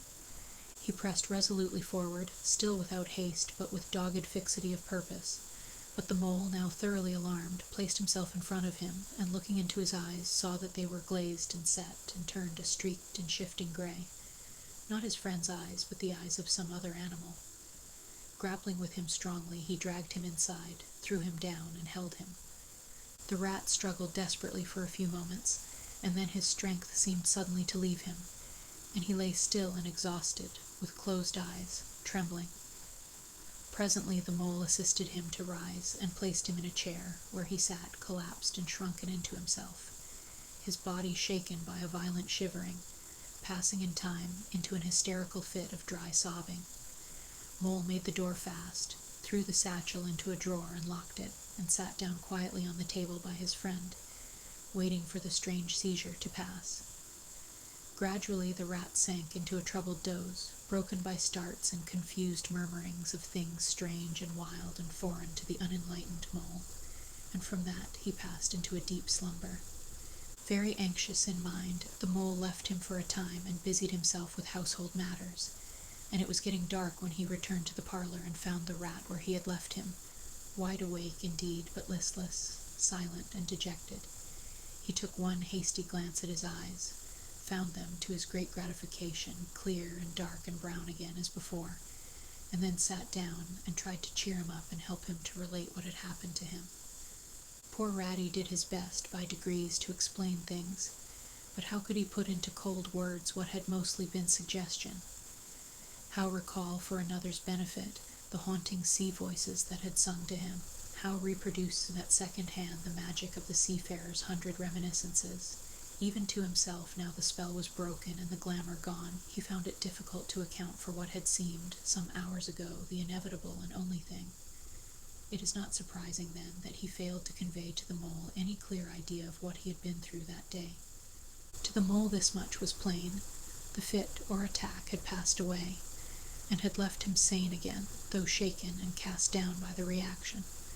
But he seemed to have lost all interest for the time in the things that went to make up his daily life, as well as in all pleasant forecastings of the altered days and doings that the changing season was surely bringing. Casually then, and with seeming indifference, the mole turned his talk to the harvest that was being gathered in, the towering wagons and their straining teams, the growing ricks, and the large moon rising over bare acres dotted with sheaves. He talked of the reddening apples around, of the browning nuts, of jams and preserves, and the distilling of cordials, till by easy stages such as these he reached midwinter, its hearty joys and its snug home life, and then he became simply lyrical. By degrees the rat began to sit up and to join in. His dull eye brightened, and he lost some of his listening air. Presently the tactful mole slipped away and returned with a pencil and a few half-sheets of paper, which he placed on the table at his friend's elbow. "It's quite a long time since you did any poetry," he remarked. "You might have a try at it this evening, instead of, brooding over things so much. I've an idea that you'll feel a lot better when you've got something jotted down, if it's only just the rhymes." The rat pushed the paper away from him wearily, but the discreet mole took occasion to leave the room, and when he peeped in again some time later, the rat was absorbed and deaf to the world, alternately scribbling and sucking the top of his pencil. It is true that he sucked a good deal more than he scribbled, but it was joy to the mole to know that the cure had at least begun. Chapter 10. The Further Adventures of Toad.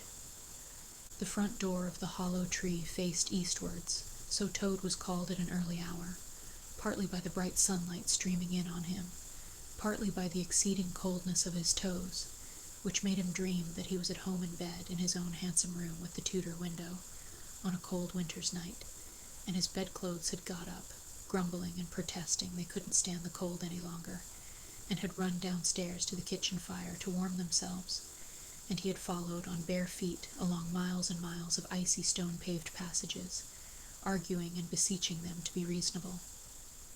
He would probably have been aroused much earlier had he not slept for some weeks on straw over stone flags, and almost forgotten the friendly feeling of thick blankets pulled well up round the chin. Sitting up, he rubbed his eyes first and his complaining toes next, wondered for a moment where he was, looking round for familiar stone wall and little barred window. Then, with a leap of the heart, remembered everything, his escape, his flight, his pursuit, remembered first and best thing of all that he was free. Free, the word and the thought alone were worth 50 blankets.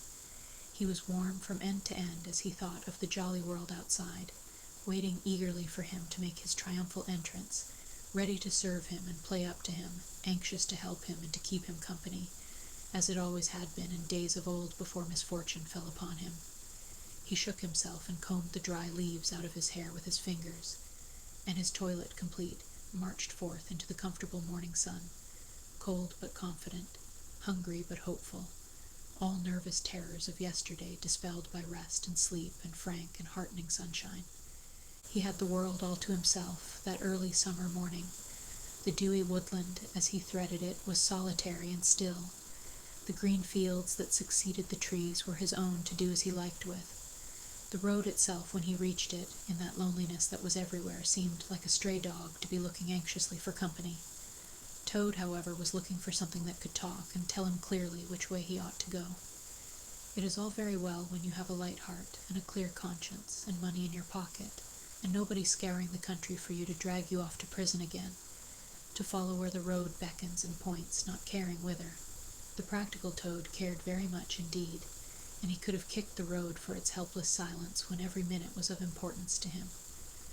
The reserved rustic road was presently joined by a shy little brother in the shape of a canal, which took its hand and ambled along by its side in perfect confidence, but with the same tongue-tied, uncommunicative attitude toward strangers.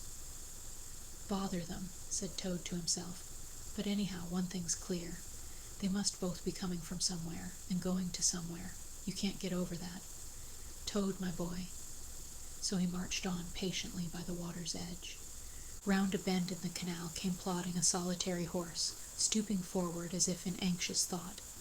From rope traces attached to his collar stretched a long line, taut but dipping with his stride, the further part of it dripping pearly drops. Toad let the horse pass, and stood waiting for what the fates were sending him. With a pleasant swirl of quiet water at its blunt bow, the barge slid up alongside of him, its gaily painted gunwale level with the towing path. Its sole occupant, a big stout woman wearing a linen sunbonnet, one brawny arm laid along the tiller. "A nice morning, ma'am," she remarked to Toad as she drew up level with him. "I dare say it is, ma'am," responded Toad politely as he walked along the towpath abreast of her. "I dare it is a nice morning to them that's not in sore trouble like what I am. Here's my married daughter. She sends off to me post-haste to come to her at once. So off I comes, not knowing what may be happening or going to happen, but fearing the worst, as you will understand, ma'am, if you're a mother too. And I have left my business to look after itself. I'm in the washing and laundering line, you must know, ma'am. And I've left my young children to look after themselves. And a more mischievous and troublesome set of young imps doesn't exist, ma'am. And I've lost all my money and lost my way. And as for what may be happening to my married daughter, why, I don't like to think of it, ma'am." "Where might your married daughter be living, ma'am?" asked the bargewoman. "She lives near to the river, ma'am," replied Toad, "close to a fine house called Toad Hall, that's somewheres hereabouts in these parts. Perhaps you may have heard of it." "Toad Hall? Why, I'm going that way myself," replied the bargewoman. "This canal joins the river some miles further on, a little above Toad Hall, and then it's an easy walk. You come along in the barge with me, and I'll give you a lift." She steered the barge close to the bank, and Toad, with many humble and grateful acknowledgments, stepped lightly on board and sat down with great satisfaction. Toad's luck again, thought he. I always come out on top. So you're in the washing business, ma'am, said the bargewoman politely as they glided along. And a very good business you've got, too, I dare say, if I'm not making too free in saying so. Finest business in the whole country, said Toad airily. All the gentry come to me. Wouldn't go to anyone else if they were paid. They know me so well. You see, I understand my work thoroughly, and attend to it all myself. Washing, ironing, clear starching, making up gents' fine shirts for evening wear. Everything's done under my own eye. But surely you don't do all that work yourself, ma'am, asked the bargewoman respectfully. Oh, I have girls, said Toad lightly. 20 girls or thereabouts, always at work. But you know what girls are, ma'am. Nasty little hussies, that's what I call 'em. So do I too, said the bargewoman with great heartiness. But I dare say you set yours to rights, the idle trollops.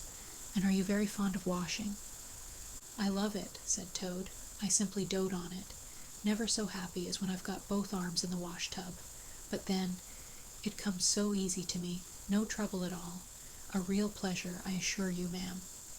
What a bit of luck meeting you, observed the bargewoman thoughtfully.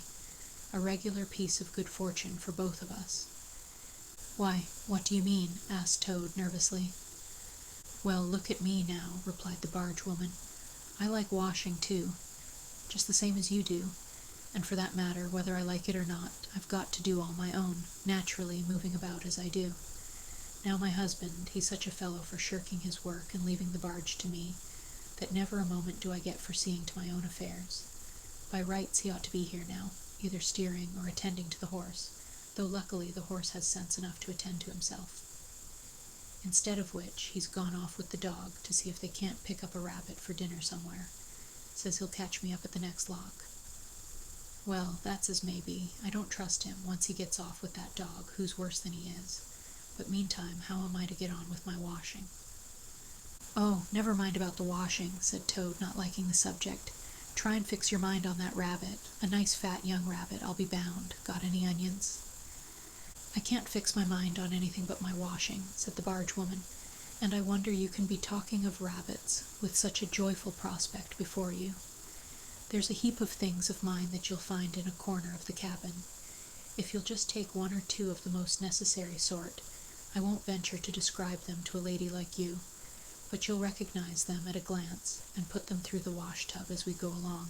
Why, it'll be a pleasure to you, as you rightly say, and a real help to me.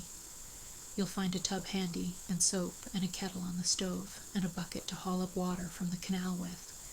Then I shall know you're enjoying yourself, instead of sitting here idle, looking at the scenery and yawning your head off. Here, you let me steer, said Toad, now thoroughly frightened, and then you can get on with your washing your own way. I might spoil your things, or not do 'em as you like. I'm more used to gentlemen's things myself. It's my special line. Let you steer, replied the bargewoman, laughing. It takes some practice to steer a barge properly. Besides, it's dull work, and I want you to be happy. No, you shall do the washing you are so fond of, and I'll stick to the steering that I understand. Don't try and deprive me of the pleasure of giving you a treat. Toad was fairly cornered. He looked for escape this way and that, saw that he was too far from the bank for a flying leap, and sullenly resigned himself to his fate. If it comes to that, he thought in desperation, I suppose any fool can wash. He fetched tub, soap, and other necessaries from the cabin, selected a few garments at random, tried to recollect what he had seen in casual glances through laundry windows, and set to. A long half-hour passed, and every minute of it saw Toad getting crosser and crosser. Nothing that he could do to the things seemed to please them or do them good. He tried coaxing, he tried slapping, he tried punching. They smiled back at him out of the tub, unconverted, happy in their original sin. Once or twice he looked nervously over his shoulder at the bargewoman, but she appeared to be gazing out in front of her, absorbed in her steering. His back ached badly, and he noticed with dismay that his paws were beginning to get all crinkly. Now Toad was very proud of his paws. He muttered under his breath words that should never pass the lips of either washerwomen or toads, and lost the soap for the 50th time. A burst of laughter made him straighten himself and look round. The barge woman was leaning back and laughing unrestrainedly till the tears ran down her cheeks. "I've been watching you all the time," she gasped. "I thought you must be a humbug all along, from the conceited way you talked. Pretty washerwoman you are. Never washed so much as a dish-clout in your life, I'll lay." Toad's temper, which had been simmering viciously for some time, now fairly boiled over, and he lost all control of himself. "You common, low, fat barge woman," he shouted, "don't you dare to talk to your betters like that. Washerwoman indeed. I would have you to know that I am a toad, a very well-known, respected, distinguished toad. I may be under a bit of a cloud at present, but I will not be laughed at by a barge woman." The woman moved nearer to him and peered under his bonnet keenly and closely. "Why, so you are," she cried. "Well, I never, a horrid, nasty, crawly toad, and in my nice, clean barge, too. Now that is a thing that I will not have." She relinquished the tiller for a moment. One big mottled arm shot out and caught Toad by a foreleg, while the other gripped him fast by a hind leg. Then the world turned suddenly upside down. The barge seemed to flit lightly across the sky. The wind whistled in his ears, and Toad found himself flying through the air, revolving rapidly as he went. The water, when he eventually reached it with a loud splash, proved quite cold enough for his taste, though its chill was not sufficient to quell his proud spirit or slake the heat of his furious temper. He rose to the surface spluttering, and when he had wiped the duckweed out of his eyes, the first thing he saw was the fat barge woman looking back at him over the stern of the retreating barge and laughing, and he vowed, as he coughed and choked, to be even with her. He struck out for the shore, but the cotton gown greatly impeded his efforts, and when at length he touched land, he found it hard to climb up the steep bank unassisted. He had to take a minute or two's rest to recover his breath. Then, gathering his wet skirts well over his arms, he started to run after the barge, as fast as his legs would carry him, wild with indignation, thirsting for revenge. The barge woman was still laughing when he drew up level with her. "Put yourself through your mangle, washerwoman," she called out, "and iron your face and crimp it, and you'll pass for quite a decent-looking toad." Toad never paused to reply. Solid revenge was what he wanted, not cheap, windy, verbal triumphs, though he had a thing or two in his mind that he would have liked to say. He saw what he wanted ahead of him. Running swiftly on, he overtook the horse, unfastened the tow rope, and cast off, jumped lightly on the horse's back, and urged it to a gallop by kicking it vigorously in the sides. He steered for the open country, abandoning the tow path and swinging his steed down a rutty lane. Once he looked back and saw that the barge had run aground on the other side of the canal, and the barge woman was gesticulating wildly and shouting, "Stop, stop, stop." "I've heard that song before," said Toad, laughing, as he continued to spur his steed onward in its wild career. The barge horse was not capable of any very sustained effort, and its gallop soon subsided into a trot, and its trot into an easy walk. But Toad was quite contented with this, knowing that he, at any rate, was moving, and the barge was not. He had quite recovered his temper, now that he had done something he thought really clever, and he was satisfied to jog along quietly in the sun, steering his horse along byways and bridle paths, and trying to forget how very long it was since he had had a square meal till the canal had been left very far behind him. He had traveled some miles, his horse and he was feeling drowsy in the hot sunshine, when the horse stopped, lowered his head, and began to nibble the grass, and Toad, waking up, just saved himself from falling off by an effort. He looked about him and found he was on a wide common, dotted with patches of gorse and bramble as far as he could see. Near him stood a dingy gypsy caravan, and beside it a man was sitting on a bucket turned upside down, very busy smoking and staring into the wide world. A fire of sticks was burning nearby, and over the fire hung an iron pot, and out of that pot came forth bubblings and gurglings, and a vague suggestive steaminess. Also smells, warm, rich, and varied smells that twined and twisted and wreathed themselves at last into one complete, voluptuous, perfect smell that seemed like the very soul of nature taking form and appearing to her children, a true goddess, a mother of solace and comfort. Toad now knew well that he had not been really hungry before.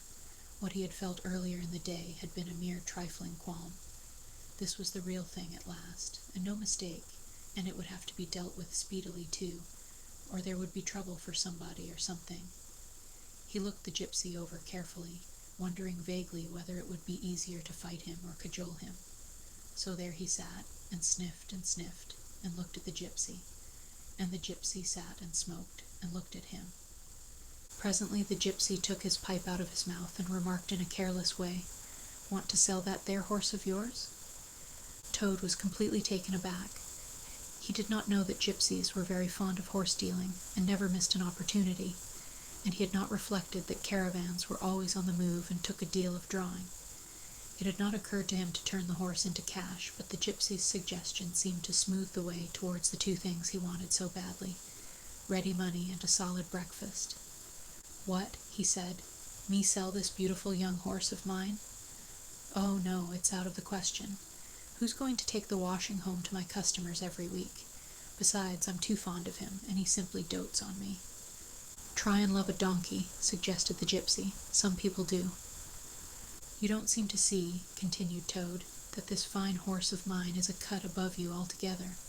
He's a blood horse, he is, partly, not the part you see, of course, another part. And he's been a prize hackney, too, in his time. That was the time before you knew him, but you can still tell it on him at a glance, if you understand anything about horses. No, it's not to be thought of for a moment. All the same, how much might you be disposed to offer me for this beautiful young horse of mine?" The gypsy looked the horse over, and then he looked Toad over with equal care, and looked at the horse again. "Shillin' a leg," he said briefly, and turned away, continuing to smoke and try to stare the wide world out of countenance. "A shilling a leg?" cried Toad. "If you please, I must take a little time to work that out, and see just what it comes to." He climbed down off his horse and left it to graze, and sat down by the gypsy, and did sums on his fingers, and at last he said, "A shilling a leg? Why, that comes to exactly 4 shillings, and no more. Oh, no, I could not think of accepting 4 shillings for this beautiful young horse of mine." "Well," said the gypsy, "I'll tell you what I will do. I'll make it 5 shillings, and that's 3 and 6pence more than the animal's worth, and that's my last word."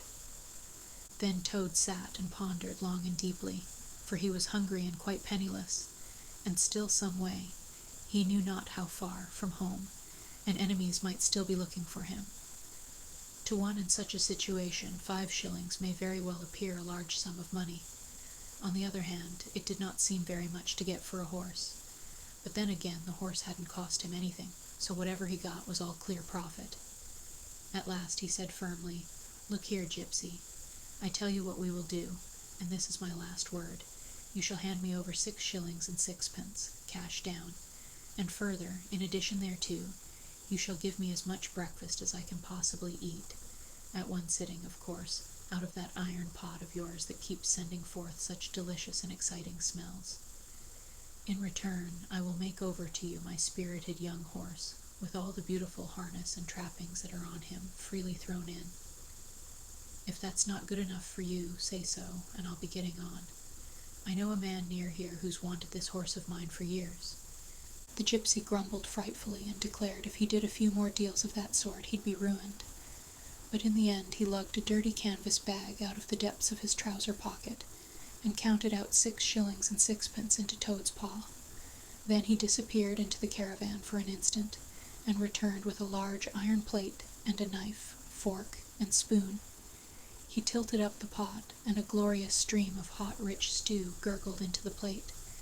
It was indeed the most beautiful stew in the world, being made of partridges and pheasants and chickens and hares and rabbits and peahens and guinea fowls and 1 or 2 other things.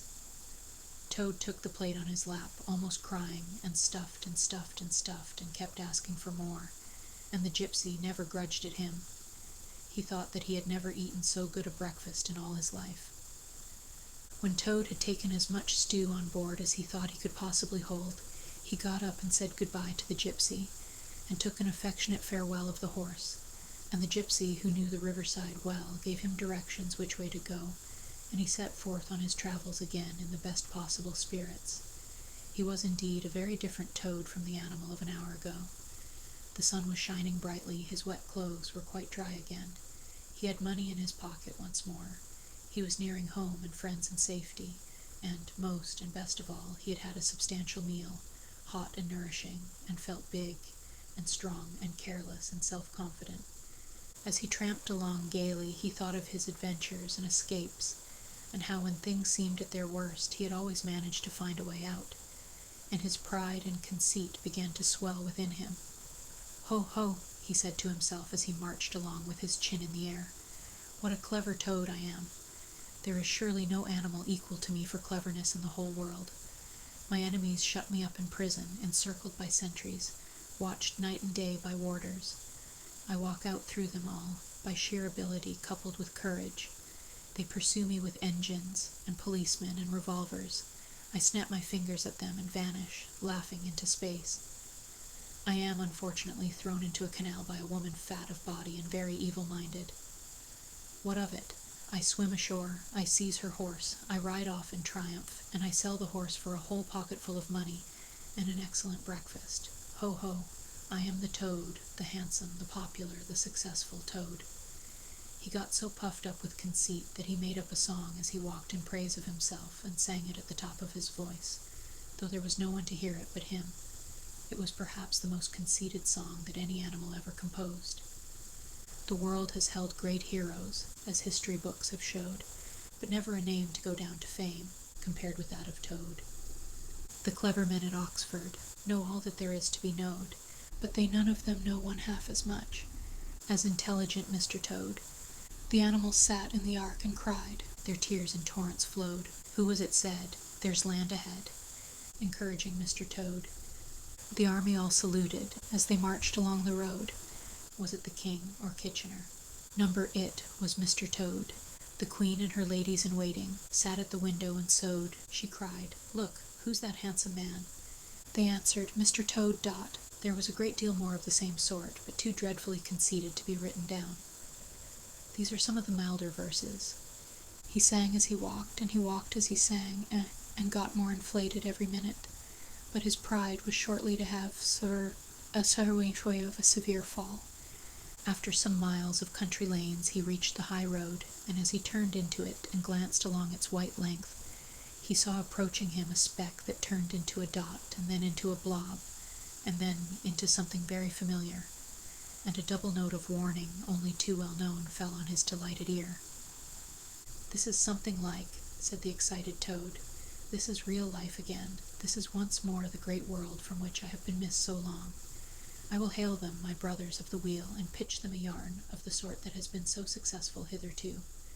And they will give me a lift, of course, and then I will talk to them some more, and perhaps, with luck, it may even end in my driving up to Toad Hall in a motor car. That will be one in the eye for Badger." He stepped confidently out into the road to hail the motor car, which came along at an easy pace, slowing down as it neared the lane, when suddenly he became very pale, his heart turned to water. His knees shook and yielded under him, and he doubled up and collapsed with a sickening pain in his interior. And well he might, the unhappy animal, for the approaching car was the very one he had stolen out of the yard of the Red Lion Hotel on that fatal day when all his troubles began, and the people in it were the very same people he had sat and watched at luncheon in the coffee-room. He sank down in a shabby, miserable heap in the road, murmuring to himself in his despair, "It's all up. It's all over now. Chains and policemen again. Prison again. Dry bread and water again. Oh, what a fool I have been. What did I want to go strutting about the country for, singing conceited songs and hailing people in broad day on the high road, instead of hiding till nightfall and slipping home quietly by back ways? Oh, hapless Toad. Oh, ill-fated animal." The terrible motor car drew slowly nearer and nearer, till at last he heard it stop just short of him. Two gentlemen got out and walked round the trembling heap of crumpled misery lying in the road, and one of them said, "Oh dear, this is very sad. Here is a poor old thing, a washerwoman apparently, who has fainted in the road. Perhaps she is overcome by the heat, poor creature, or possibly she has not had any food today. Let us lift her into the car and take her to the nearest village, where doubtless she has friends." They tenderly lifted Toad into the motor car and propped him up with soft cushions, and proceeded on their way. When Toad heard them talk in so kind and sympathetic a way, and knew that he was not recognized, his courage began to revive, and he cautiously opened first one eye and then the other. "Look," said one of the gentlemen, "she's better already. The fresh air is doing her good. How do you feel now, ma'am?" "Thank you kindly, sir," said Toad in a feeble voice. "I'm feeling a great deal better."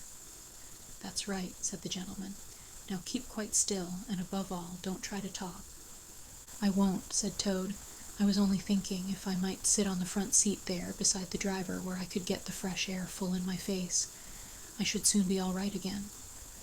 "What a very sensible woman," said the gentleman. "Of course you shall." So they carefully helped Toad into the front seat beside the driver, and on they went again. Toad was almost himself again by now. He sat up, looked about him, and tried to beat down the tremors, the yearnings, the old cravings that rose up and beset him and took possession of him entirely. "It is fate," he said to himself. "Why strive? Why struggle?" And he turned to the driver at his side. "Please, sir," he said, "I wish you would kindly let me try and drive the car for a little. I've been watching you carefully, and it looks so easy and so interesting, and I should like to be able to tell my friends that once I had driven a motor car." The driver laughed at the proposal so heartily that the gentleman inquired what the matter was. When he heard, he said, to Toad's delight, "Bravo, ma'am, I like your spirit. Let her have a try and look after her. She won't do any harm." Toad eagerly scrambled into the seat, vacated by the driver, took the steering wheel in his hands, listened with affected humility to the instructions given him, and set the car in motion, but very slowly and carefully at first, for he was determined to be prudent. The gentlemen behind clapped their hands and applauded, and Toad heard them saying, "How well she does it. Fancy a washerwoman driving a car as well as that the first time." Toad went a little faster, then faster still, and faster. He heard the gentleman call out warningly, "Be careful, washerwoman," and this annoyed him, and he began to lose his head. The driver tried to interfere, but he pinned him down in his seat with one elbow and put on full speed. The rush of air in his face, the hum of the engines, and the light jump of the car beneath him intoxicated his weak brain. "Washerwoman, indeed," he shouted recklessly. "Ho, ho, I am the Toad, the motor car snatcher, the prison breaker, the Toad who always escapes. Sit still, and you shall know what driving really is, for you are in the hands of the famous, the skillful, the entirely fearless Toad." With a cry of horror, the whole party rose and flung themselves on him. "Seize him," they cried. "Seize the Toad, the wicked animal who stole our motor car. Bind him, chain him, drag him to the nearest police station. Down with the desperate and dangerous Toad." Alas, they should have thought. They ought to have been more prudent. They should have remembered to stop the motor car somehow before playing any pranks of that sort. With a half-turn of the wheel, the Toad sent the car crashing through the low hedge that ran along the roadside. One mighty bound, a violent shock, and the wheels of the car were churning up the thick mud of a horse-pond. Toad found himself flying through the air with the strong upward rush and delicate curve of a swallow. He liked the motion, and was just beginning to wonder whether it would go on until he developed wings and turned into a toad-bird, when he landed on his back with a thump in the soft, rich grass of a meadow. Sitting up, he could just see the motor car in the pond, nearly submerged. The gentleman and the driver, encumbered by their long coats, were floundering helplessly in the water. He picked himself up rapidly and set off running across country as hard as he could, scrambling through hedges, jumping ditches, pounding across fields, till he was breathless and weary and had to settle down into an easy walk. When he had recovered his breath somewhat, and was able to think calmly, he began to giggle, and from giggling he took to laughing, and he laughed till he had to sit down under a hedge. "Ho, ho, ho," he cried in ecstasies of self-admiration. Toad again. Toad, as usual, comes out on the top. Who was it got them to give him a lift? Who managed to get on the front seat for the sake of fresh air? Who persuaded them into letting him see if he could drive? Who landed them all in a horse-pond? Who escaped, flying gaily and unscathed through the air, leaving the narrow-minded, grudging, timid excursionists in the mud where they should rightly be? Why, Toad, of course. Clever Toad, great Toad, good Toad. Then he burst into song again, and chanted with uplifted voice. The motor car went poop, poop, poop as it raced along the road. Who was it steered it into a pond? Ingenious Mr. Toad? Oh, how clever I am! How clever, how very— A slight noise at a distance behind him made him turn his head and look. Oh horror, oh misery, oh despair! About 2 fields off, a chauffeur in his leather gaiters and 2 large rural policemen were visible, running towards him as hard as they could go. Poor Toad sprang to his feet and pelted away again, his heart in his mouth. "Oh my," he gasped as he panted along. "What an ass I am! What a conceited and heedless ass, swaggering again, shouting and singing songs again, sitting still and gassing again. Oh my, oh my, oh my." He glanced back and saw to his dismay that they were gaining on him. On he ran desperately, but kept looking back and saw that they still gained steadily. He did his best, but he was a fat animal, and his legs were short, and still they gained. He could hear them close behind him now. Ceasing to heed where he was going, he struggled on blindly and wildly, looking back over his shoulder at the now triumphant enemy. When suddenly the earth failed under his feet, he grasped at the air, and splash! He found himself head over ears in deep water, rapid water, water that bore him along with a force he could not contend with, and he knew that in his blind panic he had run straight into the river. He rose to the surface and tried to grasp the reeds and the rushes that grew along the water's edge close under the bank, but the stream was so strong that it tore them out of his hands. "Oh my," gasped poor Toad, "if ever I steal a motor car again, if ever I sing another conceited song." Then down he went, and came up breathless and spluttering. Presently he saw that he was approaching a big dark hole in the bank just above his head, and as the stream bore him past, he reached up with a paw and caught hold of the edge and held on. Then slowly and with difficulty he drew himself up out of the water, till at last he was able to rest his elbows on the edge of the hole. There he remained for some minutes, puffing and panting, for he was quite exhausted. As he sighed and blew and stared before him into the dark hole, some bright small thing shone and twinkled in its depths, moving towards him. As it approached, a face grew up gradually around it, and it was a familiar face, brown and small, with whiskers, grave and round, with neat ears and silky hair. It was the water rat. Chapter 11. Like summer tempests came his tears. The rat put out a neat little brown paw, gripped Toad firmly by the scruff of the neck, and gave a great hoist and a pull, and the water-logged Toad came up slowly but surely over the edge of the hole, till at last he stood safe and sound in the hall, streaked with mud and weed to be sure, and with the water streaming off him, but happy and high-spirited as of old, now that he found himself once more in the house of a friend, and dodgings and evasions were over, and he could lay aside a disguise that was unworthy of his position, and wanted such a lot of living up to. "Oh, Ratty," he cried, "I've been through such times since I saw you last, you can't think. Such trials, such sufferings, and all so nobly borne. Then such escapes, such disguises, such subterfuges, and all so cleverly planned and carried out. Been in prison, got out of it, of course, been thrown into a canal, swam ashore, stole a horse, sold him for a large sum of money. Humbugged everybody, made 'em all do exactly what I wanted. Oh, I am a smart Toad and no mistake. What do you think my last exploit was? Just hold on till I tell you." "Toad," said the water rat, gravely and firmly, "you go off upstairs at once and take off that old cotton rag that looks as if it might formerly have belonged to some washerwoman, and clean yourself thoroughly, and put on some of my clothes, and try and come down looking like a gentleman if you can. For a more shabby, bedraggled, disreputable-looking object than you are I never set eyes on in my whole life. Now stop swaggering and arguing and be off. I'll have something to say to you later." Toad was at first inclined to stop and do some talking back at him. He had had enough of being ordered about when he was in prison, and here was the thing being begun all over again, apparently, and by a rat, too. However, he caught sight of himself in the looking-glass over the hat-stand, with the rusty black bonnet perched rakishly over one eye, and he changed his mind and went very quickly and humbly upstairs to the rat's dressing-room. There he had a thorough wash and brush-up, changed his clothes, and stood for a long time before the glass, contemplating himself with pride and pleasure, and thinking what utter idiots all the people must have been to have ever mistaken him for one moment for a washerwoman. By the time he came down again, luncheon was on the table, and very glad Toad was to see it, for he had been through some trying experiences, and had taken much hard exercise since the excellent breakfast provided for him by the gypsy. While they ate, Toad told the rat all his adventures, dwelling chiefly on his own cleverness, and presence of mind in emergencies, and cunning in tight places, and rather making out that he had been having a gay and highly colored experience. But the more he talked and boasted, the more grave and silent the rat became.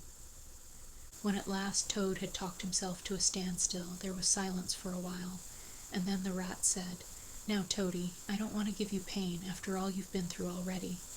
But seriously, don't you see what an awful ass you've been making of yourself? On your own admission, you've been handcuffed, imprisoned, starved, chased, terrified out of your life, insulted, jeered at, and ignominiously flung into the water, by a woman too. Where's the amusement in that? Where does the fun come in? And all because you must needs go and steal a motor car. You know that you've never had anything but trouble from motor cars from the moment you first set eyes on one. But if you will be mixed up with them, as you generally are, 5 minutes after you've started, why steal them? Be a cripple if you think it's exciting. Be a bankrupt for a change, if you've set your mind on it. But why choose to be a convict? When are you going to be sensible and think of your friends and try and be a credit to them? Do you suppose it's any pleasure to me, for instance, to hear animals saying, as I go about, that I'm the chap that keeps company with jailbirds?" Now it was a very comforting point in Toad's character that he was a thoroughly good-hearted animal, and never minded being jawed by those who were his real friends. And even when most sat upon a thing, he was always able to see the other side of the question. So although, while the rat was talking so seriously, he kept saying to himself mutinously, "But it was fun, though, awful fun," and making strange suppressed noises inside him, kick and pop and other sounds resembling stifled snorts, or the opening of soda-water bottles. Yet when the rat had quite finished, he heaved a deep sigh and said very nicely and humbly, "Quite right, Ratty. How sound you always are. Yes, I've been a conceited old ass. I can quite see that. But now I'm going to be a good toad, and not do it any more. As for motor cars, I've not been at all so keen about them since my last ducking in that river of yours. The fact is, while I was hanging on to the edge of your hole and getting my breath, I had a sudden idea, a really brilliant idea, connected with motorboats. There, don't take on so, old chap, and stamp, and upset things. It was only an idea, and we won't talk any more about it now. We'll have our coffee, and a smoke, and a quiet chat, and then I'm going to stroll quietly down to Toad Hall, and get into clothes of my own, and set things going again on the old lines. I've had enough of adventures. I shall lead a quiet, steady, respectable life, pottering about my property, and improving it, and doing a little landscape gardening at times. There will always be a bit of dinner for my friends when they come to see me, and I shall keep a pony chaise to jog about the country in, just as I used to in the good old days, before I got restless and wanted to do things." "Stroll quietly down to Toad Hall?" cried the rat, greatly excited. "What are you talking about? Do you mean to say you haven't heard?" "Heard what?" said Toad, turning rather pale. "Go on, Ratty, quick, don't spare me. What haven't I heard?" "Do you mean to tell me," shouted the rat, thumping with his little fist upon the table, "that you've heard nothing about the stoats and weasels?" "What, the wild wooders?" cried Toad, trembling in every limb. "No, not a word. What have they been doing?" "And how they've been and taken Toad Hall," continued the rat.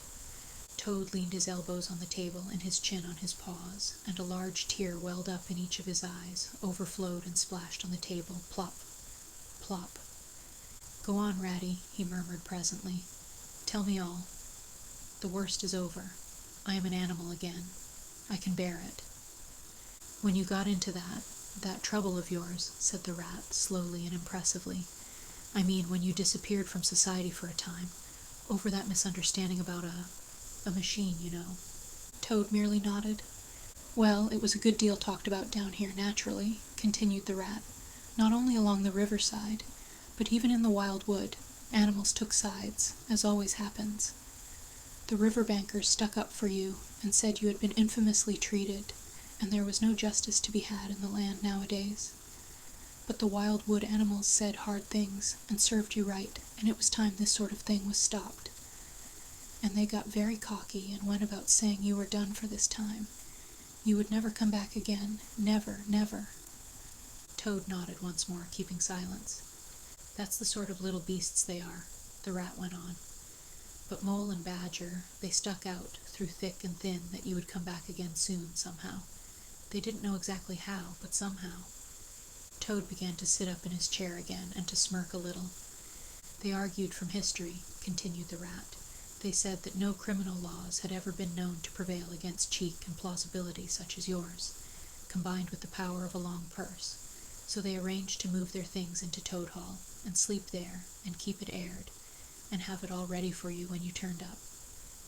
They didn't guess what was going to happen, of course. Still, they had their suspicions of the wild wood animals. Now I come to the most painful and tragic part of my story. One dark night, it was a very dark night, and blowing hard, too, and raining simply cats and dogs, a band of weasels, armed to the teeth, crept silently up the carriage drive to the front entrance.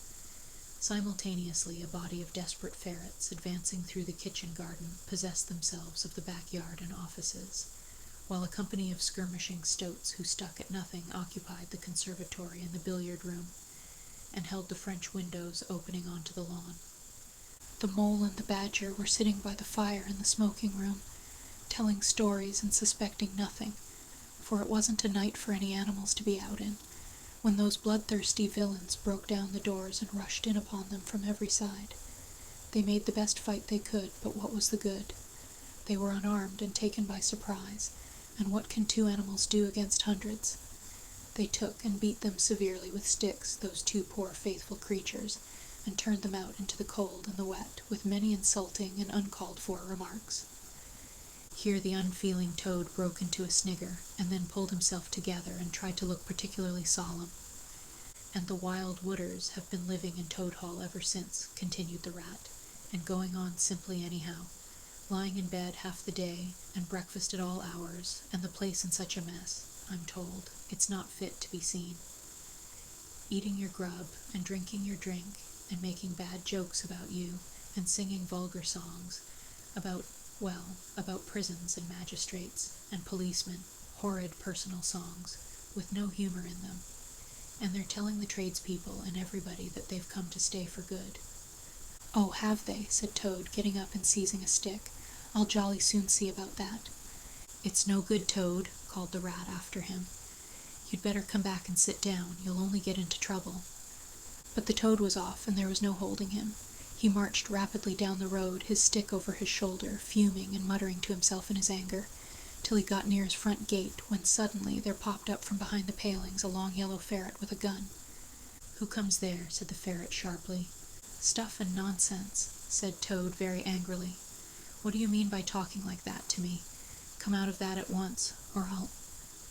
The ferret said never a word, but he brought his gun up to his shoulder. Toad prudently dropped flat in the road, and bang! A bullet whistled over his head. The startled Toad scrambled to his feet and scampered off down the road as hard as he could, and as he ran he heard the ferret laughing, and other horrid thin little laughs, taking it up and carrying on the sound. He went back very crestfallen and told the water rat. What did I tell you? Said the rat. It's no good. They've got sentries posted, and they are all armed. You must just wait. Still Toad was not inclined to give in all at once, so he got out the boat and set off rowing up the river to where the garden front of Toad Hall came down to the waterside. Arriving within sight of his old home, he rested on his oars, and surveyed the land cautiously. All seemed very peaceful and deserted and quiet. He could see the whole front of Toad Hall, glowing in the evening sunshine, the pigeons settling by twos and threes along the straight line of the roof, the garden a blaze of flowers, the creek that led up to the boathouse, the little wooden bridge that crossed it, all tranquil, uninhabited, apparently waiting for his return. He would try the boathouse first, he thought. Very warily he paddled up to the mouth of the creek, and was just passing under the bridge when, crash, a great stone, dropped from above, smashed through the bottom of the boat. It filled and sank, and Toad found himself struggling in deep water. Looking up, he saw two stoats leaning over the parapet of the bridge and watching him with great glee. It will be your head next time, Toady, they called out to him.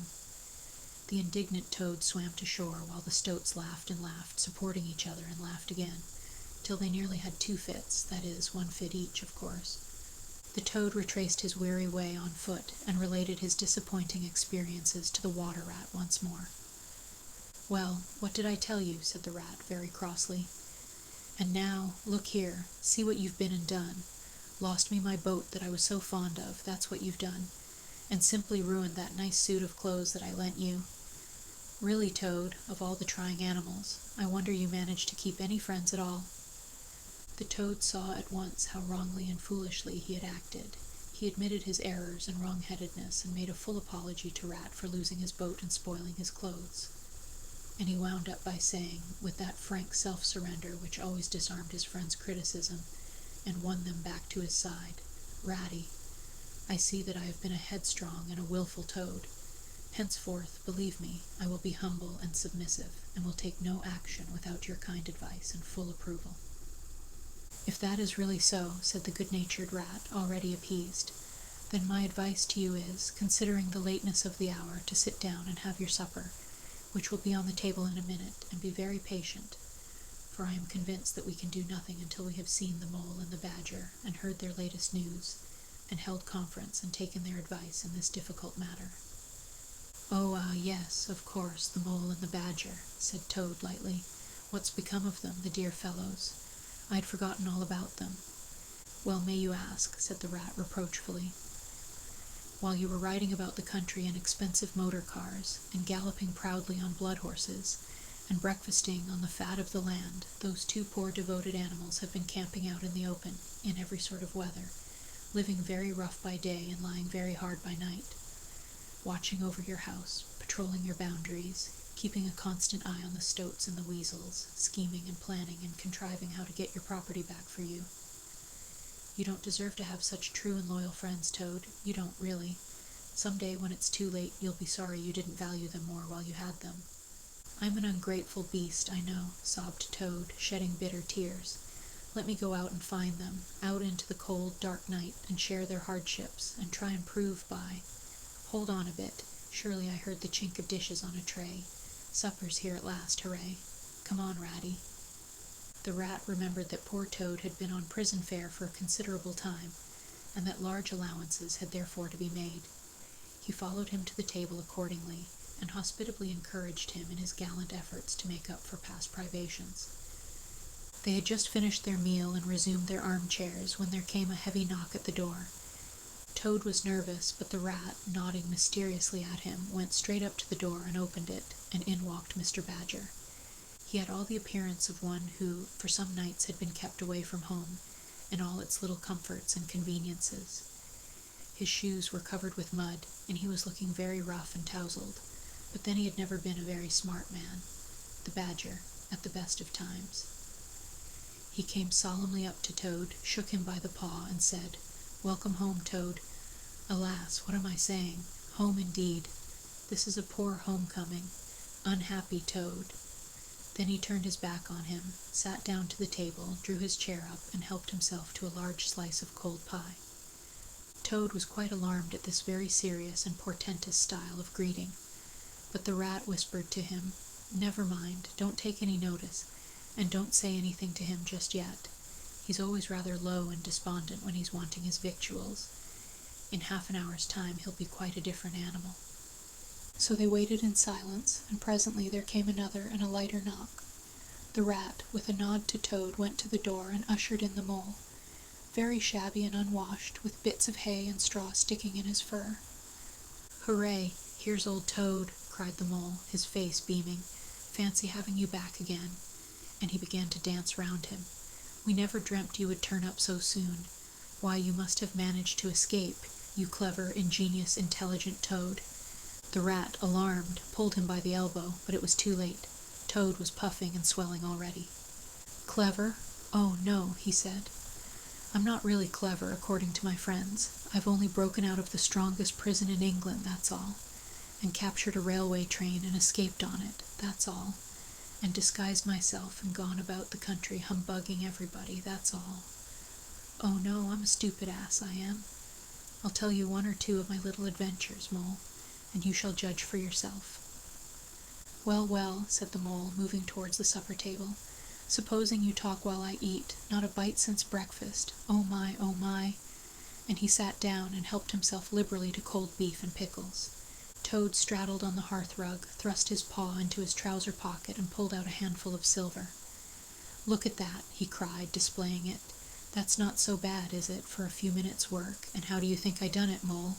Horse dealing, that's how I done it." "Go on, Toad," said the Mole, immensely interested. "Toad, do be quiet, please," said the Rat. "And don't you egg him on, Mole, when you know what he is. But please tell us as soon as possible what the position is, and what's best to be done, now that Toad is back at last." "The position's about as bad as it can be," replied the Mole grumpily, "and as for what's to be done, why, blessed if I know. The Badger and I have been round and round the place, by night and by day. Always the same thing, sentries posted everywhere, guns poked out at us, stones thrown at us. Always an animal on the lookout, and when they see us, my, how they do laugh. That's what annoys me most." "It's a very difficult situation," said the Rat, reflecting deeply, "but I think I see now, in the depths of my mind, what Toad really ought to do. I will tell you, he ought to—" "No, he oughtn't," shouted the Mole, with his mouth full. "Nothing of the sort. You don't understand. What he ought to do is, he ought to—" "Well, I shan't do it anyway," cried Toad, getting excited. "I'm not going to be ordered about by you fellows. It's my house we're talking about, and I know exactly what to do, and I'll tell you.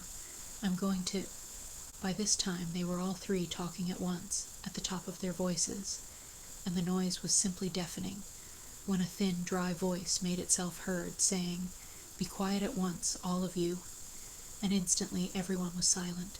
It was the Badger, who, having finished his pie, had turned round in his chair and was looking at them severely.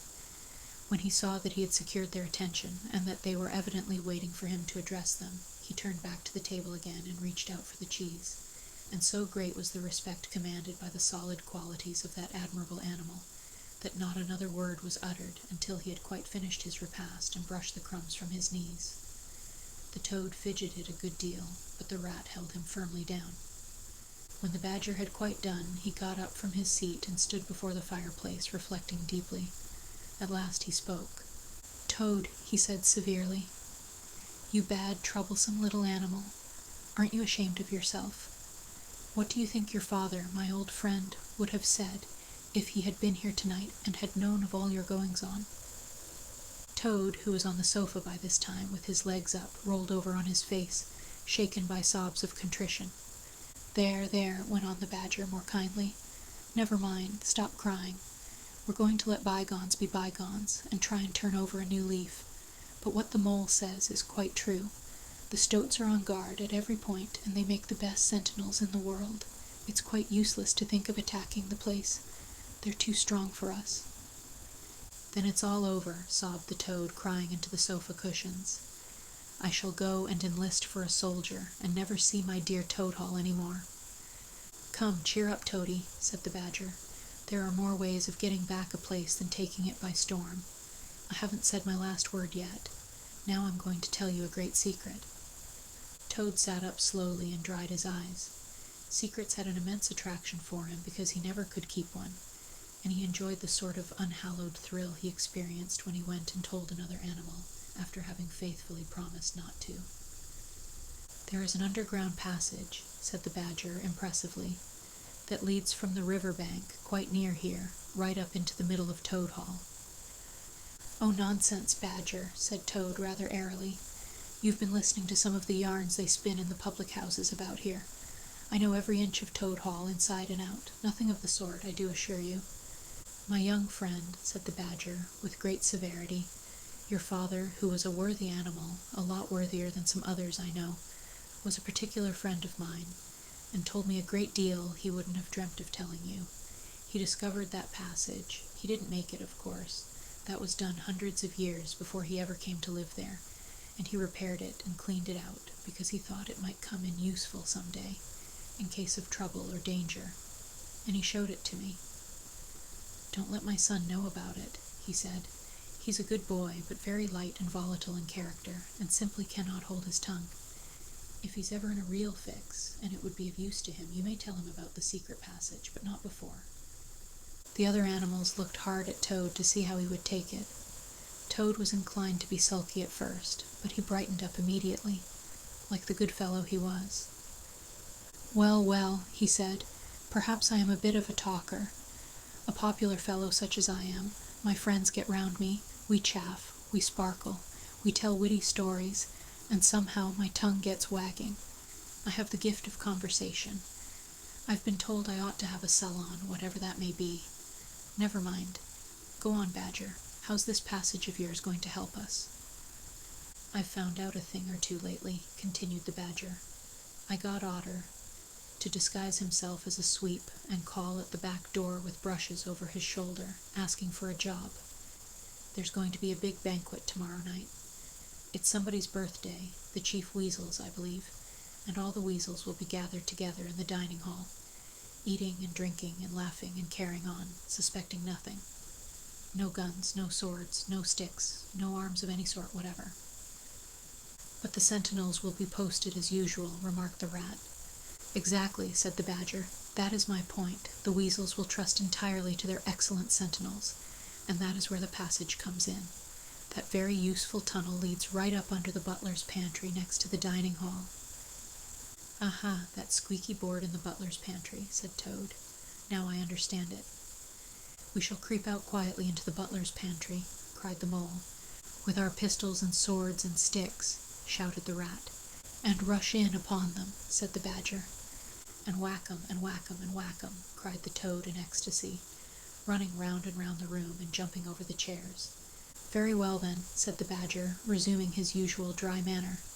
"Our plan is settled, and there's nothing more for you to argue and squabble about. So, as it's getting very late, all of you go right off to bed at once. We will make all the necessary arrangements in the course of the morning tomorrow." Toad, of course, went off to bed dutifully with the rest. He knew better than to refuse, though he was feeling much too excited to sleep.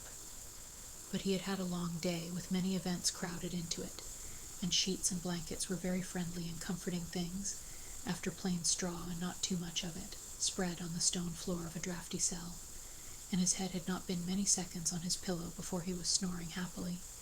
Naturally he dreamt a good deal, about roads that ran away from him just when he wanted them, and canals that chased him and caught him, and a barge that sailed into the banqueting hall with his week's washing, just as he was giving a dinner party, and he was alone in the secret passage, pushing onwards, but it twisted and turned round and shook itself and sat up on its end.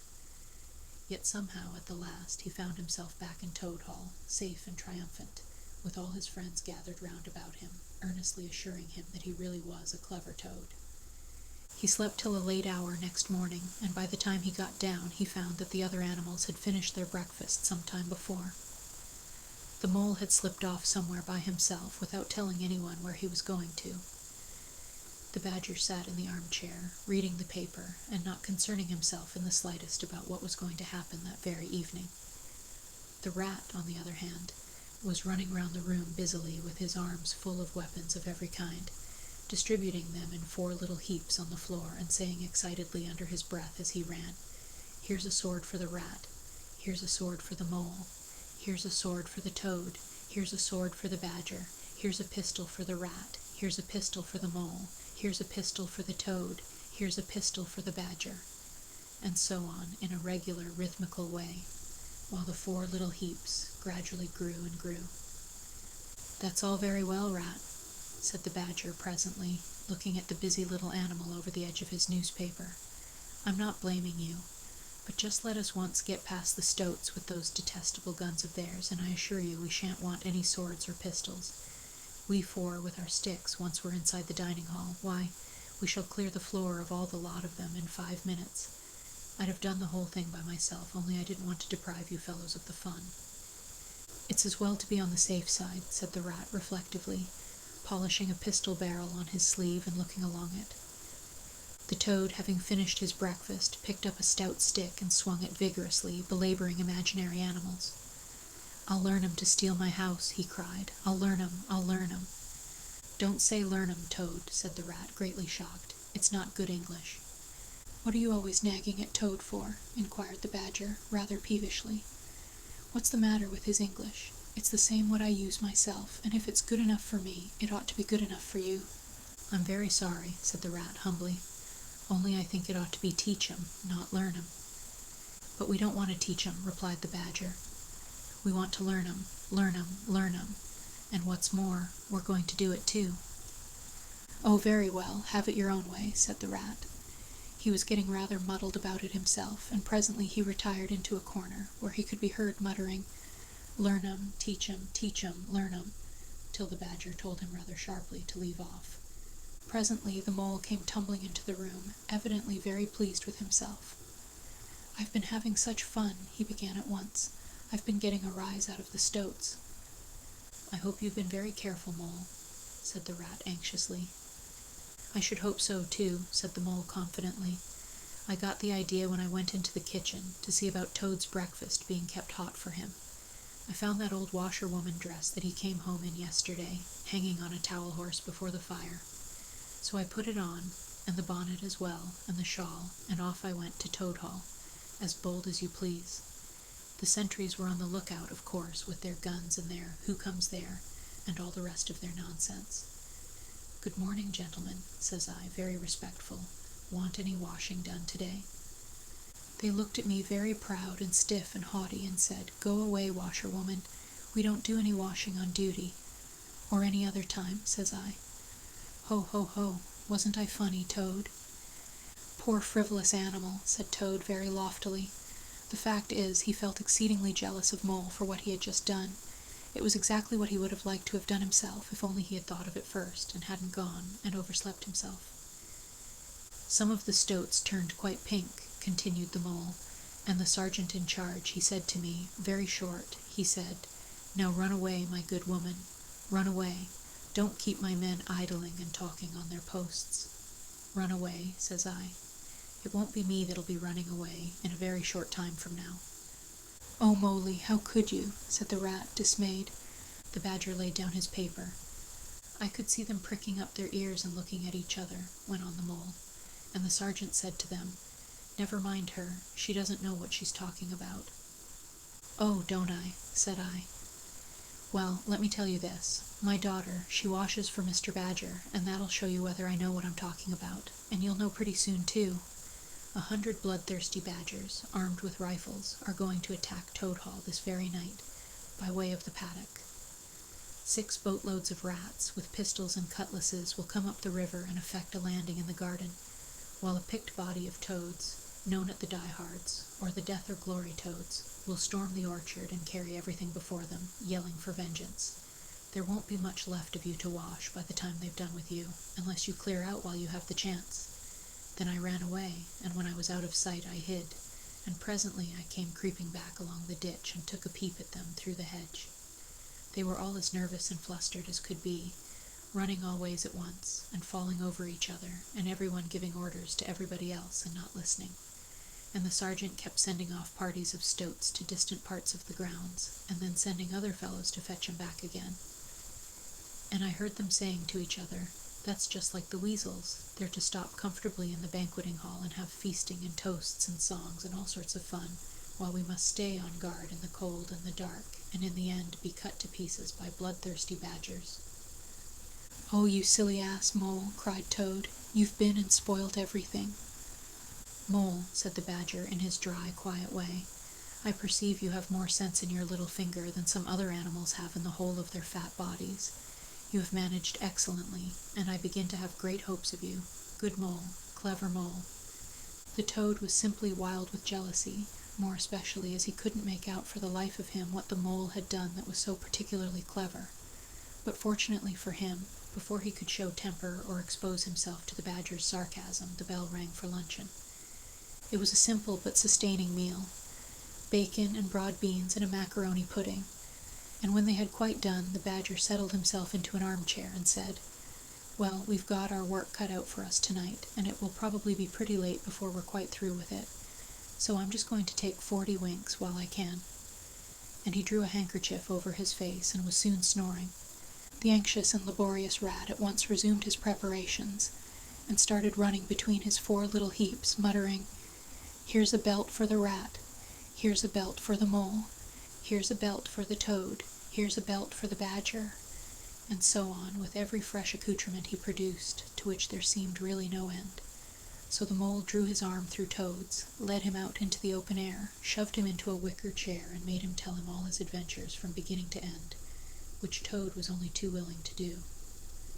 The mole was a good listener, and Toad, with no one to check his statements or to criticize in an unfriendly spirit, rather let himself go. Indeed, much that he related belonged more properly to the category of what might have happened had I only thought of it in time instead of 10 minutes afterwards. Those are always the best and the raciest adventures, and why should they not be truly ours, as much as the somewhat inadequate things that really come off? Chapter 12. The Return of Ulysses. When it began to grow dark, the rat, with an air of excitement and mystery, summoned them back into the parlor, stood each of them up alongside of his little heap, and proceeded to dress them up for the coming expedition. He was very earnest and thoroughgoing about it, and the affair took quite a long time. First, there was a belt to go round each animal, and then a sword to be stuck into each belt, and then a cutlass on the other side to balance it. Then a pair of pistols, a policeman's truncheon, several sets of handcuffs, some bandages and sticking plaster, and a flask and a sandwich case. The badger laughed good-humoredly and said, "All right, Ratty, it amuses you and it doesn't hurt me. I'm going to do all I've got to do with this here stick." But the rat only said, "Please, Badger. You know I shouldn't like you to blame me afterwards and say I'd forgotten anything." When all was quite ready, the badger took a dark lantern in one paw, grasped his great stick with the other, and said, "Now then, follow me. Mole first, 'cause I'm very pleased with him. Rat next, Toad last. And look here, Toady, don't you chatter so much as usual, or you'll be sent back as sure as fate." The Toad was so anxious not to be left out that he took up the inferior position assigned to him without a murmur, and the animals set off. The badger led them along by the river for a little way, and then suddenly swung himself over the edge into a hole in the river bank, a little above the water. The mole and the rat followed silently, swinging themselves successfully into the hole, as they had seen the badger do. But when it came to Toad's turn, of course he managed to slip and fall into the water with a loud splash and a squeal of alarm. He was hauled out by his friends, rubbed down and wrung out hastily, comforted and set on his legs. But the badger was seriously angry, and told him that the very next time he made a fool of himself, he would most certainly be left behind. So at last they were in the secret passage, and the cutting-out expedition had really begun. It was cold and dark and damp and low and narrow, and poor Toad began to shiver, partly from dread of what might be before him, partly because he was wet through. The lantern was far ahead, and he could not help lagging behind a little in the darkness. Then he heard the rat call out warningly, "Come on, Toad," and a terror seized him of being left behind, alone in the darkness, and he came on with such a rush that he upset the rat into the mole and the mole into the badger, and for a moment all was confusion. The badger thought they were being attacked from behind, and as there was no room to use a stick or a cutlass, drew a pistol, and was on the point of putting a bullet into Toad. When he found out what had really happened, he was very angry indeed, and said, "Now this time, that tiresome Toad shall be left behind." But Toad whimpered, and the other two promised that they would be answerable for his good conduct, and at last the badger was pacified, and the procession moved on. Only this time the rat brought up the rear, with a firm grip on the shoulder of Toad, so they groped and shuffled along, with their ears pricked up, and their paws on their pistols, till at last the badger said, "We ought by now to be pretty nearly under the hall." Then suddenly they heard, far away as it might be, and yet apparently nearly over their heads, a confused murmur of sound, as if people were shouting and cheering and stamping on the floor and hammering on tables. The Toad's nervous terrors all returned, but the badger only remarked placidly, "They are going it, the weasels." The passage now began to slope upwards. They groped onward a little further, and then the noise broke out again, quite distinct this time, and very close above them. "Hooray, hooray, hooray, hooray," they heard, and the stamping of little feet on the floor, and the clinking of glasses as little fists pounded on the table. "What a time they're having," said the badger. "Come on." They hurried along the passage till it came to a full stop, and they found themselves standing under the trap door that led up into the butler's pantry. Such a tremendous noise was going on in the banqueting hall that there was little danger of their being overheard. The badger said, Now, boys, all together, and the four of them put their shoulders to the trap door and heaved it back. Hoisting each other up, they found themselves standing in the pantry, with only a door between them and the banqueting hall where their unconscious enemies were carousing. The noise as they emerged from the passage was simply deafening. At last, as the cheering and hammering slowly subsided, a voice could be made out saying, "Well, I do not propose to detain you much longer." Great applause. "But before I resume my seat," renewed cheering, "I should like to say one word about our kind host, Mr. Toad. We all know Toad." Great laughter.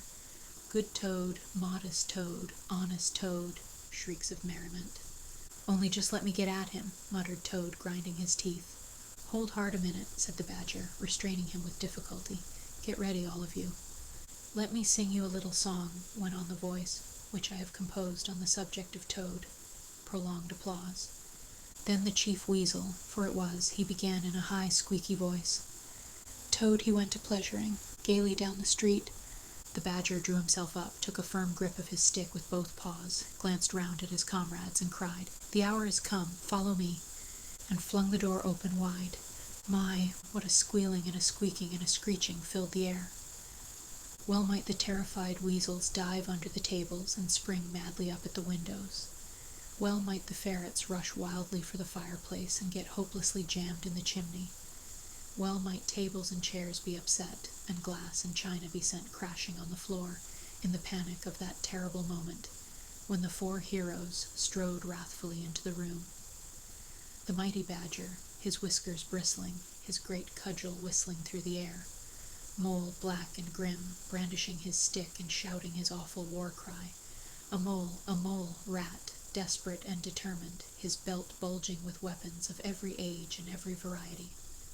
Toad, frenzied with excitement and injured pride, swollen to twice his ordinary size, leaping into the air and emitting toad whoops that chilled them to the marrow.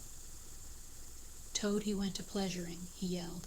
"I'll pleasure 'em," and he went straight for the Chief Weasel. They were but four in all, but to the panic-stricken weasels the hall seemed full of monstrous animals, gray, black, brown, and yellow, whooping and flourishing enormous cudgels, and they broke and fled with squeals of terror and dismay, this way and that, through the windows, up the chimney, anywhere to get out of reach of those terrible sticks. The affair was soon over.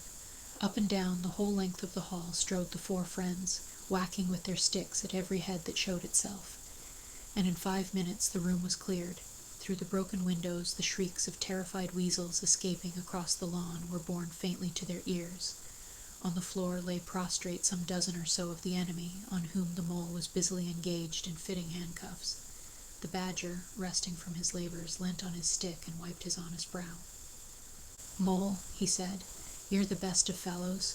Just cut along outside and look after those stoat sentries of yours and see what they're doing. I've an idea that, thanks to you, we shan't have much trouble from them tonight." The Mole vanished promptly through a window, and the Badger bade the other two set a table on its legs again, pick up knives and forks and plates and glasses from the debris on the floor, and see if they could find materials for a supper. "I want some grub, I do," he said, in that rather common way he had of speaking. "Stir your stumps, Toad, and look lively. We've got your house back for you, and you don't offer us so much as a sandwich." Toad felt rather hurt that the Badger didn't say pleasant things to him, as he had to the Mole, and tell him what a fine fellow he was, and how splendidly he had fought, for he was rather particularly pleased with himself and the way he had gone for the Chief Weasel, and sent him flying across the table with one blow of his stick. But he bustled about, and so did the rat, and soon they found some guava jelly in a glass dish, and a cold chicken, a tongue that had hardly been touched, some trifle, and quite a lot of lobster salad. And in the pantry they came upon a basketful of French rolls and any quantity of cheese, butter, and celery. They were just about to sit down when the Mole clambered in through the window, chuckling, with an armful of rifles. "It's all over," he reported. "From what I can make out, as soon as the stoats, who were very nervous and jumpy already, heard the shrieks and the yells and the uproar inside the hall, some of them threw down their rifles and fled. The others stood fast for a bit, but when the weasels came rushing out upon them, they thought they were betrayed, and the stoats grappled with the weasels, and the weasels fought to get away, and they wrestled and wriggled and punched each other and rolled over and over till most of them rolled into the river. They have all disappeared by now, one way or another, and I've got their rifles, so that's all right." "Excellent and deserving animal," said the badger, his mouth full of chicken and trifle. "Now there's just one more thing I want you to do, Mole, before you sit down to your supper along of us. And I wouldn't trouble you, only I know I can trust you to see a thing done. And I wish I could say the same of everyone I know. I'd send Rat if he wasn't a poet. I want you to take those fellows on the floor there upstairs with you and have some bedrooms cleaned out and tidied up and made really comfortable. See that they sweep under the beds and put clean sheets and pillowcases on, and turn down one corner of the bedclothes, just as you know it ought to be done, and have a can of hot water and clean towels and fresh cakes of soap put in each room, and then you can give them a licking apiece, if it's any satisfaction to you, and put them out by the back door, and we shan't see any more of them, I fancy, and then come along and have some of this cold tongue. It's first rate. I'm very pleased with you, Mole." The good-natured Mole picked up a stick, formed his prisoners up in a line on the floor, gave them the order, "Quick march," and led his squad off to the upper floor. After a time he appeared again, smiling, and said that every room was ready and as clean as a new pin. "And I didn't have to lick them either," he added. "I thought on the whole they had licking enough for one night, and the weasels, when I put the point to them, quite agreed with me, and said they wouldn't think of troubling me. They were very penitent, and said they were extremely sorry for what they had done, but it was all the fault of the chief weasel and the stoats, and if ever they could do anything for us at any time to make up, we had only got to mention it. So I gave them a roll apiece, and let them out at the back, and off they ran, as hard as they could."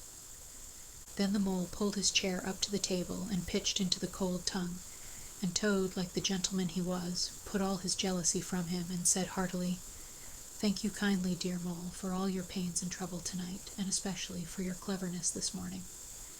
The badger was pleased at that, and said, "There spoke my brave Toad." So they finished their supper in great joy and contentment, and presently retired to rest between clean sheets, safe in Toad's ancestral home, won back by matchless valor, consummate strategy, and a proper handling of sticks. The following morning, Toad, who had overslept himself as usual, came down to breakfast disgracefully late, and found on the table a certain quantity of eggshells, some fragments of cold and leathery toast, a coffee-pot 3/4 empty, and really very little else, which did not tend to improve his temper, considering that, after all, it was his own house. Through the French windows of the breakfast room he could see the Mole and the Water Rat sitting in wicker chairs out on the lawn, evidently telling each other stories, roaring with laughter and kicking their short legs up in the air. The badger, who was in an armchair and deep in the morning paper, merely looked up and nodded when Toad entered the room. But Toad knew his man, so he sat down and made the best breakfast he could, merely observing to himself that he would get square with the others sooner or later. When he had nearly finished, the badger looked up and remarked rather shortly, "I'm sorry, Toad, but I'm afraid there's a heavy morning's work in front of you. You see, we really ought to have a banquet at once to celebrate this affair. It's expected of you. In fact, it's the rule." "Oh, all right," said the Toad readily. "Anything to oblige, though why on earth you should want to have a banquet in the morning I cannot understand. But you know I do not live to please myself, but merely to find out what my friends want, and then try and arrange it for 'em, you dear old badger." "Don't pretend to be stupider than you really are," replied the badger crossly. "And don't chuckle and splutter in your coffee while you're talking. It's not manners. What I mean is, the banquet will be at night, of course, but the invitations will have to be written and got off at once, and you've got to write 'em. Now sit down at that table, there's stacks of letter paper on it, with Toad Hall at the top in blue and gold, and write invitations to all our friends, and if you stick to it, we shall get them out before luncheon. And I'll bear a hand, too, and take my share of the burden. I'll order the banquet." "What?" cried Toad, dismayed. "Me stop indoors and write a lot of rotten letters on a jolly morning like this, when I want to go around my property and set everything and everybody to rights and swagger about and enjoy myself? Certainly not. I'll see you. Stop a minute, though. Why, of course, dear badger, what is my pleasure or convenience compared with that of others? You wish it done, and it shall be done. Go, badger, order the banquet, order what you like. Then join our young friends outside in their innocent mirth, oblivious of me and my cares and toils. I sacrifice this fair morning on the altar of duty and friendship." The badger looked at him very suspiciously, but Toad's frank, open countenance made it difficult to suggest any unworthy motive in this change of attitude. He quitted the room accordingly in the direction of the kitchen, and as soon as the door had closed behind him, Toad hurried to the writing table. A fine idea had occurred to him while he was talking. He would write the invitations, and he would take care to mention the leading part he had taken in the fight, and how he had laid the Chief Weasel flat, and he would hint at his adventures, and what a career of triumph he had to tell about. And on the fly-leaf he would set out a sort of a program of entertainment for the evening, something like this, as he sketched it out in his head. Speech by Toad. There will be other speeches by Toad during the evening. Address by Toad. Synopsis: our prison system, the waterways of Old England, horse dealing and how to deal, property, its rights and its duties, back to the land, a typical English squire. Song by Toad, composed by himself. Other compositions by Toad will be sung in the course of the evening by the composer. The idea pleased him mightily, and he worked very hard and got all the letters finished by noon, at which hour it was reported to him that there was a small and rather bedraggled weasel at the door, inquiring timidly whether he could be of any service to the gentleman. Toad swaggered out and found it was one of the prisoners of the previous evening, very respectful and anxious to please. He patted him on the head, shoved the bundle of invitations into his paw, and told him to cut along quick and deliver them as fast as he could, and if he liked to come back again in the evening, perhaps there might be a shilling for him, or again, perhaps there mightn't, and the poor weasel seemed really quite grateful and hurried off eagerly to do his mission. When the other animals came back to luncheon, very boisterous and breezy after a morning on the river, the mole, whose conscience had been pricking him, looked doubtfully at Toad, expecting to find him sulky or depressed. Instead, he was so uppish and inflated that the mole began to suspect something, while the rat and the badger exchanged significant glances. As soon as the meal was over, Toad thrust his paws deep into his trouser pockets, remarked casually, "Well, look after yourselves, you fellows. Ask for anything you want," and was swaggering off in the direction of the garden, where he wanted to think out an idea or two for his coming speeches, when the rat caught him by the arm. Toad rather suspected what he was after, and did his best to get away, but when the badger took him firmly by the other arm, he began to see that the game was up. The two animals conducted him between them into the small smoking room that opened out of the entrance hall, shut the door and put him into a chair. Then they both stood in front of him, while Toad sat silent and regarded them with much suspicion and ill humor. "Now look here, Toad," said the rat, "it's about this banquet, and very sorry I am to have to speak to you like this. But we want you to understand clearly, once and for all, that there are going to be no speeches and no songs. Try and grasp the fact that on this occasion we're not arguing with you, we're just telling you." Toad saw that he was trapped. They understood him, they saw through him, they had got ahead of him. His pleasant dream was shattered. "Mayn't I sing them just one little song?" he pleaded piteously. "No, not one little song," replied the rat firmly, though his heart bled as he noticed the trembling lip of the poor disappointed Toad. "It's no good, Toady. You know well that your songs are all conceit and boasting and vanity, and your speeches are all self-praise and gross exaggeration and gas," put in the badger in his common way. "It's for your own good, Toady," went on the rat. "You know you must turn over a new leaf sooner or later, and now seems a splendid time to begin, a sort of turning point in your career. Please don't think that saying all this doesn't hurt me more than it hurts you." Toad remained a long while plunged in thought. At last he raised his head, and the traces of strong emotion were visible on his features. "You have conquered, my friends," he said in broken accents.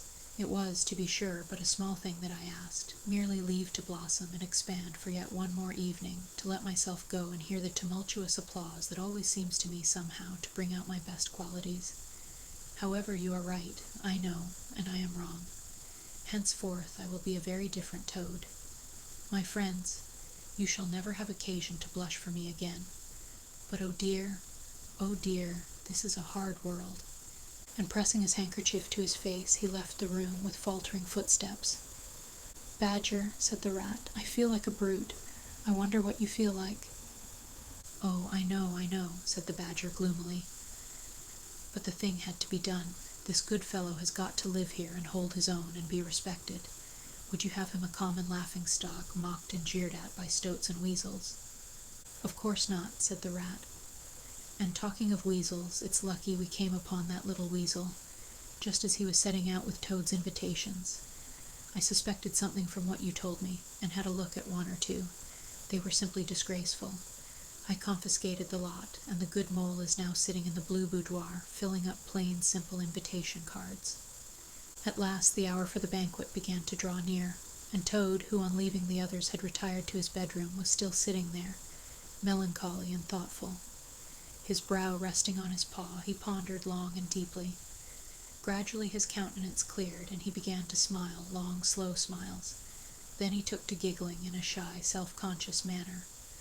At last he got up, locked the door, drew the curtains across the windows, collected all the chairs in the room, and arranged them in a semicircle, and took up his position in front of them, swelling visibly. Then he bowed, coughed twice, and, letting himself go, with uplifted voice, he sang, to the enraptured audience that his imagination so clearly saw, Toad's last little song, "The Toad Came Home." There was panic in the parlors and howling in the halls. There was crying in the cowsheds and shrieking in the stalls, when the Toad came home. When the Toad came home, there was smashing in of window and crashing in of door. There was chivying of weasels that fainted on the floor. When the Toad came home, bang, go the drums. The trumpeters are tooting, and the soldiers are saluting, and the cannon they are shooting, and the motor cars are hooting. As the hero comes, shout hooray, and let each one of the crowd try and shout it very loud, in honor of an animal of whom you're justly proud, for it's Toad's great day. He sang this very loud, with great unction and expression, and when he had done, he sang it all over again. Then he heaved a deep sigh, a long, long, long sigh. Then he dipped his hairbrush in the water jug, parted his hair in the middle, and plastered it down very straight and sleek on each side of his face, and unlocking the door, went quietly down the stairs to greet his guests, who he knew must be assembling in the drawing-room. All the animals cheered when he entered, and crowded round to congratulate him and say nice things about his courage and his cleverness and his fighting qualities. But Toad only smiled faintly and murmured, "Not at all," or sometimes for a change, "On the contrary." Otter, who was standing on the hearth-rug, describing to an admiring circle of friends exactly how he would have managed things had he been there, came forward with a shout, threw his arm round Toad's neck, and tried to take him round the room in triumphal progress. But Toad, in a mild way, was rather snubby to him, remarking gently as he disengaged himself, "Badger's was the mastermind. The mole and the water rat bore the brunt of the fighting. I merely served in the ranks and did little or nothing." The animals were evidently puzzled and taken aback by this unexpected attitude of his, and Toad felt, as he moved from one guest to the other, making his modest responses, that he was an object of absorbing interest to everyone. The Badger had ordered everything of the best, and the banquet was a great success. There was much talking and laughter and chaff among the animals, but through it all, Toad, who of course was in the chair, looked down his nose and murmured pleasant nothings to the animals on either side of him. At intervals he stole a glance at the Badger and the Rat, and always when he looked they were staring at each other with their mouths open, and this gave him the greatest satisfaction. Some of the younger and livelier animals, as the evening wore on, got whispering to each other that things were not so amusing as they used to be in the good old days, and there were some knockings on the table and cries of, "Toad, speech, speech from Toad, song, Mr. Toad's song." But Toad only shook his head gently, raised one paw in mild protest, and by pressing delicacies on his guests, by topical small talk, and by earnest inquiries after members of their families not yet old enough to appear at social functions, managed to convey to them that this dinner was being run on strictly conventional lines. He was indeed an altered Toad. After this climax, the four animals continued to lead their lives, so rudely broken in upon by civil war, in great joy and contentment, undisturbed by further risings or invasions. Toad, after due consultation with his friends, selected a handsome gold chain and locket set with pearls, which he dispatched to the jailer's daughter with a letter that even the Badger admitted to be modest, grateful, and appreciative. and the engine driver in his turn was properly thanked and compensated for all his pains and trouble. Under severe compulsion from the badger, even the barge woman was, with some trouble, sought out, and the value of her horse discreetly made good to her, though Toad kicked terribly at this, holding himself to be an instrument of fate, sent to punish fat women with mottled arms, who couldn't tell a real gentleman when they saw one. The amount involved, it was true, was not very burdensome, the gypsy's valuation being admitted by local assessors to be approximately correct. Sometimes in the course of long summer evenings, the friends would take a stroll together in the wild wood, now successfully tamed so far as they were concerned, and it was pleasing to see how respectfully they were greeted by the inhabitants, and how the mother weasels would bring their young ones to the mouths of their holes, and say, pointing, "Look, baby, there goes the great Mr. Toad, and that's the gallant water rat, a terrible fighter, walking along him. And yonder comes the famous Mr. Mole, of whom you so often have heard your father tell." But when their infants were fractious and quite beyond control, they would quiet them by telling how, if they didn't hush them and not fret them, the terrible grey badger would up and get them. This was a base libel on Badger, who, though he cared little about society, was rather fond of children, but it never failed to have its full effect.